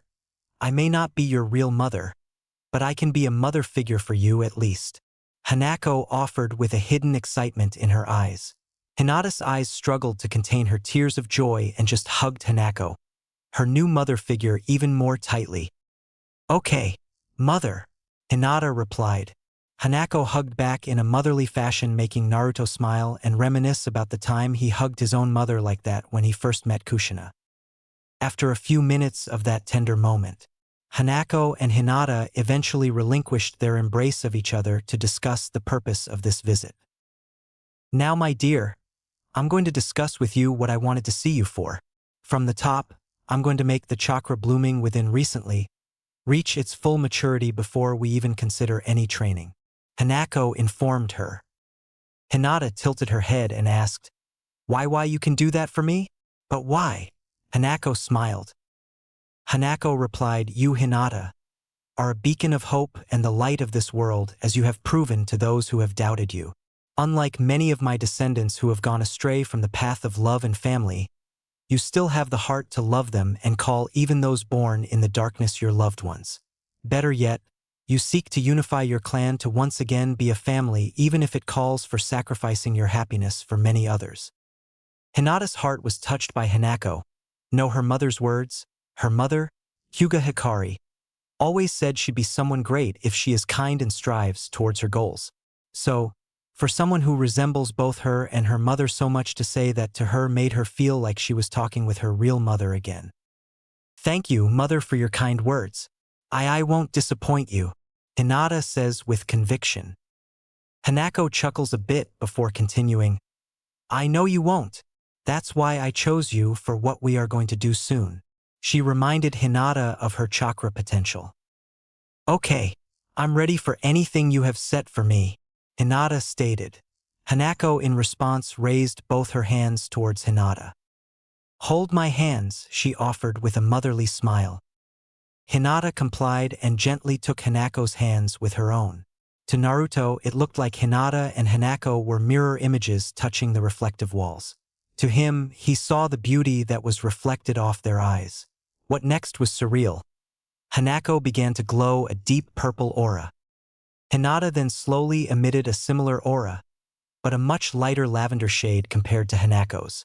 She felt like she was being given the care and love that she had not received from her mother in so many years. She felt warm and tingly in a good way. Hinata felt like she was in her mother's arms once more and felt the will to be able to achieve anything if she puts her heart into it. She felt very strong and sure of herself. When the process was finished, Hanako instructed Hinata to activate her Byakugan, which she complied. For an instant, there was a little discomfort which was obviously seen from the way Hinata's eyes were twitching, and then a pulse of chakra was emitted from Hinata, pushing the unprepared Naruto back by at least 10 centimeters. After that happened, Hanako asked her to open her eyes. When she did, What appeared was a lavender eye with a white and silver lotus flower pupil dilating at a moderate pace. Hanako smiled at Hinata's success. "So, my child, what do you see?" Hanako asked. Hinata excitedly exclaimed, "Everything. I can see individual hair strands, cells, everything, and in even better clarity and range." Hanako nodded. "That's one of the benefits of the Tensigen." Hinata asked, "Tensigen? So, that's the next form of the Byakugan?" Hanako answered, "Yes, but it also allows you to use the forces of gravity at your will. A chakra cloak much like Naruto's with the power of flight, through your new chakra and eyes, a universal understanding of the five-elemental nature releases plus yin-yang release and the ability to recreate a planet if destroyed." Hinata was in awe of the power at her disposal and vowed to herself only to use it when protecting all those she loves, and happy at the thought of flying besides her Narukuin. Hinata thanked Hanako. "Thank you, mother. With this I can become even stronger than before and protect all that we've worked towards," making Hanako smile fondly at her now-daughter figure's answer. Hanako's smile became a bit perverted, making Naruto a little worried, but decided not to do anything to ruin the moment. "Oh, one more thing. Since you aren't technically my daughter, but my descendant, I'm going to give you one last thing that'll please your significant other," Hanako informed Hinata, making her blush at the significant other comment. Before Hinata could ask, Hanako grabbed Hinata's face and claimed her lips with fervor. Making Hinata flush, she was being kissed by her ancestor, her new mother figure who resembled herself, and not only that, her first kiss was claimed by her own ancestor. Though part of her was enjoying the kiss, it still shocked her that a girl would kiss her. Naruto was slack-jawed at the scene. That Hanako lady claimed Hinata, her reincarnation's lips before he did, making him a bit jealous. But the scene of seeing two Hinatas kissing made him go into a coma due to the blood that was meant to go to his Hokage tower instead leaked out of his nose. Hinata finally gently pushed back her ancestor. "Emma, mother? What are you doing?" Hinata questioned loudly with a red face. Hanako laughed perversely. "Kukuku, why? Well, I always wanted a daughter, so I can teach her many things only an experienced woman like me knows. So I thought I'd pass it on to you through body contact," Hanako ended seductively. Hinata was shocked, but couldn't deny that having a mother to teach her all these things would definitely help her. But still, the girl-on-girl action still made her feel violated, as she grew up in an environment where same-sex interactions were frowned upon. "Okay. Since I'm technically you, then I don't see why not, and besides, this is just a mindscape, so nothing actually happened for real right beside the chakra ritual," Hinata stated, and Hanako nodded. "Yes, but back to business. I have given you the means to protect what is precious to you and continue the dream that my father and uncle wanted to make a reality. Also, I'll give you some help with your powers from time to time, but for real-world use, you'll have to have Naruto train you in the rest of your abilities," Hanako stated. Hinata nodded and was excited to train with Naruto in things he specialized at. It made her feel an even stronger connection to him. "Now that is all over, I guess this is goodbye for now," Hanako said. Hinata was sad that it came to say goodbye, but Hanako reassured her that she can visit her anytime she could, as long as she wore the pendant. After that, both Naruto and Hinata left the pendant's mindscape, leaving Hanako smiling and planning what adventures she and her descendant could have with her boyfriend together. Back in reality, Naruto and Hinata were back from the mindscape. They were left awed and embarrassed by the experience. "Oh my god, I can't believe she kissed me, Narukuin. I'm so sorry. Please Hinata tried to apologize, only to be silenced by Naruto's lips, who possessively claimed hers. Needless to say, Hinata melted into it easily. They separated. Naruto smiled and told her, "Don't worry. I at least got your real lips. So 1-0 Naruto. Databeo." He grinned. Hinata giggled at his logic. Karen was looking at them stupidly but smiled anyway. "I don't know what the fuck happened, but I'm happy for them," she thought. Naruto then asked Hinata, "So, Hina-chan, care to show me what you can do now? I bet you can hand my ass on a plate 10 times over, Tabeo?" he asked excitedly. Hinata smiled goofily, much like Naruto does due to the atmosphere he gave off. She replied, "I'll show you, but you'll have to teach me how to use my chakra cloak whilst we are at it, okay, Naruto?" As she activated her Tensigen, Karen was surprised, but simply raised her glasses at the sight. Naruto smiled in anticipation. "All right, to start off, turn your chakra mode on," as he instructed as he activated his six-path sage mode without the chakra cloak. Only the golden eyes with a crosslit pupil to allow him to fly. He levitated a few meters in the air. Hinata, however, asked, Naruto, how do you activate the chakra cloak?" As this was her first time. Naruto informed her, that you need to imagine that you are looking inside of yourself, looking for a flame, then you approach it and grab it. "That's how I always do it," he excitedly told her. Hinata understood, as it was like meditating the instructions. She did as Naruto said, and what took place was a livid transformation. Hinata's body was enveloped in a lavender flame of chakra resembling Miko clothing. Her hair was a darker shade than the rest, but still looked like a flame. She also acquired a horn made from chakra on her forehead. About 9 truth-seeking orbs floating behind her head in an arc. To finish her new form, there was white chakra seeping from her back as if they were wings, making Hinata look like an angel of some sort. Naruto was taken by her appearance. He looked for a while before saying, "Wow, that looks so cool, Hina-chan. Especially the wings, you look like an angel, Tabeo," he complimented. Hinata would have had a red blush if it wasn't for the chakra covering her body. Hinata for a few moments relished the feeling of having so much chakra enveloping her entire being. Then came the next bit. Flying. "Naruto, how do you make yourself fly?" Hinata eagerly asked, as this was something she dreamed of doing a couple of times. Naruto grinned widely.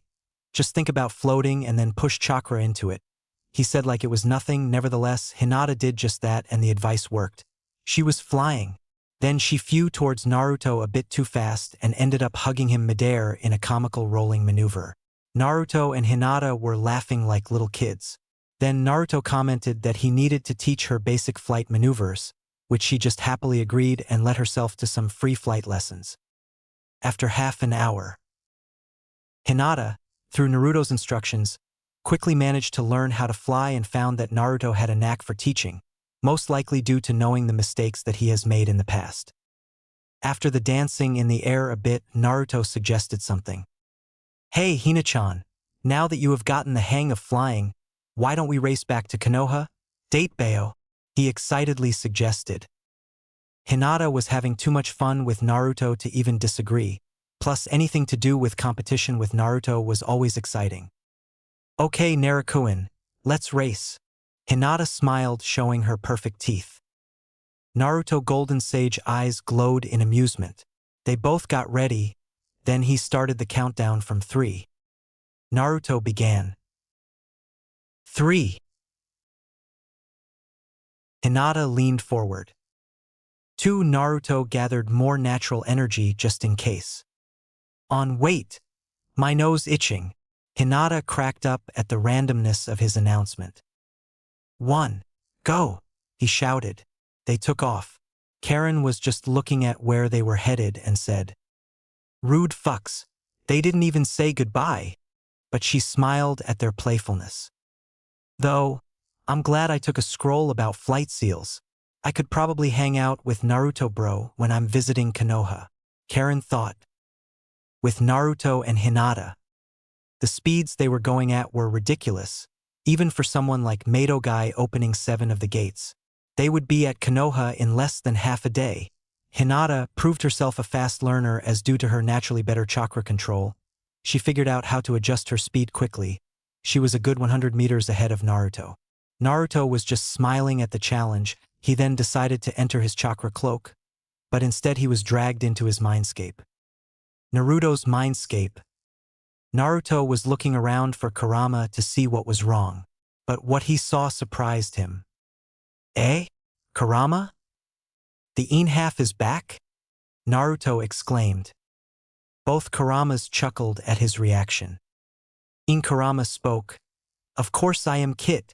Ashura's chakra was very vitalizing. It even completely restored my chakra. So, I'm willing to give you a hand anytime. Yankarama said next. Yeah, plus, you no longer need us to access your six paths abilities. Ashura completely awakened your chakra, so the Truth Seeker orbs can be taken out without us having to give you a pseudo-Tentails cloak to do that. Naruto had stars in his eyes. He could use his six-path powers separately from his tailed beast chakras. That would save a lot more chakra. Also, Kit, with both of us awake now, you can now use both Yin or Yang release and Yin Yang release. Plus, since you have all 5 affinities, you can possibly recreate your own Truth Seeker orbs and make actual clones instead of shadow clones. Yankarama finished. Naruto nodded excitedly with a huge grin plastered to his face. He couldn't wait to see what he could experiment with now that he had all the powers from his ancestor at his disposal. Naruto then continued to get what he came for. Anyway, guys, can you make me go Kurama mode for a while? I have a race to win against Hina-chan, he requested. Both Kuramas smiled. Kurama said, all right, that vixen of yours is something, and that's not because she is a descendant of the moon's angel. Naruto saved that question for later, so he nodded. Yankarama went next. Yeah, that girl with her Tensigen is about as powerful as Obito was as a Ten-Tails Jinchuriki. You'll need our help to match up, he said. Both the Kurama's fists bumped each other and both offered their free fist towards Naruto. Naruto got the idea. He fist bumped both of them, getting a surge of chakra like never before. Reality. Naruto's appearance took on a new orange hue, with the 6 paths Senjutsu eyes remaining the same color before boosting off in Hinata's direction, quickly being by her side. He now had the full Kurama chakra cloak, which was 5 times stronger than the one he used in the war. Hinata looked to her left and was pleasantly surprised that Naruto had caught up so quickly and used his Kyuubi chakra. With the Tensigen, she was able to see all kinds of chakra in Naruto. She could see that he had every type of chakra in him you could name. Naruto shot her a winning smile before he shouted, "Let's switch things up a little." Hinata was a bit confused until Naruto launched a low-powered Rasen Shuriken towards her, making her barrel roll to dodge it. Hinata was flabbergasted at what he was insisting, but seeing that the attack he used wouldn't cause any damage to her, she decided to play his game. She fought back with what was supposed to be an 8 trigrams vacuum palm, but what had happened was a huge amount pressure being directed towards Naruto, who was pushed back quite a bit. Naruto was thinking, that felt like I was being hit with Pain's Shinra Tensei. If it wasn't for the power-ups, I would have been in the ground. Happy to know that Hinata could give him a run for his money, both in a fight and finances. Naruto used more chakra to propel himself like a bullet to slightly edge out Hinata in the race, whilst he chucked more low-powered Rasen shurikens like completely normal shuriken. Hinata was having the time of her life, dodging and weaving through the air. Sure, the attacks weren't hitting her, but left her no room to counterattack. However, Naruto had something else in store for her. He used a wind-style jutsu. Great breakthrough, enhanced greatly by both his 6 paths mode and Kurama chakra, to slow Hinata down for about 10 seconds. How long the gust of wind lasted. Naruto took off, thinking he had won their little race. However, Hinata was smiling deviously. She saw in one of Hanako's visions about how the Truth Seeker orbs could be used and willed one in front of her. She channeled her chakra into it whilst forming a spinning bullet in her mind and released the chakra. Silver Wheel Carnation. Rebirth Explosion, she exclaimed. Naruto heard the new technique's name and sensed the attack was coming. As he was now, the attack wouldn't do any harm, but it would knock him off course if it did. It did, because the golden beam bullet Hinata shot was faster than he had anticipated. He was spinning uncontrollably through the air and heard Hinata whiz by. Naruto, during his leading advantage, saw the Hokage mountain from afar, making him marvel at the speed they were going at if they were almost there already. Also, he created a chakra arm to grab onto Hinata, dragging him along. Unfortunately, it didn't stop Naruto's face smashing into countless trees as he struggled to let the chakra arm pull him towards Hinata. Hinata could feel Naruto's chakra arm latched onto her. She tried to shake him off, but he kept getting closer and closer. Then, He finally closed the distance and hugged her mid-air, tackling her down into the forest of Konoha, a good way off from the village. The two rolled with each other before coming to a stop in an area full of wildflowers and a spring with a waterfall. Hinata was on top of Naruto, who was smiling at her, brightly breathing a little heavily as she was too. "Looks like I win, Naruto," she stated. Naruto fake pouted. Yeah, beginner's luck," he shot back, making her giggle. "Don't be like that, Naruto. Just because I won," she teased.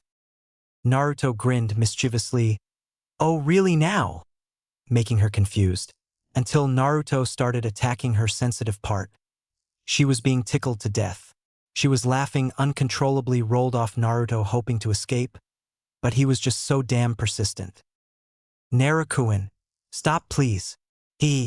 Hinata pleaded. Naruto made a demand. "Only if you accept defeat," Naruto exclaimed dramatically. Hinata, however, protested. "No way, I'll never surrender," but this edged Naruto to keep tickling her. Eventually Hinata gave in. "Please, no more. I lost. You win," Hinata said. Naruto grinned widely. "Just what I wanted to hear. But for the record, that was fun. That was amazing for your first time flying, Tabeo," Naruto complimented. Hinata smiled genuinely, and they both got up. The two of them decided to turn off their respective chakra cloaks, with Naruto demonstrating and instructing how to do so first and return to normal like it was nothing. Hinata then followed suit, but ended up collapsing forward due to suddenly feeling the chakra that she had used taking its toll. Naruto quickly caught her and steadied her on her feet. "Yeah, I forgot to mention that for people with lower chakra reserves, the cloak will leave you feeling drained since your body isn't used to having so much chakra at once, then the next it's gone. We'll take it easy from here. That okay, Hina-chan?" Naruto informed and offered. Hinata weakly smiled before falling asleep. Naruto, seeing this, picked her up bridal style and started walking the last 3 hours towards Konoha's gates, occasionally shooting glances towards Hinata's peaceful face and one kiss to her forehead lovingly. Slightly past 3 hours later, Izumo and Kotetsu were both bored, as one can be hoping for something exciting to happen. Everybody thinks they gay for each other, so they all thought, why not have each other for fun? Of course, this wasn't going to happen anytime soon, unless they got that desperate. However, one of them saw two figures. They informed each other of what they saw and both looked on. They saw something that made them feel pretty happy. A grinning Naruto, carrying a sleeping Hinata in his arms. Wait, arms. When did he get his right arm back? Izumo and Kotetsu thought in shock. But that didn't make them stop hooting for Naruto for holding the Hyuga heiress in such a way. Seeing as everyone was rooting for both of them to get together and they were the first ones to witness it. When Naruto came close enough, Kotetsu asked, "Hey Naruto, did you and the Hyuga princess finally get together?" he asked curiously, with Izumo listening intently. Naruto grinned widely with a faint blush on his face. "Well, you can say that," he proudly exclaimed. Kotetsu and Izumo were excited at the revelation. The two finally got together and asked how it happened and everything. But Naruto dismissed them, saying that he had to get Hinata to the hospital and report to Kakashi-sensei. With that, Naruto did a shunshin, leaving the two behind, bored. Walking past Yamanaka's flowers. Ino was just finished serving a man who was buying flowers for someone, as they wanted to express their feelings to someone they liked, and sent them off with a smile. That was the last customer for the day. She knew that no one was going to come by, and thought she could walk around the store a bit, until she saw Naruto walking down the street with Hinata in his arms. As a gossip, she struck gold and, using her ninja skills, followed them out the door and looked on with stars in her eyes. Apparently, it wasn't just her who was awed by the sight. She looked around and saw a few older couples and some other people look on and awed at the sight. There were comments like, "The boy finally noticed the Hyuga heiress," and "They make a wonderful pair." Ino had to agree, they looked so cute together. Then, she noticed that Sakura was right next to her, crying tears of joy at the sight before saying, "They really are meant for each other." Then the two banshees began squealing and hugging one another to death due to happiness overload. But then something clicked. Ino asked Sakura, "Wait, did you notice he was holding Hinata with both arms?" Making Sakura's eyes widen. They decided to hunt the two down for answers. With Naruto and Hinata. Naruto was carrying the still sleeping Hinata in his arms.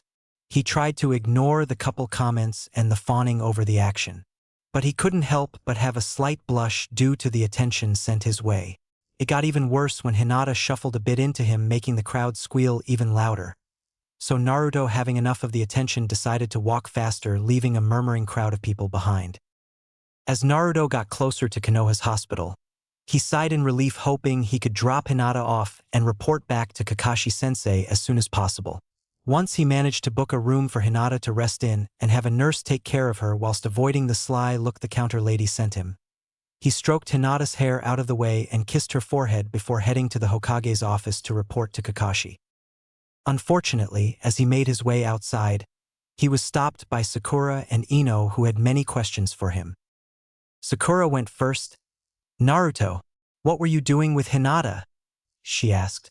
Naruto sent her a look that said, it was obvious, making Sakura fume in embarrassment at the question. Ino went next. "Did you two get together on your mission? If so, when did it happen?" she asked loudly. Naruto still felt uncomfortable with letting the others know about their relationship, but gave in and admitted it. "We got together the night before our mission, but wanted to keep it a secret because, you know, her family's elders and whatnot. They still don't really like me as much as her dad and the younger guys." Sakura and Ino were quite dumbfounded that they got together before they went to Yuzushiogakure, but promised to keep it a secret, as they both knew as well that the elders in the Hyuga clan were still stuck in their traditions. But Sakura had to ask, "But the Hyuga clan, including the elders, let people with a good lineage or good reputation marry into their clan? You're the son of the 4th Hokage and the hero of the 4th Great Shinobi War. Why wouldn't they let you be with Hinata?" Naruto took a dark look and said, "It's exactly because of my lineage that they don't want me to have anything to do with Hinata. Let's leave it at that. For now, see you girls later. I need to report to Kakashi-sensei." He finished with a bright smile, making the girls wonder if he was bipolar, and what does he mean by his lineage is exactly why they don't want him in Hinata's clan. And comments like that. With Kakashi Hokage's office. Kakashi was sitting comfortably on his seat behind the desk due to the fact he was one of the few people had no paperwork on his desk. Although he hated the job, he was admittedly good at it. The repairs towards the damage that had occurred during the war were coming along smoothly, and he could not wait for all the things to be done just so he could pass his hat off to Naruto. Flashback. When Naruto had heard Kakashi became Hokage, he had expected for Naruto to throw a tantrum, or even a depressed look at not becoming Hokage.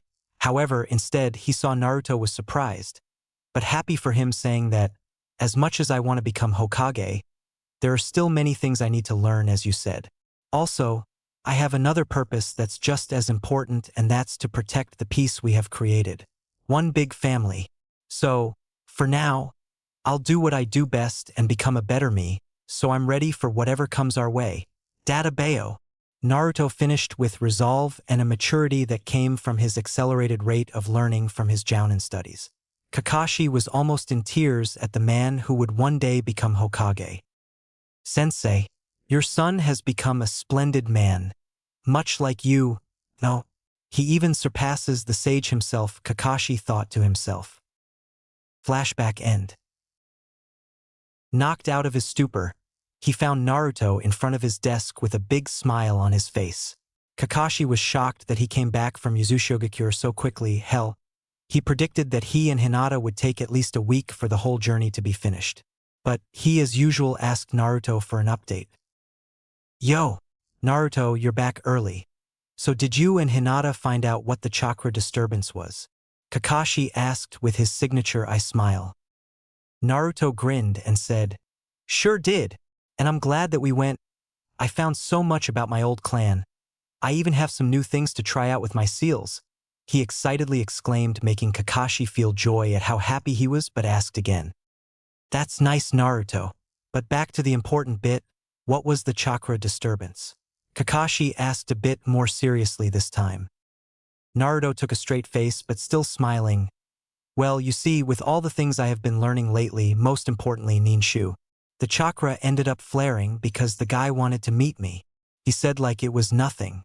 Kakashi, however, raised an eyebrow and asked, "Who would unleash that much chakra just to meet you? One of your fans?" He joked. Naruto laughed at the idea but waved it off. Nah. Remember the story that Super Sage Gramps told us about his sons? Kakashi nodded. He continued, "Well, it turns out I fulfilled some certain conditions making it possible for me to meet Otsutsuki Ashura." Kakashi was shocked that the son of the sage wanted to meet Naruto, but he let Naruto continue. "We fought a big battle and he was the toughest opponent I ever faced.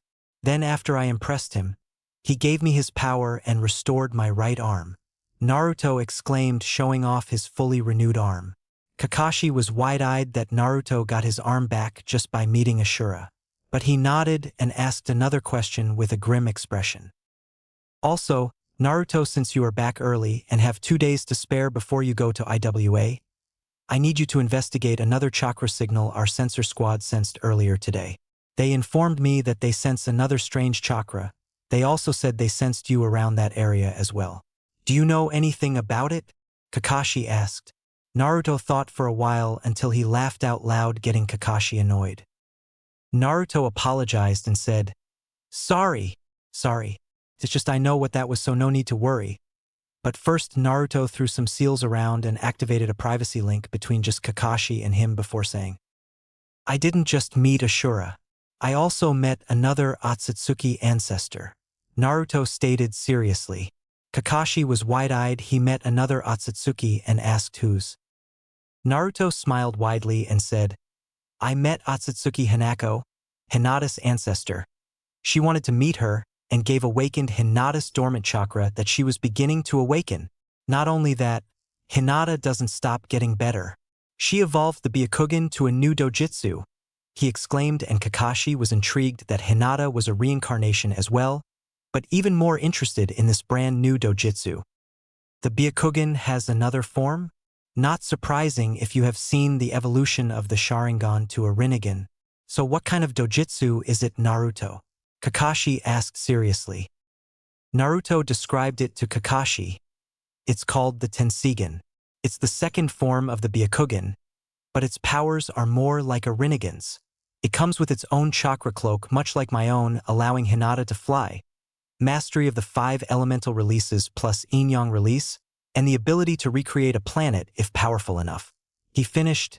Kakashi didn't show too much of it, but he was in awe at the power that Hinata could now achieve. Then he told Naruto, "It's a good thing you set up this privacy barrier, or else this would have stirred quite some trouble. But you figured it out, right?"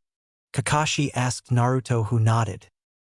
Naruto reasoned, "Yeah, I know that if this ever went public, there would be some more attempts directed towards Hinata for her eyes, which is pointless as the power could probably only be wielded by another Hyuga like her, or an Otsutsuki descendant like me. And the rest of her clan would probably be jealous of the power she now has and would try to get it under their control and make it theirs. Also, if it got out that Hinata has this power to other nations and that she is a reincarnation of an actual angel according to Kurama, then a lot of guys would probably bother her for marriage." Naruto spat that last part out, making Kakashi feel a little amused how affected he was by that thought of Hinata getting married to someone else. Kakashi decided to tease him. Someone is possessive of someone. Care to tell me what happened?" He teased, making Naruto blush and smile, answering his question. "We kinda kissed each other and really want to be with one another," Naruto admitted. Kakashi smiled and edged him on. "What made you do that all of a sudden?" Naruto looked at him and replied, "It wasn't a sudden thing, but I told Hinata my feelings before we went to Uzushiogakure and told her that I wanted to become a better man for her first," he said. Kakashi was impressed that Naruto would go that far for her. Naruto continued, "Also, I went into her mindscape with Hinata and her ancestor Hinako. What happened is that she went up and kissed Hinata.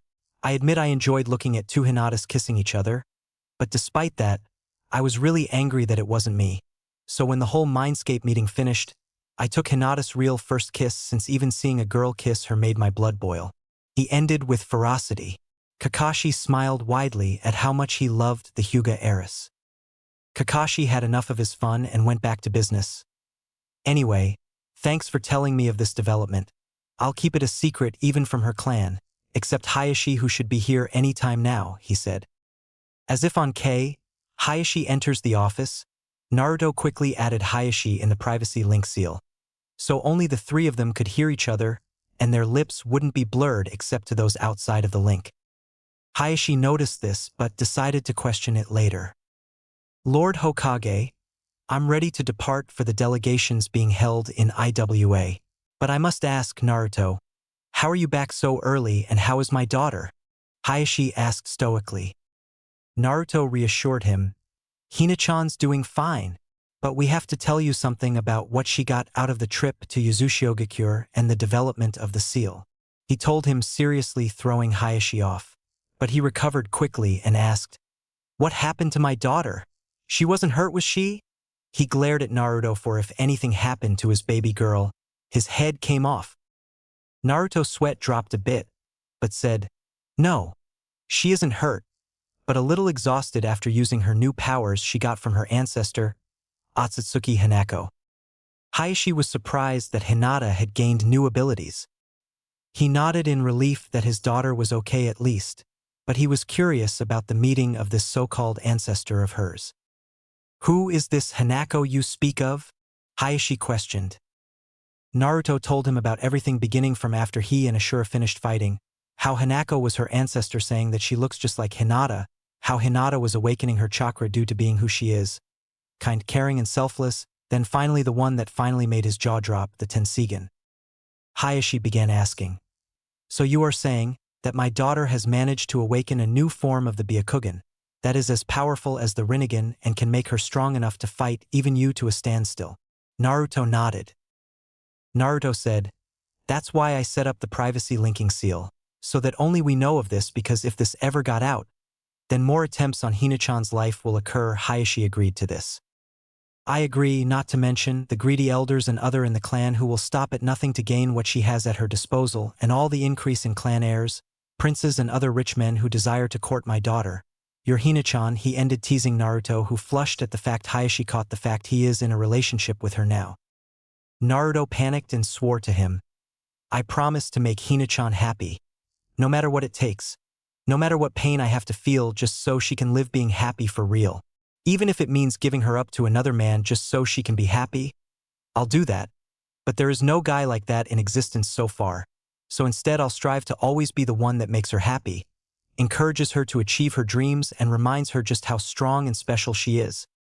Hayashi smiled at the lengths Naruto would go for his daughter.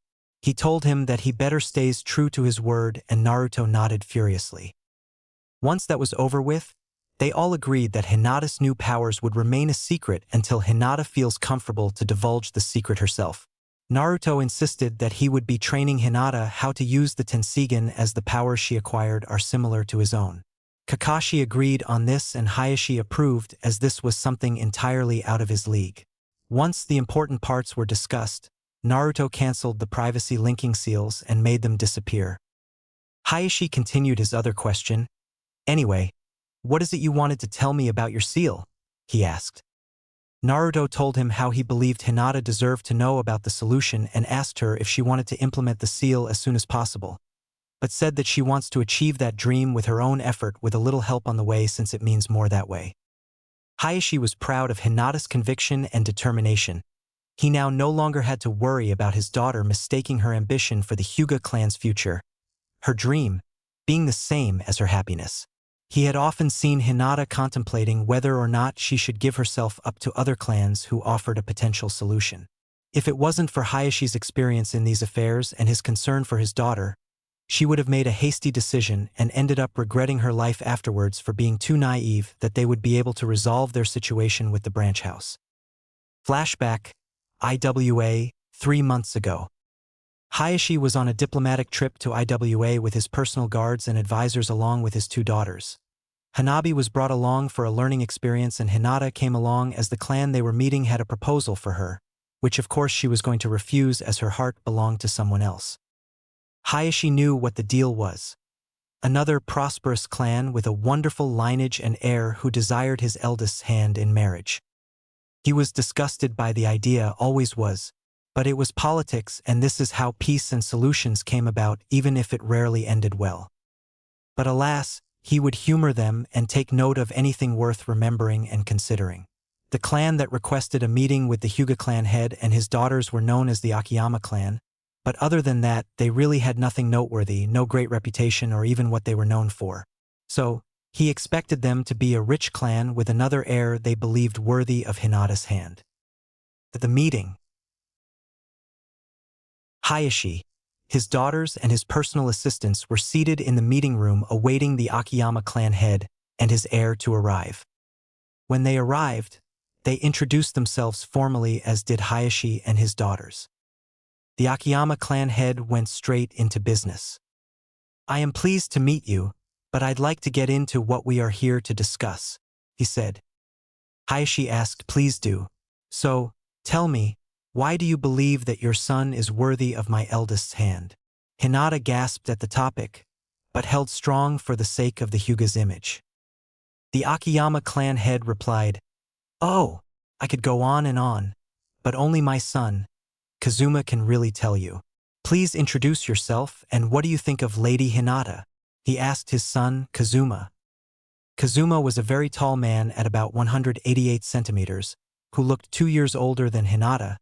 He had a light skin tone, not pale but not quite tanned. He wore a formal black kimono, obviously wanting to look his best. Hinata may be in love with Naruto, but that didn't mean she couldn't see when someone was handsome or beautiful. His eyes were very interesting. They were something else, as his dark green eyes held golden rings around the iris. But still, Hinata still found Naruto's sparkling blue gem eyes to be more beautiful, not because of her feelings, but rather the different types of emotions that Naruto's eyes could incite in one's heart. Kazuma's eyes were just admirable, like Sakura's emerald eyes. To finish his appearance, he had dark brown hair done in a neatly done perm. If you added the Byakugan eyes to him, he would have looked just like a Hyuga. Overall, he was undeniably handsome, but Hinata didn't swoon for looks, as she has proven from her observations of Naruto's inspiring character. Kazuma told him as he looked at Hinata, "She is very lovely, father," in a deep voice. Hinata blushed at the compliment. Hayashi saw this and observed the Akiyama clan head's expression, who showed approval of the situation, mistaking it for her swooning. Hayashi internally scoffed. "What a fool, believing my daughter is falling for his son based on a compliment." The Akiyama head insisted, "Why don't my son and your eldest daughter get to know each other? They share the same hobby in botany." Hayashi agreed to this, as he wanted this to go smoothly, and Hinata was excited to at least have someone to share her interest in. Hinata and Kazuma left for the gardens. Hanabi, after a while, requested if she could go see it as well. Hayashi and the Akiyama head let her. Hayashi knew what Hanabi was doing and was grateful. She was going to watch Hinata and Kazuma in the gardens. Then, he heard the Akiyama head cough to get his attention and saw him activate a few privacy seals in the room that Hayashi decided to keep note of, as he recognized the seals. Despite not being a sealing expert like Konoha's Barrier Squad or Naruto, he has looked through enough sealing books when he was working with Minato and Kushina back when they wanted to find a solution. The Akiyama clan head spoke, "Sorry for the precautions, but what I'm going to tell you is exactly what my son would be offering your eldest daughter." Hayashi nodded politely and let him know he was listening. The Akiyama head continued, "Well, we know of your situation in your clan." Hayashi tensed slightly, as that was meant to be a clan secret. He filed that away in the back of his mind, as did his advisors, so he could look into it later. Hayashi replied with a bit of a harsh tone, and the Akiyama clan head inwardly was frightened. But Iwa's cold stone will to not show any fear or emotions, let him hide it. But Hayashi was not an amateur. He knew that showing no emotions meant that he was hiding something, the first red flag.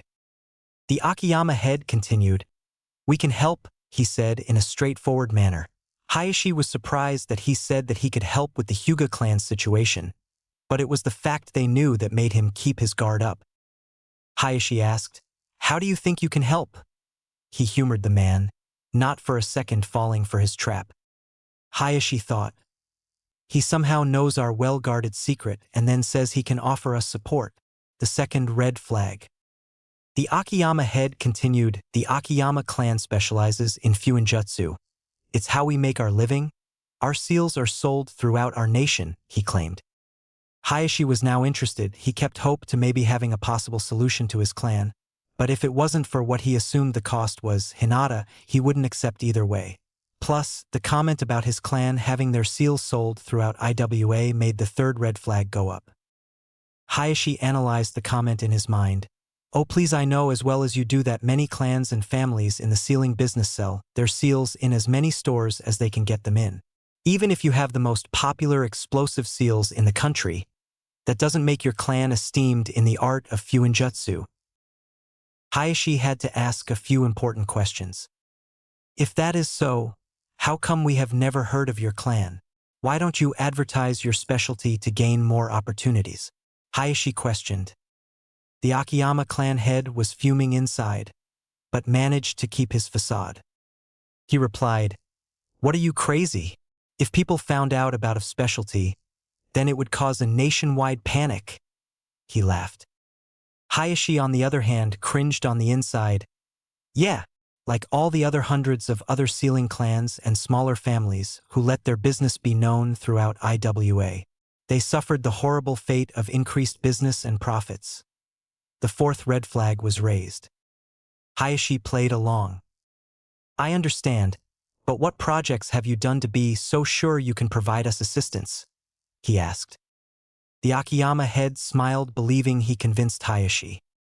"Well, we can't tell you what exactly we have worked on due to privacy contracts we have signed," the Akiyama head said, but Hayashi had the fifth red flag go up. Hayashi thought again. He technically isn't lying. "I have seen Tenten's business before, that some deals she makes are private, like the arrangement she has with Naruto. His services have improved the quality of the seals to an unrivaled level." The Akiyama head continued, "But I can say that we worked on the sealing of the 2 IWA Jinchurikis." Hayashi was shocked that he'd make that claim, but knew better. He and his clan may have had something to do with it, but that doesn't make them the ones responsible for the sealings. Not to mention the Yanbi and the Gobi require much less potent sealing methods. Hayashi thought, the sixth red flag raised. Hayashi simply said, "I see. That is impressive." He lied. The Akiyama head almost showed a true smile until, "Can you show me what seals you have been working on lately, or your best seals?" Hayashi requested. The Akiyama head panicked a little, but put himself together. "We can't allow that. It's a privacy matter," he replied in a no-nonsense tone. Seventh red flag raised. Hayashi was not taking his word for anything now. Hayashi let it slide and asked what this had to do with his eldest daughter. The Akiyama clan said, "We'll offer our assistance to your clan. If you accept my son's proposal for your daughter's hand in marriage, please think about convincing her," he finished. Hayashi was inwardly fuming. "You offered assistance with no physical evidence, but rather claims with little to nothing to support it but excuses, and believe I would be so gullible to give up my daughter for assistance. I'm here for a guarantee, not more pointless help." So Hayashi asked one last question. "If I may ask, what can you offer that will alleviate my concerns about your clan's specialty?" He put emphasis on the word specialty. The Akiyama head said, "You can ask the Tsuchikage. He knows all the clan's specialties." With his eyes closed, a big mistake, because Hayashi used that one moment to activate his Byakugan and saw the privacy seals they were using. His concerns were confirmed. These frauds, they claim to be a fuinjutsu clan, but they use prototype seals that came from the Uzumaki clan without even bothering to modify it. I've seen these seals from Kushina and Minato a long time ago. They made the complete versions for my clan's private meeting rooms.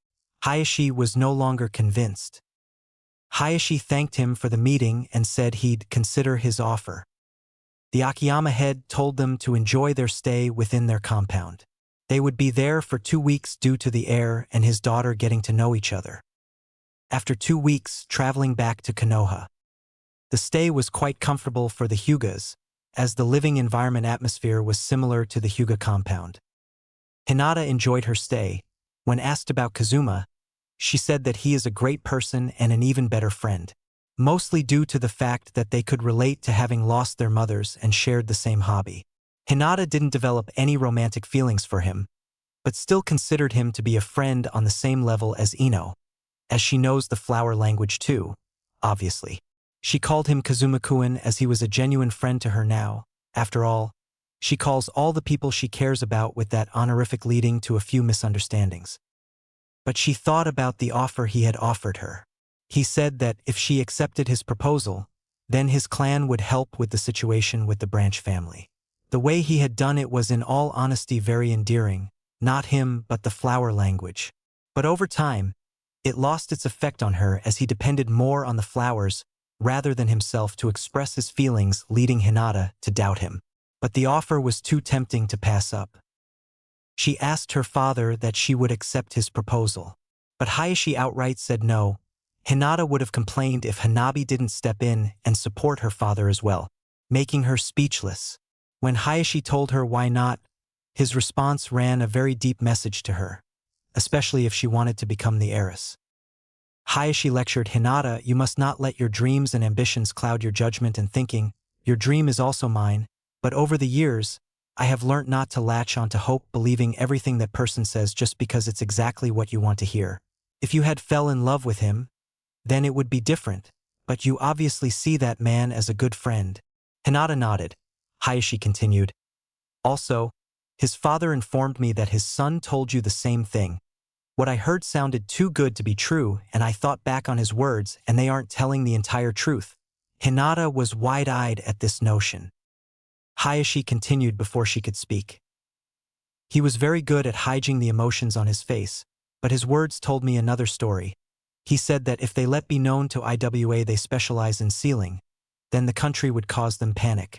Yet, they have other hundreds of sealing clans and even small family business known throughout the country for their seals than them. So, they aren't all they say they are, and to add insult to injury, I even saw they used seals stolen from a long-lost clan, unmodified and unfinished." Hinata was in disbelief that such generous people would be lying about their skills. Kazuma was already one of her better friends, and this was hard to hear. Hayashi knew this, but also knew that this was a good wake-up call for Hinata. "I know. I was hoping they had the solution too, but I know you love someone else and I'd rather keep the seal than sacrifice your happiness." Hinata's heart felt warm at those. "I'm not saying this because I don't like them, which I don't," making his daughters giggle.